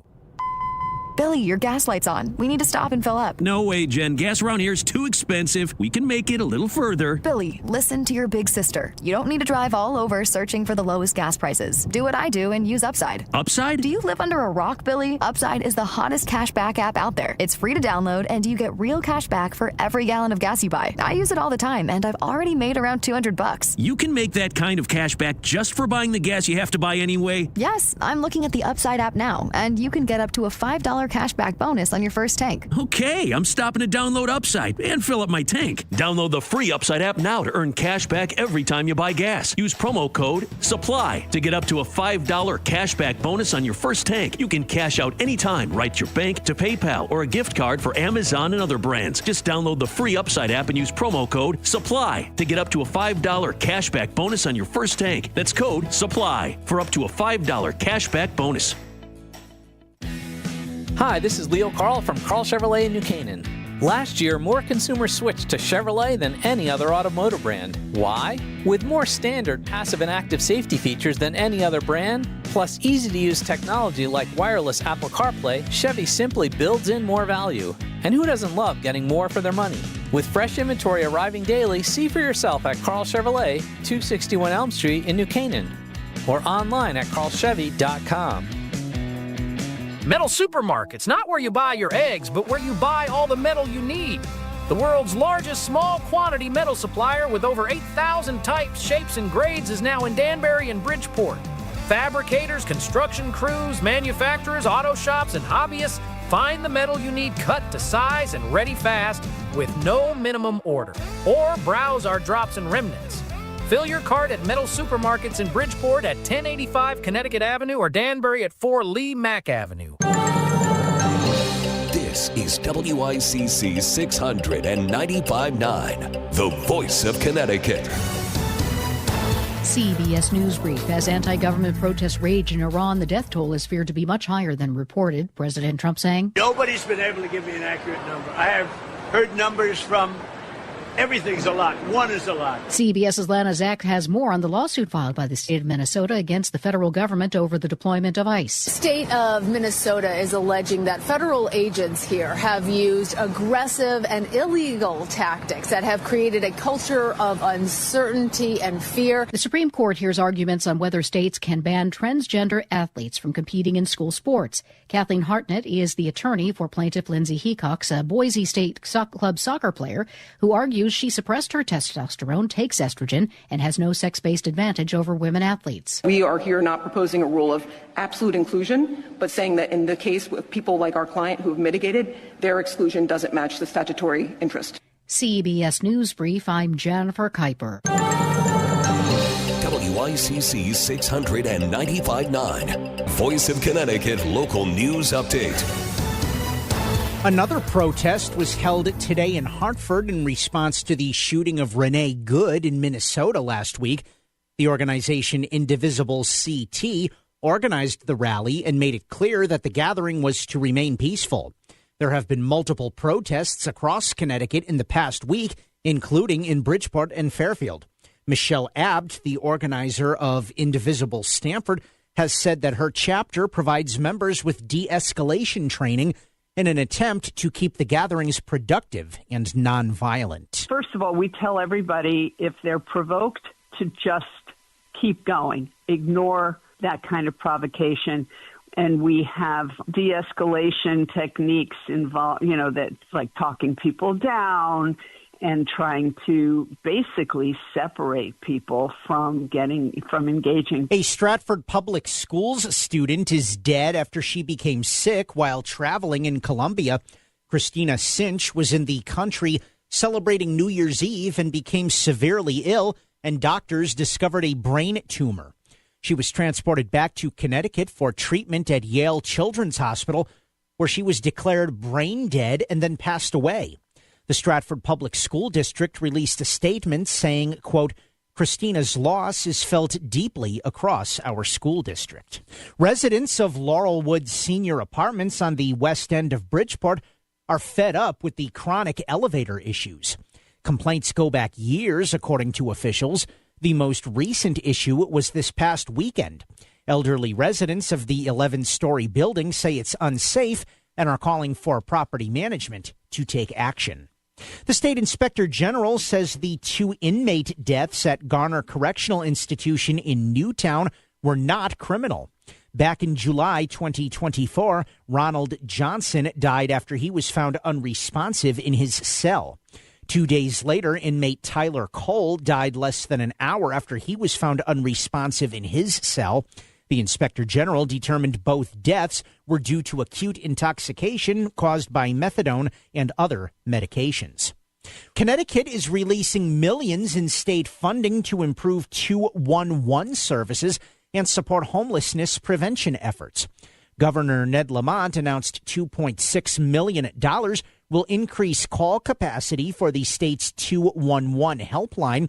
Additionally, the governor said $6.8 million will go to support homeless services, including responding to homelessness. You know, the idea that some of these folks thought they might not have a roof over their head on the coldest day of the year, and that was a worry they had just 2 or 3 weeks ago. And do what we can to give people a little bit of confidence. New Haven teachers are set to receive a pay raise under a new contract between the New Haven Federation of Teachers and the New Haven Board of Education.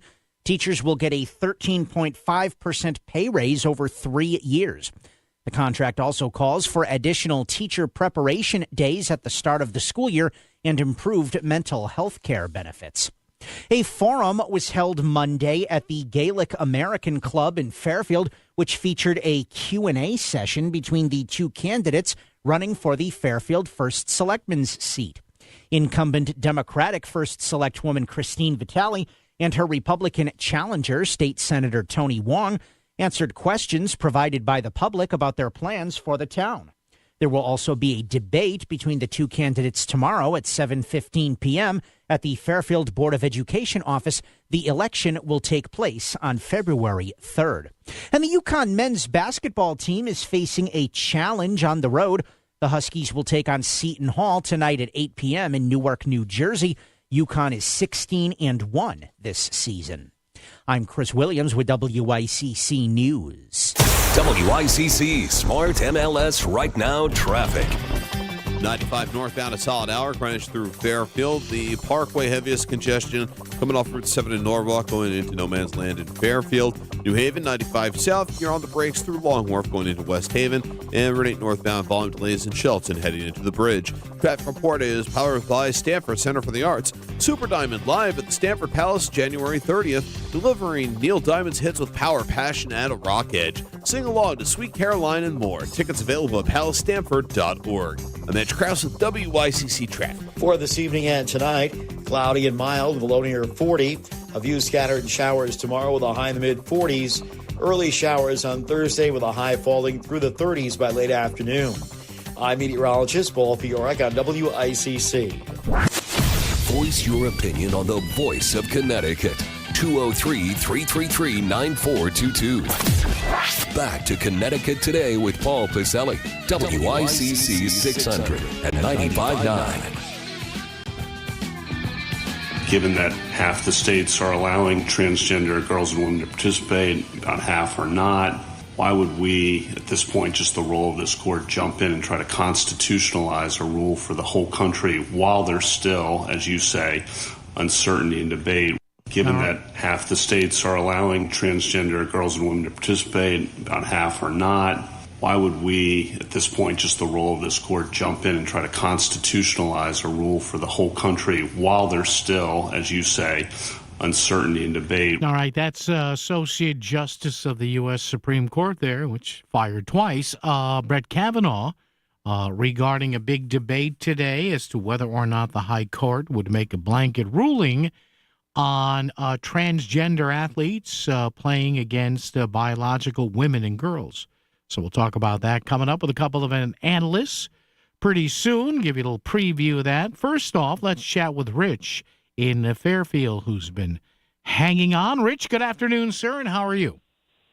I'm well, thanks, Paul. You know, just before the break, this is like the most aggravating topic in the world. Mm-hmm. I mean, you have genetics, you have DNA, you have chromosomes, but put that all aside, okay?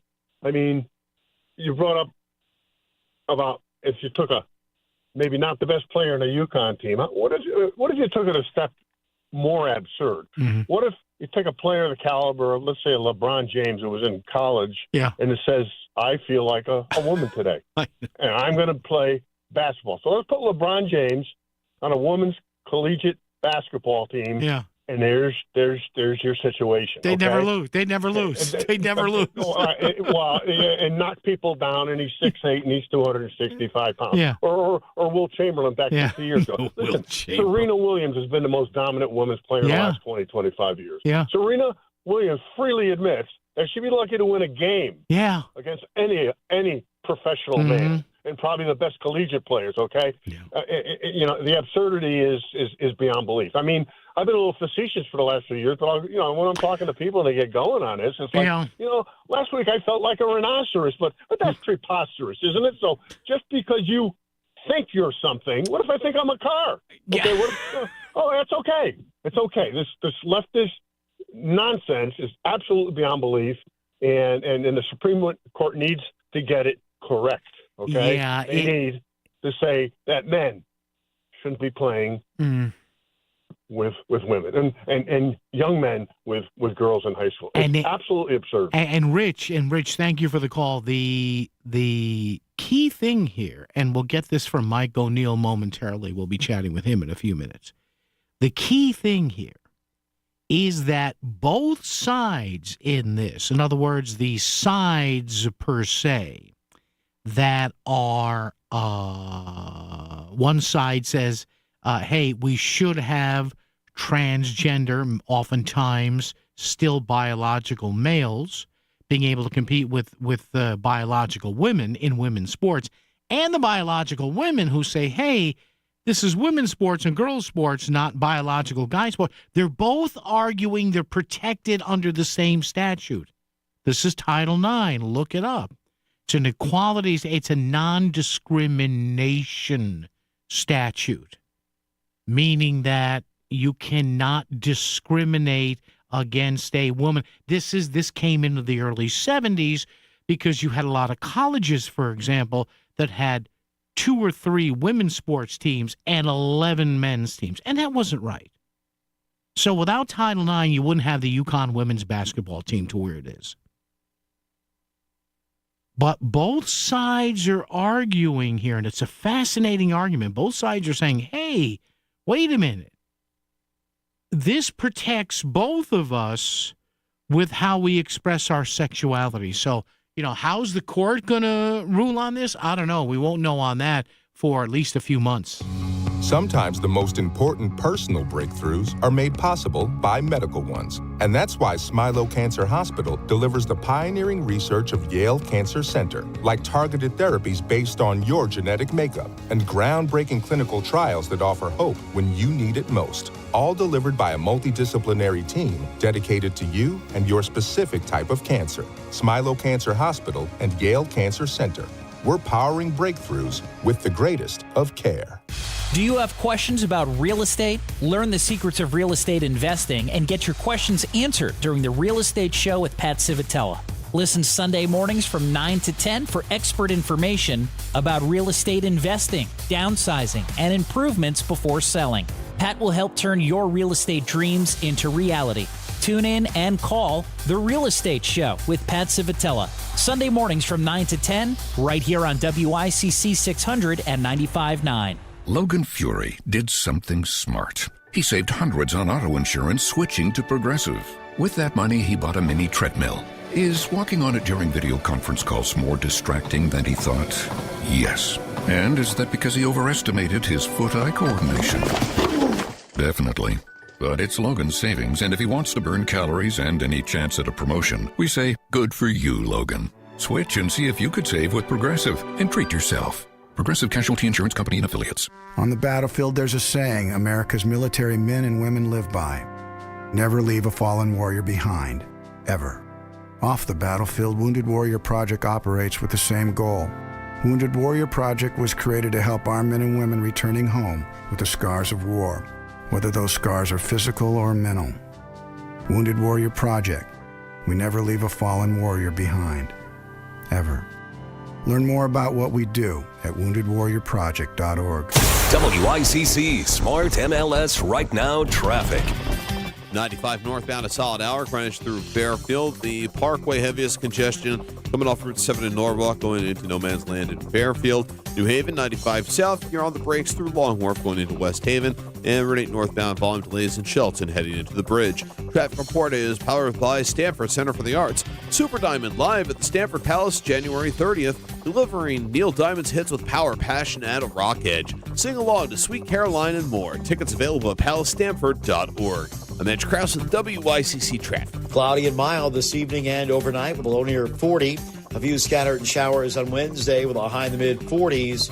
Early showers on Thursday. We'll have a high in the upper 30s in the morning, falling through the 30s during the afternoon. I'm meteorologist Paul Piorek on WICC. Make your voice heard. 203-333-9422. Back to Connecticut Today with Paul Pacelli on WICC 695.9, the voice of Connecticut. You may remember about 5 years ago, some high school athletes up around the Hartford area, track and field athletes, they were not too happy that they were defeated and records set by biological males. And there was a case taken up on their behalf. I think that case is still active. I think it was the Alliance for Defending Freedom. We had one of the attorneys on. I remember about that. The case in front of the U.S. Supreme Court today, not directly connected to Connecticut, but it's interesting. Both proponents and opponents of transgender athletes, mainly biological boys and men, to play and compete against biological women and girls, both sides interpreting Title IX pretty much the same way for their side. Joining us right now, Mike O'Neill, our pal, Landmark Legal Foundation, VP of Legal Affairs. Mike, we lost Mike there, so we'll go back to him momentarily. But we have a scenario here where you have an interpretation here, an interesting interpretation of Title IX, which is meant to preserve the ability of people to just, especially women, to be able to get a fair shake when it comes to athletics. So we'll see if we can reconnect with Mike momentarily. Also, State Senator Jeff Gordon coming up as well. I think we're back with Mike. Mike, good afternoon. How are you, sir? What's up? Hey, I'm good, Paul. Sorry about that. I lost you for a second. Yes, exactly. You were in Go ahead. No, I was going to say, Mike, thank you. And it's interesting because this is a case, Mike, that's looking at the same statute kind of in the same way, right?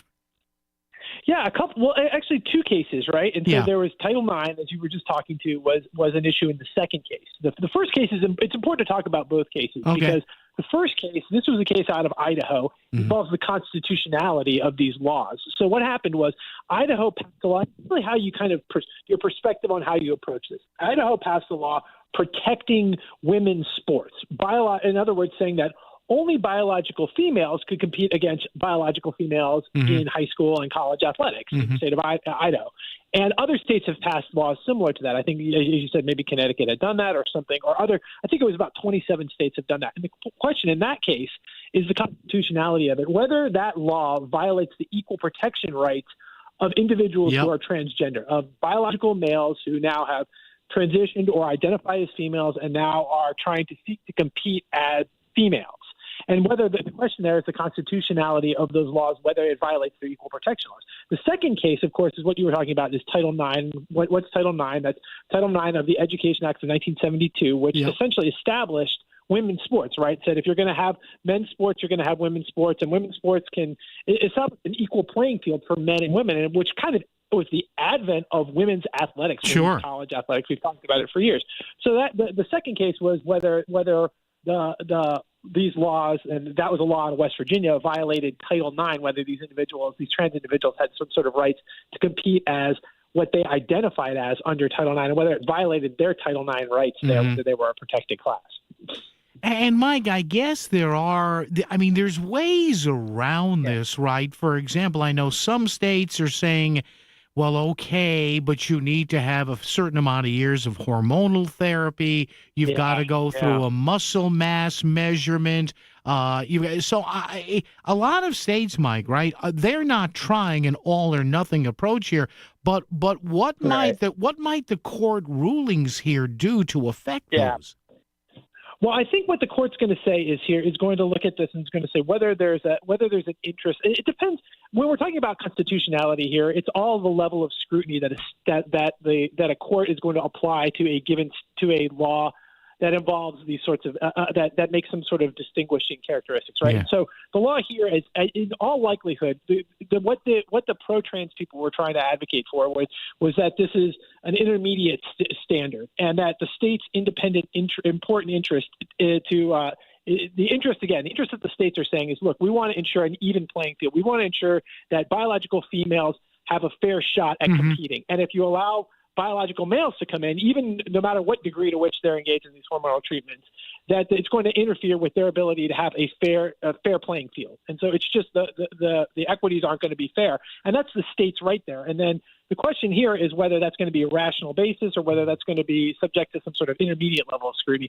I don't think it's going to be subject to an intermediate level of scrutiny, Paul, because in the Scarametti decision, as you said, if you recall, Justice Barrett was very clear that said, only laws that discriminate on the basis of gender, and again, we're not talking about gender here, male and female. These are laws that this is a law that, again, alleging transgender, that transgender individuals don't have those sorts of laws that might adversely affect them aren't subject to intermediate scrutiny. They're subject to a rational basis. And so justification, again, is, hey, the state's going to say, we want to protect women's sports. We want to protect the fairness of this. We're not going to get into this as applied nuanced distinction here, whether you've taken enough testosterone or whether you're not, and individual cases here. We're going to look at the law on its face, and we're going to look at the law in general, and we're going to say, does the state have a rational basis for it? And I think you certainly do. And then we're going to defer to the state legislature here in this. And so therefore, I think they're going to uphold these laws and rule against the transgender individuals, if you want to put it in that way, or protect women's sports. Depending upon the way you look at it. Mike, thank you. Landmark Legal Foundation, VP of Legal Affairs, our pal Mike O'Neill. Mike, thanks. Appreciate the time, brother. You're welcome, Paul. Have a great day. You too. All right, we shift from that in the nation's capital to right here in Connecticut, and this is the beauty of this program. We go from gender rights and athletics, which affect people here in Connecticut, to shockingly, taxes here in Connecticut. No, you're kidding. Apparently, now I'm not a farmer, but I've been told As they told me in boot camp. I don't know, but I've been told. No, I was never in boot camp. Tax increases on farmers up to 3 times what they're paying. Republican State Senator Jeff Gordon is with us. Jeff's district, by the way, has a lot of farmers. Jeff, good afternoon, sir. How are you? Good afternoon. I'm doing very well. How are you? I'm very good, Dr. Gordon. So, what are we hearing, Jeff? Double and triple some taxes on Connecticut farmers. I know that they're very upset. Explain to my audience what's going on here. Well, the situation farmers are upset about, and my Republican colleagues and I are upset as well. That's why we've taken swift action to try to deal with this and had a big press conference today. So I appreciate you covering this and letting your listeners know what's happened. So what happened is towards the latter part of last year, a 5-year review of land use values for things that are in what we call Public Act 490. That's where farmers and others can put aside like open space, agricultural fields, timberlands, even swampland and have a tax reduction on property tax, provided that the land is kept undeveloped or used for farming. And farmers rely upon this heavily because they're big landowners. They need hundreds and hundreds of acres to grow their crops and also to feed the livestock. All that hay and corn needs a lot of acres to grow. And so the state went ahead with the Department of Agriculture and the Office of Policy and Management, ended up doing an extremely flawed analysis to try to figure out how to change the land values. Didn't really include much in the way of farmers around the state, it seems, and published this. And in some cases, the taxes on farmers will go up 3, 4, 5 times. And to show how crazy this is, swampland, you can't build, you can't grow on swampland. It just is there as a swamp. Went from, I think, $40 an acre up to $970 an acre. Who comes up with that? Jeff, is this... So of course farmers are upset. Is this just a cash grab by Hartford? I mean, look, I'm a dummy when it comes to this thing. And you said it was a flawed analysis. I mean, we all know when we get our properties revalued in our hometown, it's a very, specific process. You get notifications. Was this just done half-arsed or what? What are we looking at here? Well, I certainly hope it wasn't done, in a bad way on purpose. I think what ended up really happening is that this analysis was done.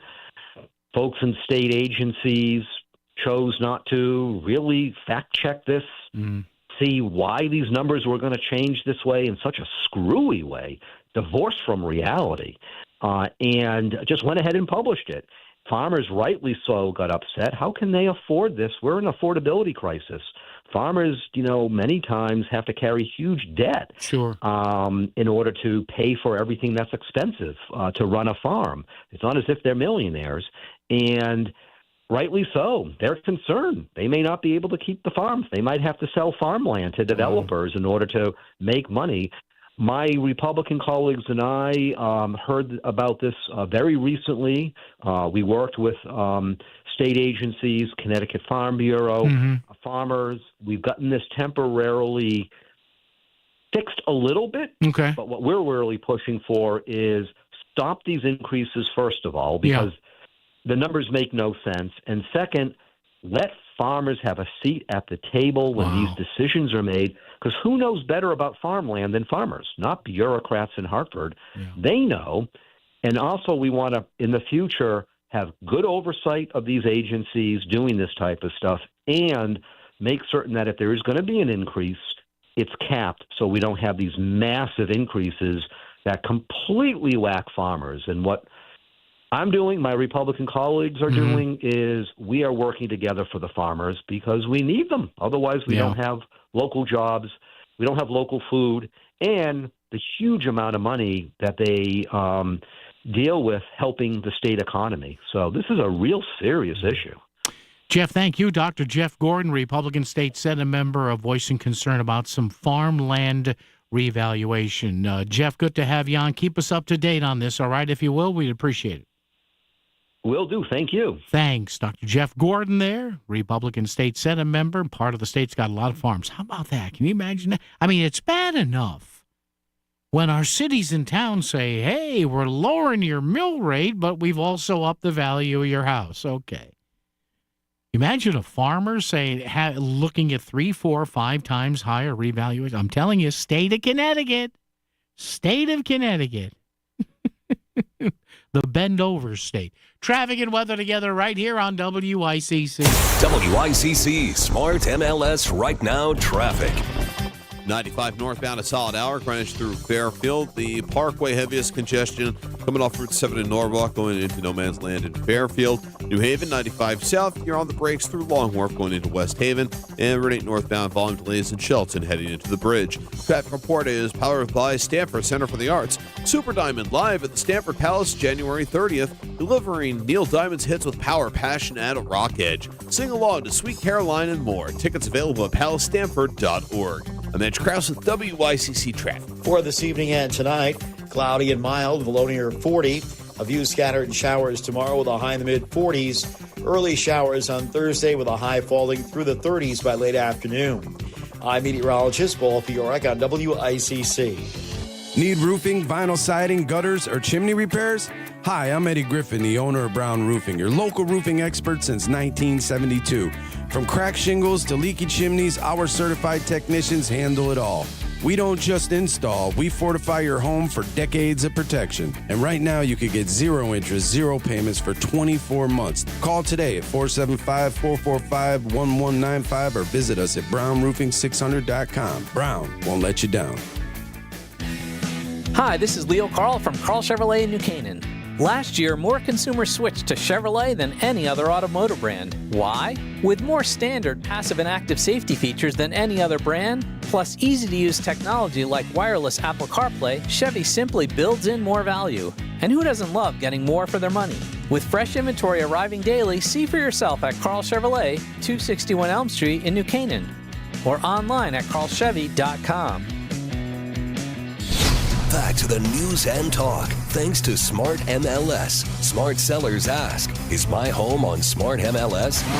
The voice of Connecticut, WICC's 695.9. It's Connecticut Today with Paul Pacelli. All right, coming up, our friend Megan Portfolio. Every Tuesday, we check in with her from the Yankee Institute. Also, political website, mainly. Semaphore does some other news, but they have gotten a copy of a letter that has been sent out by 4 progressive Democratic Senate members, including our own Connecticut Junior Senator Chris Murphy. And these 4 Senate members, I think it's Chris Murphy, Tina Smith, Elizabeth Warren, and one other. Now Chris Murphy is urging the Democratic Party to go back to economic socialism. I'm sorry, not socialism, populism. So are they getting inside sort of research that says, hey, don't get yourself killed on immigration again? WICC Bridgeport, WFOX Southport, WEBE HD2 Westport, WPLR HD2 New Haven, locally owned by Connoisseur Media. This is CBS News on the Hour, your home for original reporting. I'm Jennifer Kuiper. In Iran, more anti-government protests and gunfire. President Trump says he is aware of a pretty substantial number of people have been killed over more than 2 weeks in Iran and has said on social media that help is on the way. In an exclusive interview at the Dearborn, Michigan Ford plant, Trump is asked by CBS Evening News' host Tony DeCopel. Now we're hearing that they're going to start hanging protesters tomorrow. So it comes back to the question, have they crossed your red line or has the line moved? I haven't heard about the hanging. If they hang them, you're going to see some things that I don't know what where you come from and what your thought process is, but you'll perhaps be very happy. What do you mean by that? We will take very strong action. If they do such a thing, we will take very strong action. You can see the full interview on the CBS Evening News tonight. President Trump is praising the economy. CBS's Linda Kenyon. In a speech before the Detroit Economic Club, the president essentially said business is good. I'm back in Michigan to report to you on the strongest and fastest economic turnaround. But he also repeated his complaints against Fed Chairman Jerome Powell and interest rate policy. I want somebody that when the market is doing great, interest rates can go down because our country becomes stronger. The president has dramatically escalated his confrontations with the Fed chairman in recent weeks. Director and actor Timothy Busfield has turned himself in to New Mexico authorities after being sought on child sex abuse charges. CBS's Cammie McCormick. Albuquerque police issued an arrest warrant on counts of criminal sexual contact of a minor and child abuse. The acts allegedly occurred on the set of the TV series The Cleaning Lady. Busfield directed and acted in the series. A criminal complaint accuses him of touching a young boy, allegations he's denied here on TMZ. And I'm going to be exonerated. I know I am, because this is all so wrong and all lies. He suggested the boy's mother was seeking revenge for her children being replaced on the series. After hearing arguments, the U.S. Supreme Court seems likely to uphold state transgender athlete bans. Meantime, at an LGBTQ plus center in Los Angeles, legal representatives and others spoke in support of the community. Connie Jeanette Madden called on people to take action. We're not tired because we are resilient people. We have been resilient throughout history. But we're wondering, when are you going to step up? Scott Adams created the comic strip Dilbert, which ridiculed white-collar office life. His ex-wife, Shelley Miles, says he has died at age 68. Adams had prostate cancer that spread to his bones. Stocks fell on Wall Street today. This is CBS News. I'm Major Garrett. Follow and listen to The Takeout on the free Odyssey app or wherever you get your podcasts.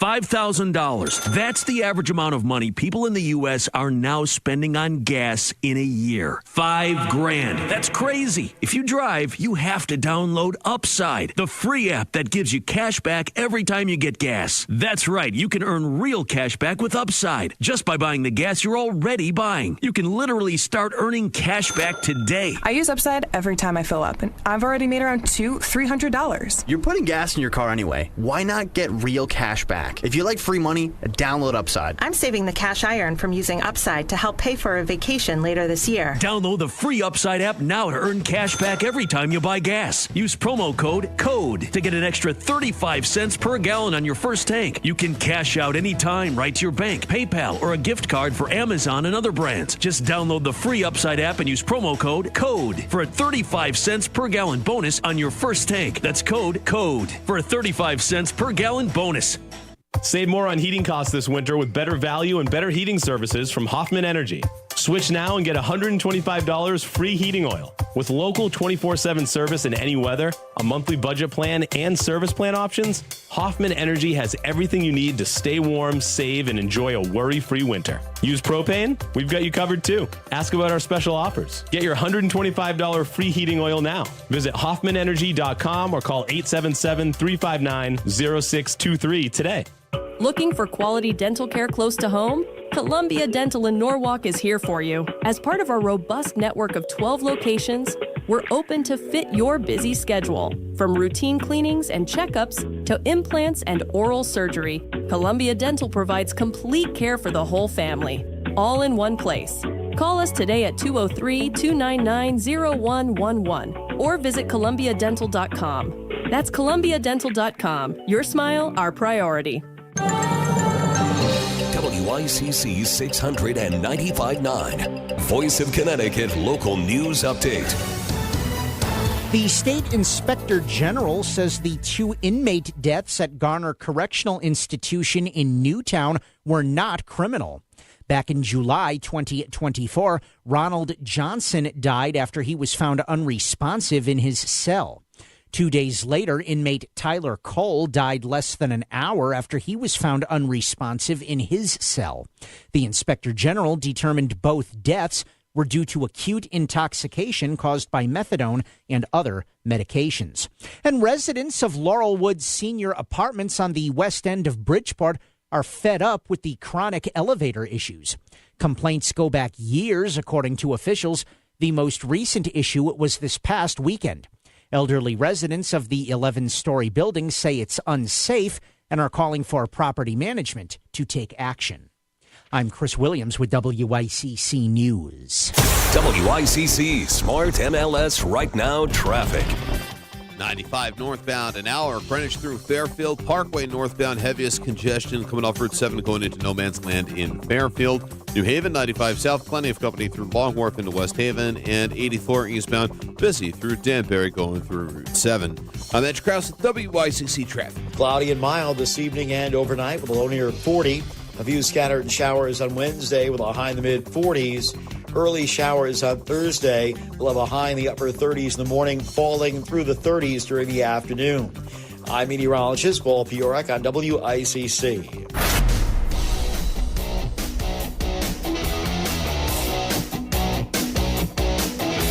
You're listening to Connecticut Today with Paul Piselli on WICC 600 and 95.9, the voice of Connecticut.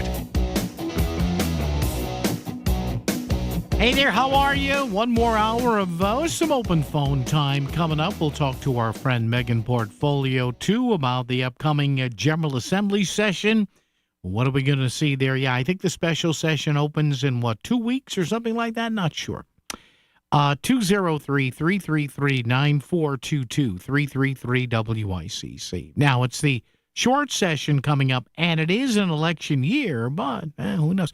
Now, speaking of elections, and this is interesting, wanted to get to this story. A lot of people are looking at this, and by the way, we're going to talk to our buddy, our pal, Dan Haar from Hearst, Connecticut Media about this more in depth tomorrow. But everybody knows that Governor Ned Lamont is what they call a self-funder. In other words, he generally doesn't go out and, as they say, press the flesh for campaign donations. Rich guy, made his money. That's fine. I hold nothing against people who make money. As long as it's done legally, you're not cheating anybody or committing crimes for that matter. And it turns out now, according to some stuff we're reading, I think there's stuff in the Connecticut Mirror, I believe. The governor apparently, according to what the reports say, is actually going to go out and try and fundraise this time around. Now, you may say, well, what are you talking about? Well, he's done very little, if any, fundraising in his 3 runs for governor. At least 2 of them. I think the first time he may have fundraised. But the bottom line is he's a self-funder. He spent, $25 million last year, something like that. $24 million, again, the previous year, again, both runs against Bob Stefanowski, not last year, last cycle, last time out, 2022, and he did that in 2018 as well.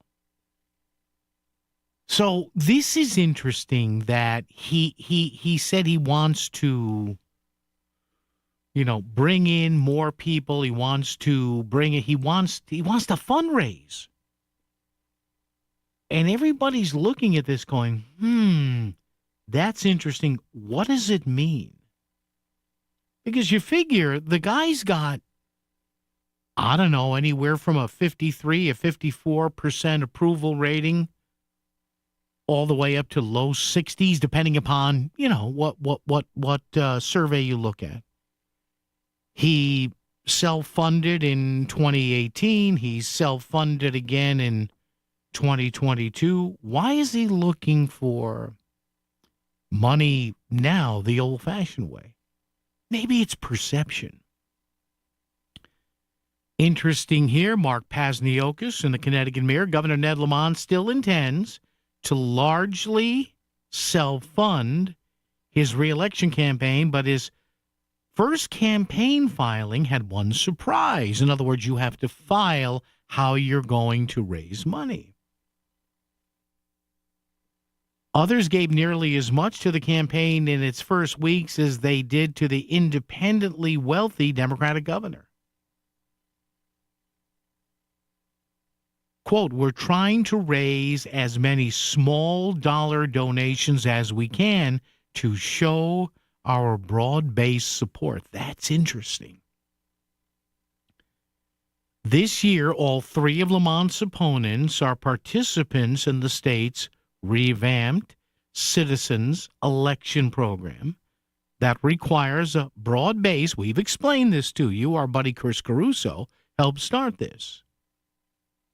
So if you get enough small dollar donations across a broad enough spectrum of time, you get $3.2 million to run a primary campaign, inter-party, and $15.4 million in a general election. Quote, we have a lot of small money donations, Lamont told reporters a few hours before the report was filed. I've not done any fundraising. I got a day job, but we're doing fine. Now, that's interesting. Why is it interesting? Maybe one thing, and I'll just leave you with this, and we'll follow this as this rolls along. But maybe in going for a third term, I wonder if there's a couple of things at play here. If he's actually going to go out and what his paperwork says here, if he's going to go out and look for a third term, when the Democratic Party itself is kind of fractured into the old-line Democrats versus the progressive end of it, which is maybe not as powerful here in Connecticut as we think. So you have that. And then you have two candidates on the Republican side who are going to, while they run, even against each other, and if they formed a unity ticket after, you're going to get two young, up-and-coming Republican candidates who, may say, hey, Ryan Fazio and Aaron Stewart can say, well, again, the rich guy. That's probably what they're doing here. Look at us. We qualified for millions in state money, but we went out and got the donors we need. And you wonder whether Ned Lamont's finance people or maybe his campaign people are saying, hey, this ain't Bob Stefanowski anymore, or Tom Foley. With all due respect to both of those gentlemen, not exactly with the proper word here. New and improved and polished and something with a wow factor. With all due respect to Ned Lamont, capable guy, there's not a big wow factor there. There may be a wow factor in Ryan Fazio. There may be a combined wow factor with him and Aaron Stewart. So is the governor saying, well, we're going to take small donations too?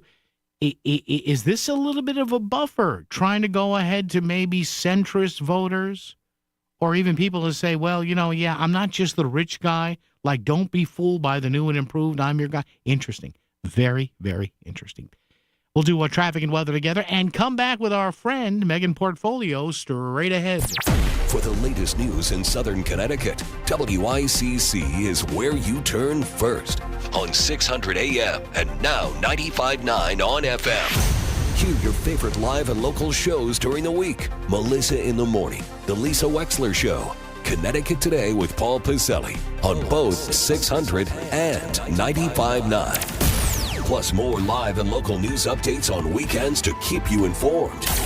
You found the voice of Connecticut. WICC 600 and 95.9. Experience unparalleled customer satisfaction at Sono Collision, where our excellence in service meets top-notch repair to restore your beloved vehicles. When you choose us, you're choosing supreme expertise that ensures flawless results. Be it minor dent or major damage, our skilled team breathes life back into your car. Visit us today at sonocollision.com. That's sonocollision.com. Your car will thank you.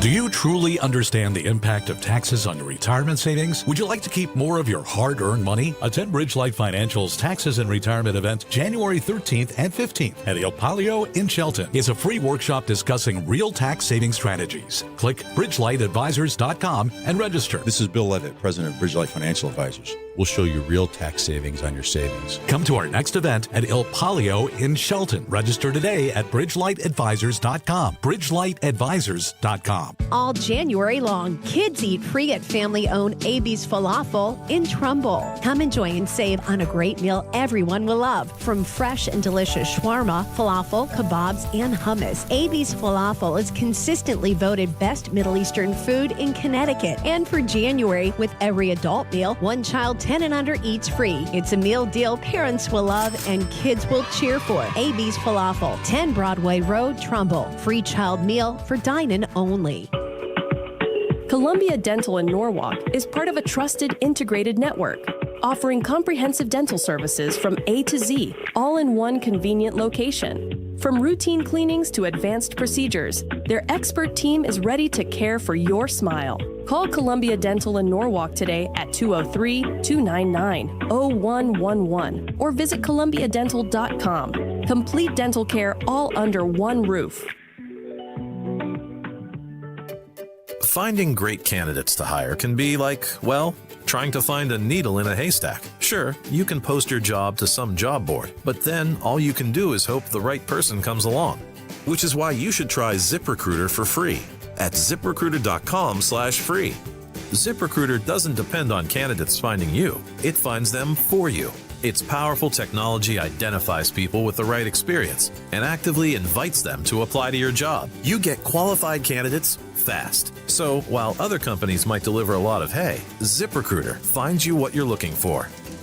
The needle in the haystack. See why 4 out of 5 employers who post a job on ZipRecruiter get a quality candidate within the first day. ZipRecruiter, the smartest way to hire. And right now, you can try ZipRecruiter for free. That's right, free at ziprecruiter.com/free. That's ziprecruiter.com/free. ziprecruiter.com/free. ZipRecruiter. WICC Smart MLS Right Now Traffic. 95 northbound, an hour. Greenwich through Fairfield. Parkway northbound, heaviest congestion coming off Route 7 going into no man's land in Fairfield. New Haven, 95 south, plenty of company through Long Wharf into West Haven. And 84 eastbound, busy through Danbury going through Route 7. I'm Edge Krause with WICC traffic. For this evening and tonight, cloudy and mild with a low near 40. A few scattered showers tomorrow with a high in the mid-40s. Early showers on Thursday with a high falling through the 30s by late afternoon. I'm meteorologist Paul Fiorek on WICC. Paul wants to hear from you. Call 203-333-9422. It's Connecticut Today with Paul Pacelli on WICC 600 and 95.9, the voice of Connecticut.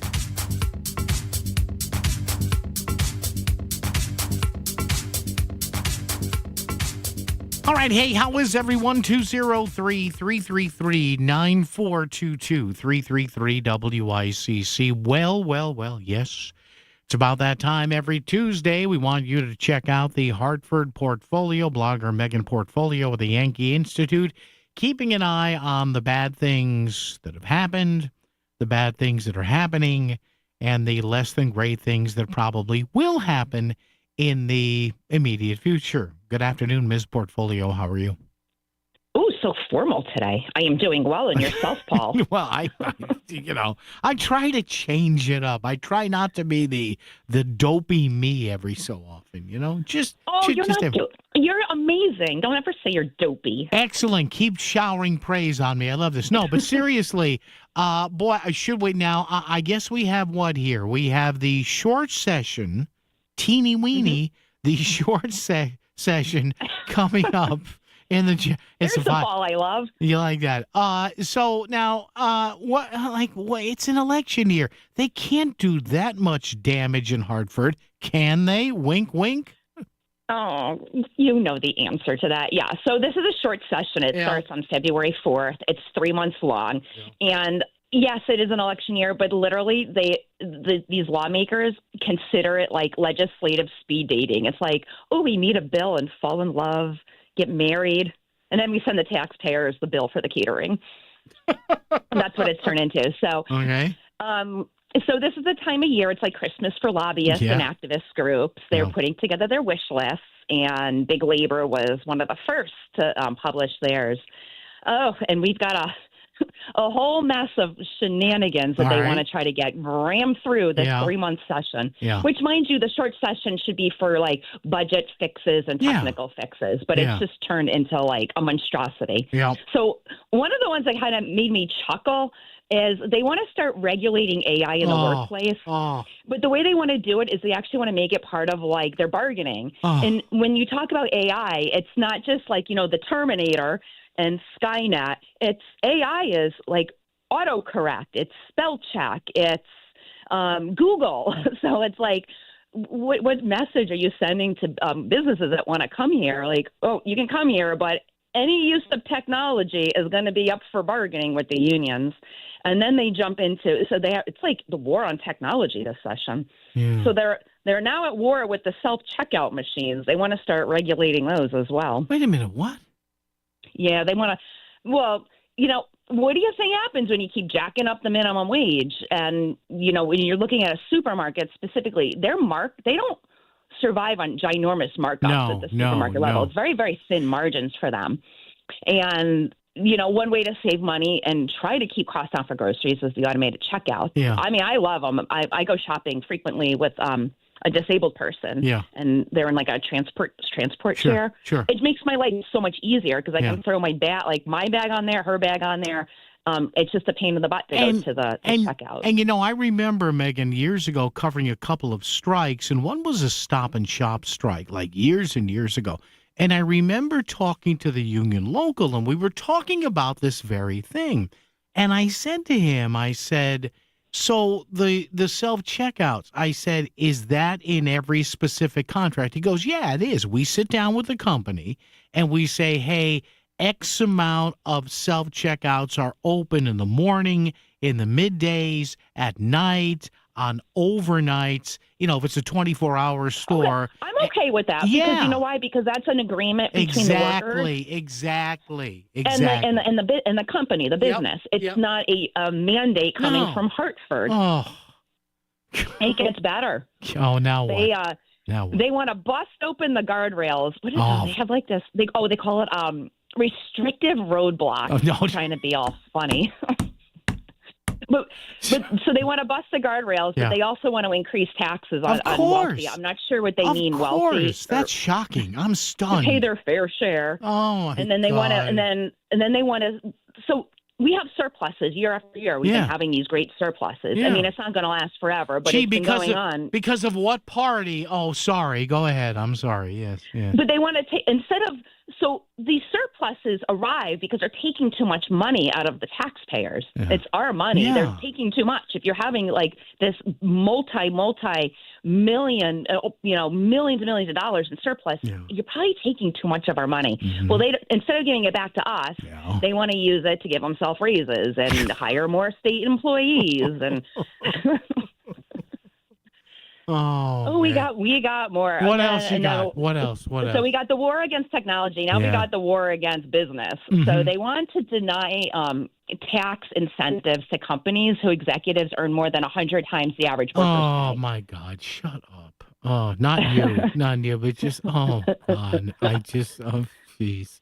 And then they want to have some kind of a payroll tax. Of course. They call it like the low-wage employers payroll tax. Of course. So I guess if they have employees that are getting some kind of subsidy, they want to tax businesses for that. Megan, and then on my show I say, folks, do you wonder why every year these surveys come out?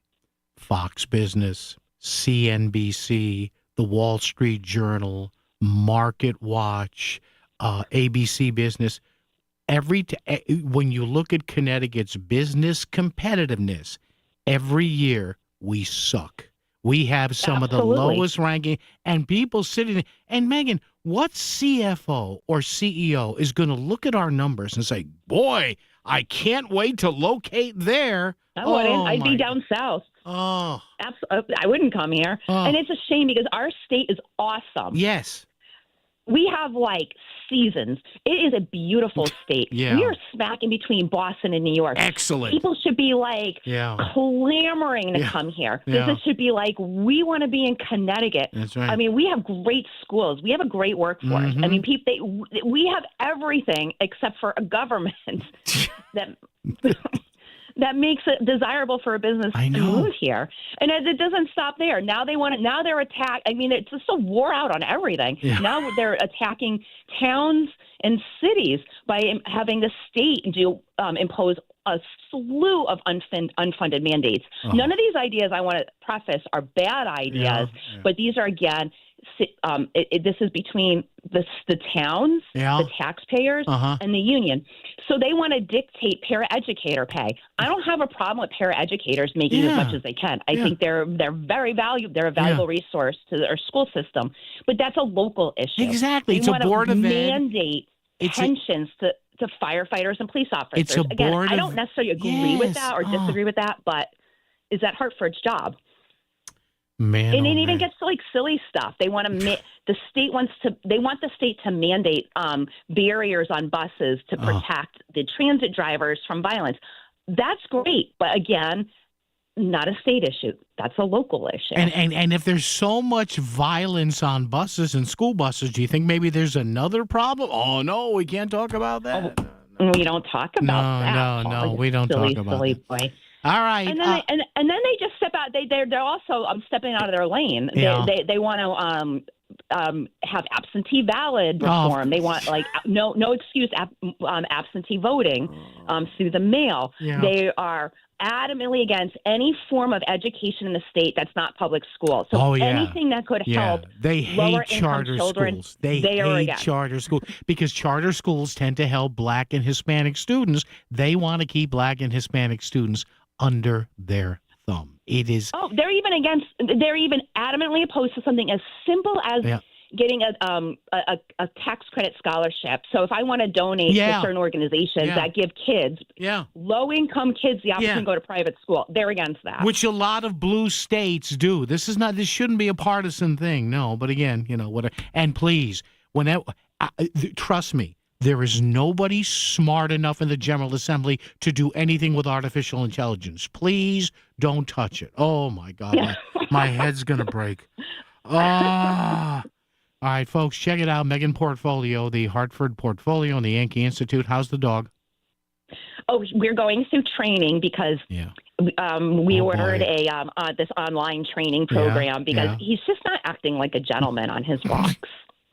Well, you had him fixed, and now he thinks the whole world's a singles bar. Yeah, I don't. He just barks at everything and everyone, and it's like he's not a gentleman, and it's embarrassing. And he's barking. We're doing positive reinforcement training. And he's barking at other dogs, which the barks actually mean "Hey toots." Hey lady. Hey lady. All right, thanks, Megan. Appreciate it. Take care. Bye. All right, the trials and tribulations of Megan Portfolio. And what's her dog? Bruno, I think? Yeah. WICC Smart MLS Right Now Traffic. 95 northbound an hour. Greenwich through Fairfield. Parkway northbound heaviest congestion coming off Route 7 going into no man's land in Fairfield. New Haven 95 south. Plenty of company through Long Wharf into West Haven. And 84 eastbound. Busy through Danbury going through Route 7. I'm Edge Krause with WICC Traffic. Cloudy and mild this evening and overnight. We'll only near 40. A few scattered showers on Wednesday with a high in the mid-40s. Early showers on Thursday. We'll have a high in the upper 30s in the morning, falling through the 30s during the afternoon. I'm meteorologist Paul Fiorek on WICC. I tell you, these guys don't miss a beat. Hey, it's Melissa Sheketoff, and I'm talking about my friends at K&J Tree Service. They have aggressive winter discounts back for you to get in on. The snow may be falling, but so are the prices at K&J Tree Service. This winter, you can take advantage of K&J Tree Service's aggressive discounts. Whether you need tree trimming, removal, or stump grinding, they're offering aggressive winter discounts off of all of their services. They've got certified arborists ready to handle winter's toughest challenges with unmatched safety and efficiency. So don't wait for the thaw. Protect your property and your wallet right now with K&J Tree Service. Call them directly for a free estimate and unbeatable savings. K&J is there every step of the way during the entire process from start to finish, ensuring you are happy. And it starts with that free tree risk assessment we talk about all the time. K&J Tree Service has the staff, equipment, and expertise to keep your family, home, and property safe. Go to kjtreeservice.com and book that free assessment today. That's kjtreeservice.com. Billy, your gas light's on. We need to stop and fill up. No way, Jen. Gas around here is too expensive. We can make it a little further. Billy, listen to your big sister. You don't need to drive all over searching for the lowest gas prices. Do what I do and use Upside. Upside? Do you live under a rock, Billy? Upside is the hottest cash back app out there. It's free to download, and you get real cash back for every gallon of gas you buy. I use it all the time, and I've already made around $200. You can make that kind of cash back just for buying the gas you have to buy anyway? Yes, I'm looking at the Upside app now, and you can get up to a $5 cash back bonus on your first tank. Okay, I'm stopping to download Upside and fill up my tank. Download the free Upside app now to earn cash back every time you buy gas. Use promo code SUPPLY to get up to a $5 cash back bonus on your first tank. You can cash out anytime right to your bank, to PayPal, or a gift card for Amazon and other brands. Just download the free Upside app and use promo code SUPPLY to get up to a $5 cash back bonus on your first tank. That's code SUPPLY for up to a $5 cash back bonus. This is WICC 695.9, the voice of Connecticut. CBS News Brief. At least 6 prosecutors in the Justice Department are leaving their jobs. CBS's Scott McFarland. The concern, according to multiple sources speaking with CBS News, is the lack of a Civil Rights Division investigation of that fatal shooting in Minneapolis involving a federal agent. The Trump administration has tried to freeze welfare funds for programs in 5 Democratic-led states, saying it's rooting out fraud, but some state leaders say the motivation is political. The president saying today, "We've frozen all children's payments to those states that we're talking about, and we will now require proof of attendance in order to receive federal funding for child care or any of that." Consumer price inflation held steady at 2.7% last month, but according to the Wall Street Journal markets reporter Sam Goldfarb, even now inflation isn't at 2%, so prices are still rising faster than the Fed's 2% target. So it's somewhat painful for average people. CBS News Brief, I'm Jennifer Kuiper. WICC 695.9, Voice of Connecticut Local News Update. A Stratford Public Schools student is dead after she became sick while traveling in Colombia. Christina Cinch was in the country celebrating New Year's Eve and became severely ill, and doctors discovered a brain tumor. She was transported back to Connecticut for treatment at Yale Children's Hospital, where she was declared brain dead and then passed away. The Stratford Public School District released a statement saying, quote, "Christina's loss is felt deeply across our school district." A forum was held Monday at the Gaelic American Club in Fairfield, which featured a Q&A session between the 2 candidates running for the Fairfield 1st Selectman seat. Incumbent Democratic 1st Selectwoman Christine Vitale and her Republican challenger, State Senator Tony Wong, answered questions provided by the public about their plans for the town. There will also be a debate between the 2 candidates tomorrow at 7:15 p.m. at the Fairfield Board of Education office. The election will take place on February 3rd. Another protest was held today in Hartford in response to the shooting of Renee Good in Minnesota last week. The organization Indivisible CT organized the rally and made it clear that the gathering was to remain peaceful. There have been multiple protests across Connecticut in the past week, including in Bridgeport and Fairfield. Michelle Abt, the organizer of Indivisible Stamford, has said that her chapter provides members with de-escalation training in an attempt to keep the gatherings productive and nonviolent. First of all, we tell everybody if they're provoked to just keep going, ignore that kind of provocation. And we have de-escalation techniques involved, that's like talking people down and trying to basically separate people from engaging. Governor Ned Lamont and Connecticut Department of Energy and Environmental Protection Commissioner Katie Dykes both released statements Monday regarding the preliminary injunction issued Monday afternoon by the U.S. District Court for the District of Columbia, blocking the Trump administration's latest effort to prevent construction from continuing on the nearly complete Revolution Wind offshore wind project. Governor Ned Lamont said in part, quote, "This project should have never been shut down the first time or the second time by the White House. Federal interference has stood in the way of low energy costs and good-paying jobs, but today's ruling puts Revolution Wind back on track." Attorney General William Tong also posted to social media that the project will help ratepayers across the state. You offered no justification, Mr. President, for trying to stop Revolution Wind. We told you once that you couldn't stop it. We're telling you again. And so this is a big win for ratepayers to bring down the cost of electricity here in Connecticut and to expand our access to electricity and generation. Connecticut is releasing millions in state funding to improve 211 services and support homeless prevention efforts. Governor Ned Lamont announced $2.6 million will increase call capacity for the state's 211 helpline. Additionally, the governor said $6.8 million will go to support homeless services, including responding to homelessness. You know, the idea that some of these folks thought they might not have a roof over their head on the coldest day of the year, and that was a worry they had just 2 or 3 weeks ago. And do what we can to give people a little bit of confidence. New Haven teachers are set to receive a pay raise under a new contract between the New Haven Federation of Teachers and the New Haven Board of Education. Teachers will get a 13.5% pay raise over 3 years. The contract also calls for additional teacher preparation days at the start of the school year and improved mental health care benefits. And the UConn men's basketball team is facing a challenge on the road. The Huskies will take on Seton Hall tonight at 8 p.m. in Newark, New Jersey.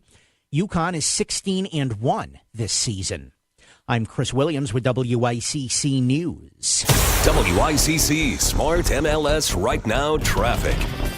95 north, about an hour from Greenwich through Fairfield. Some breaks along the way through. Parkway northbound slow ride starts as you come out of Greenwich, and the congestion follows you up through Trumbull, but overall it is a little bit easier. New Haven, 95 south, plenty of company through Long Wharf going into West Haven, and 84 is busy through Danbury into the Super 7. And that's Crafts with WICC traffic. For this evening and tonight, cloudy and mild with a low near 40.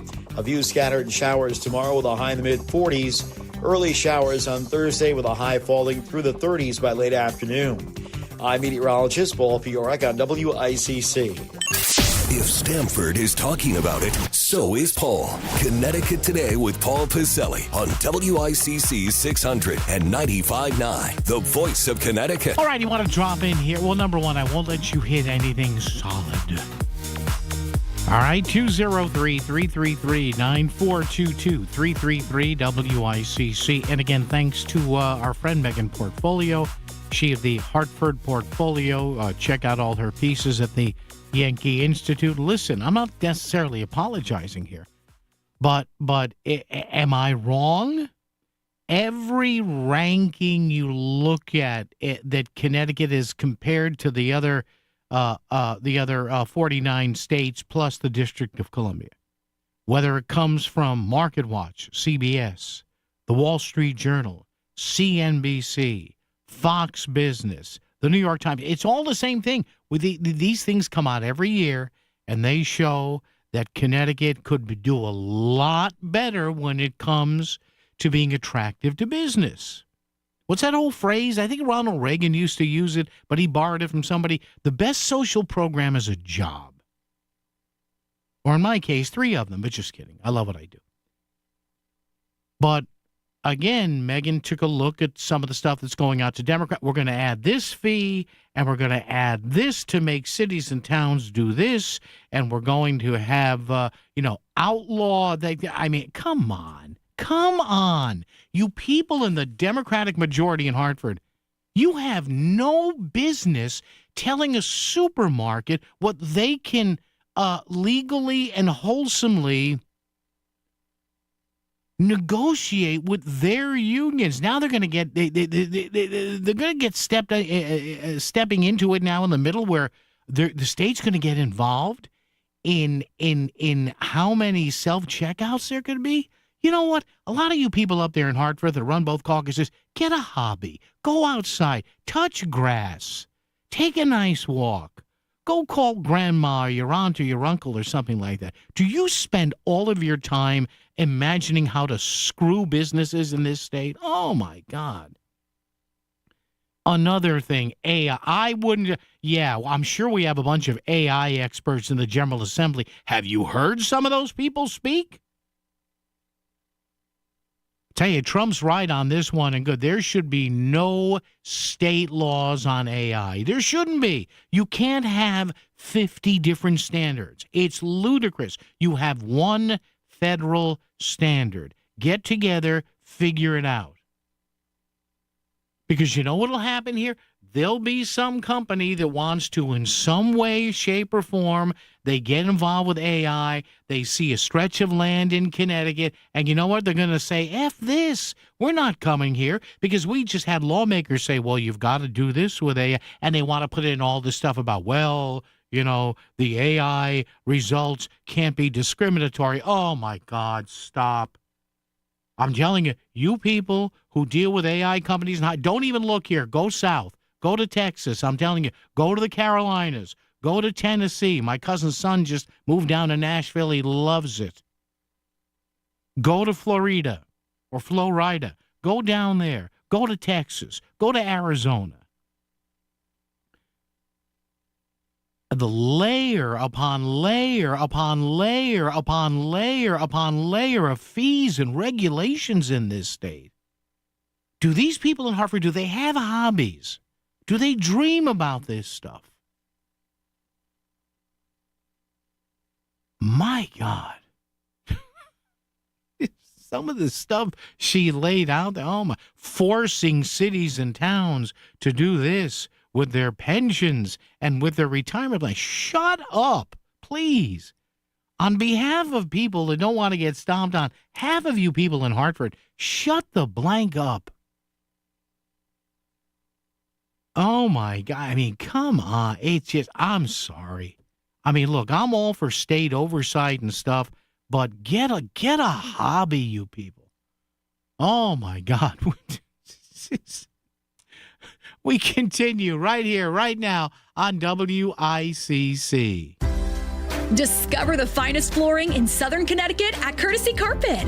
With over 50 years experience, from intricate area rugs and durable vinyl to elegant stair runners, they have it all. Shop anywhere, but see them before you buy. Visit L&J and their team on Route 111 in Monroe or at courtesycarpet.com. Financing is available, so you can get the floors you love today.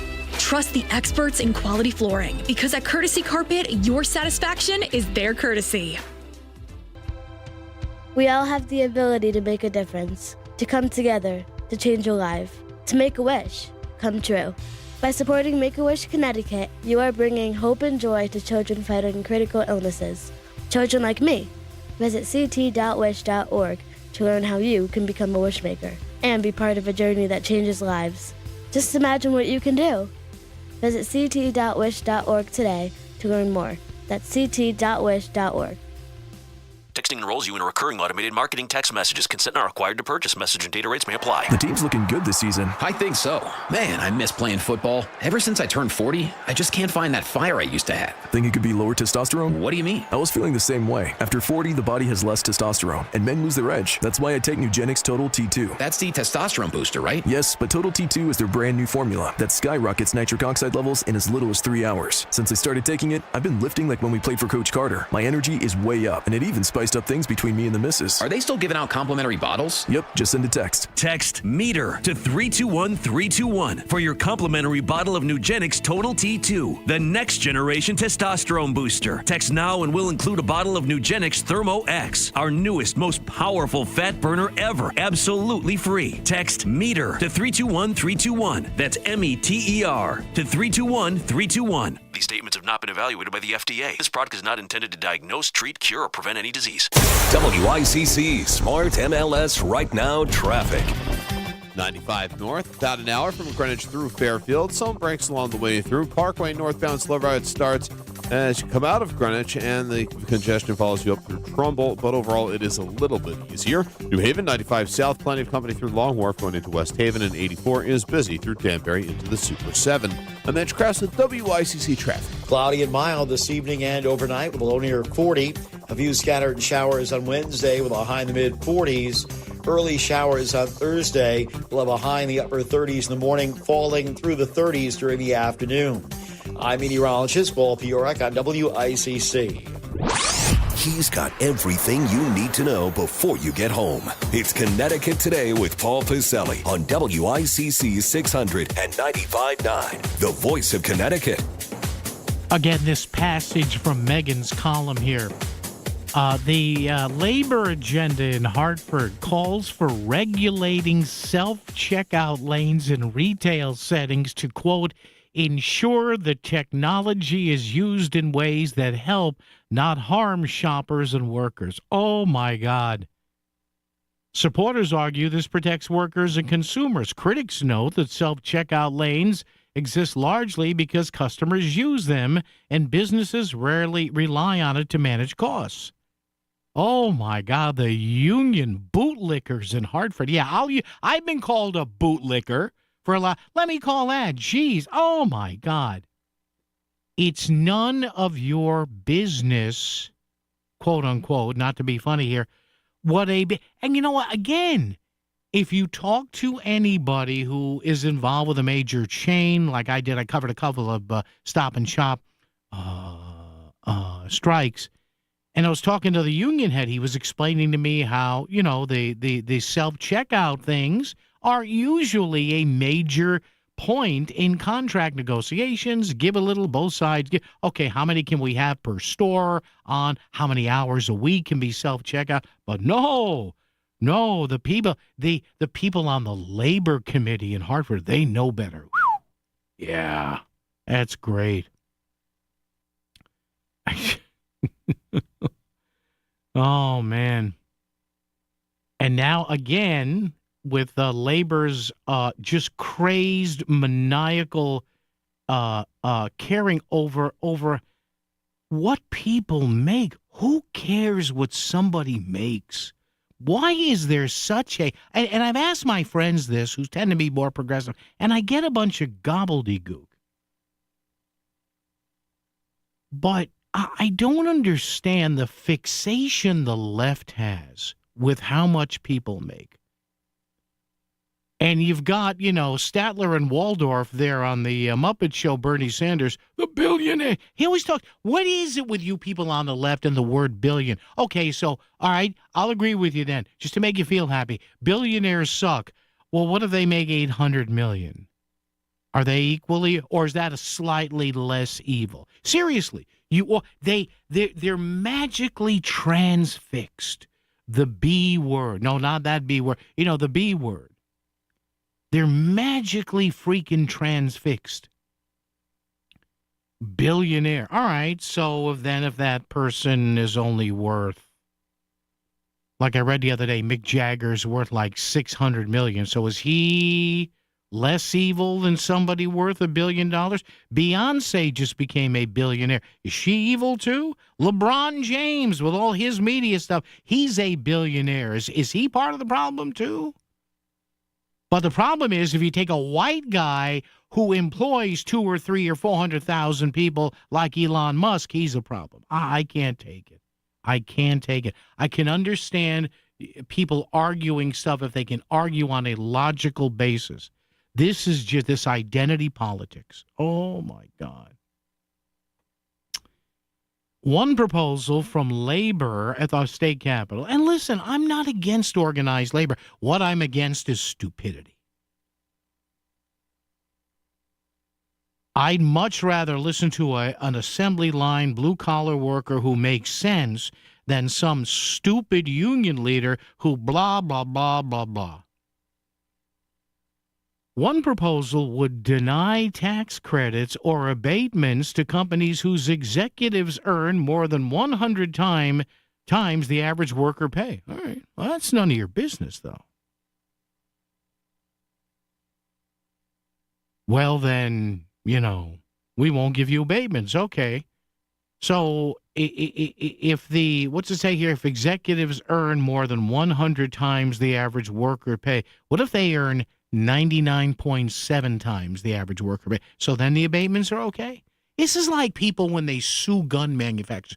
Don't you know that you can modify something to get past every regulation? Oh, my God.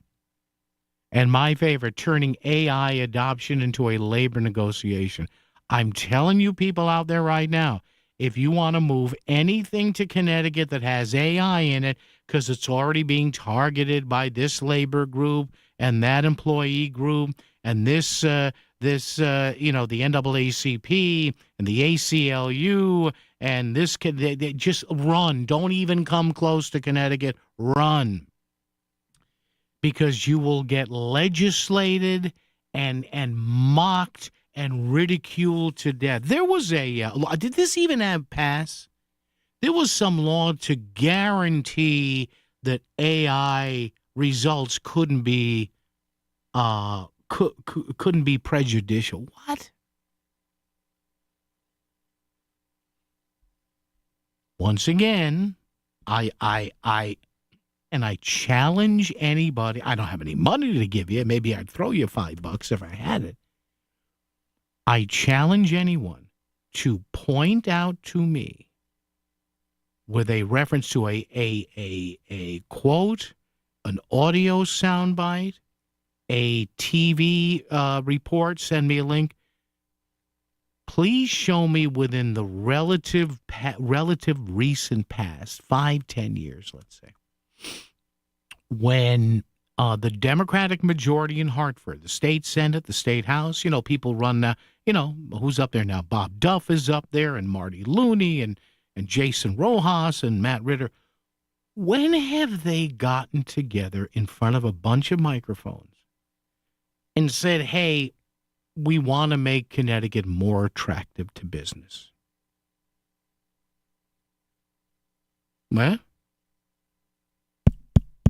has that, when has that happened?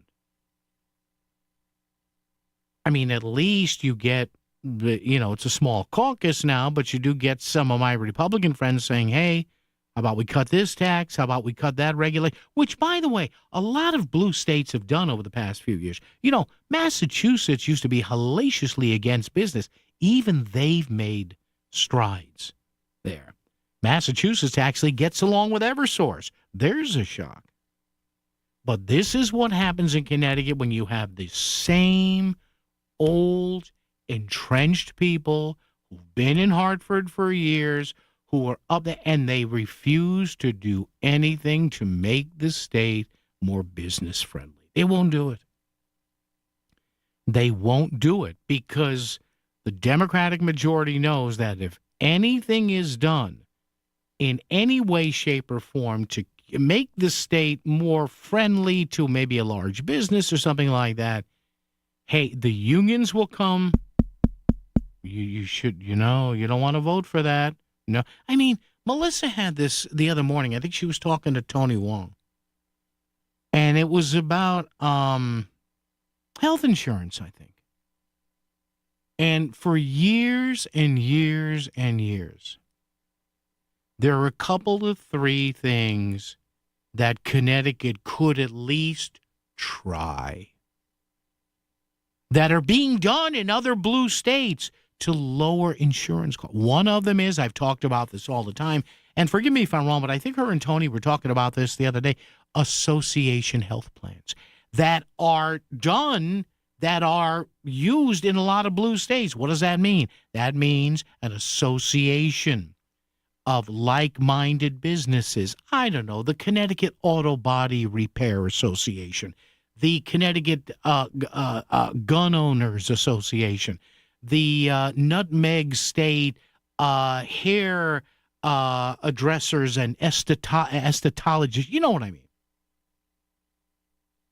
Connecticut law, the fat-ass bureaucrats in Hartford do not allow people to get together, say, hey, we have 1,000 people who do this around the state. The Connecticut Pet Shop Owners Association, whatever. Do you know under state law, they're not allowed to band together and to go to Aetna or the Hartford or to St. Paul, travel, any of the big United Healthcare, Cigna, say, hey, if we bring you 1,000 customers, we have a state, what can you do us on a rate here, right? Good old-fashioned bargain. Can't do that in Connecticut. And it is stopped by legislative Democrats in Connecticut. Well, you're just hammering on Democrats. Yes, I am. That's the whole point here, Maud. Why? Well, some of them said a couple of years ago, this was their, I actually read this and I almost fell off my chair. One of the reasons we don't, and I'm kind of paraphrasing now, one of the reasons we don't like association healthcare plans is because if we allowed this in Connecticut, you know what their thinking is? It could hurt the Obamacare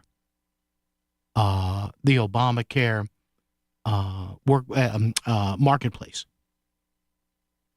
Why? Because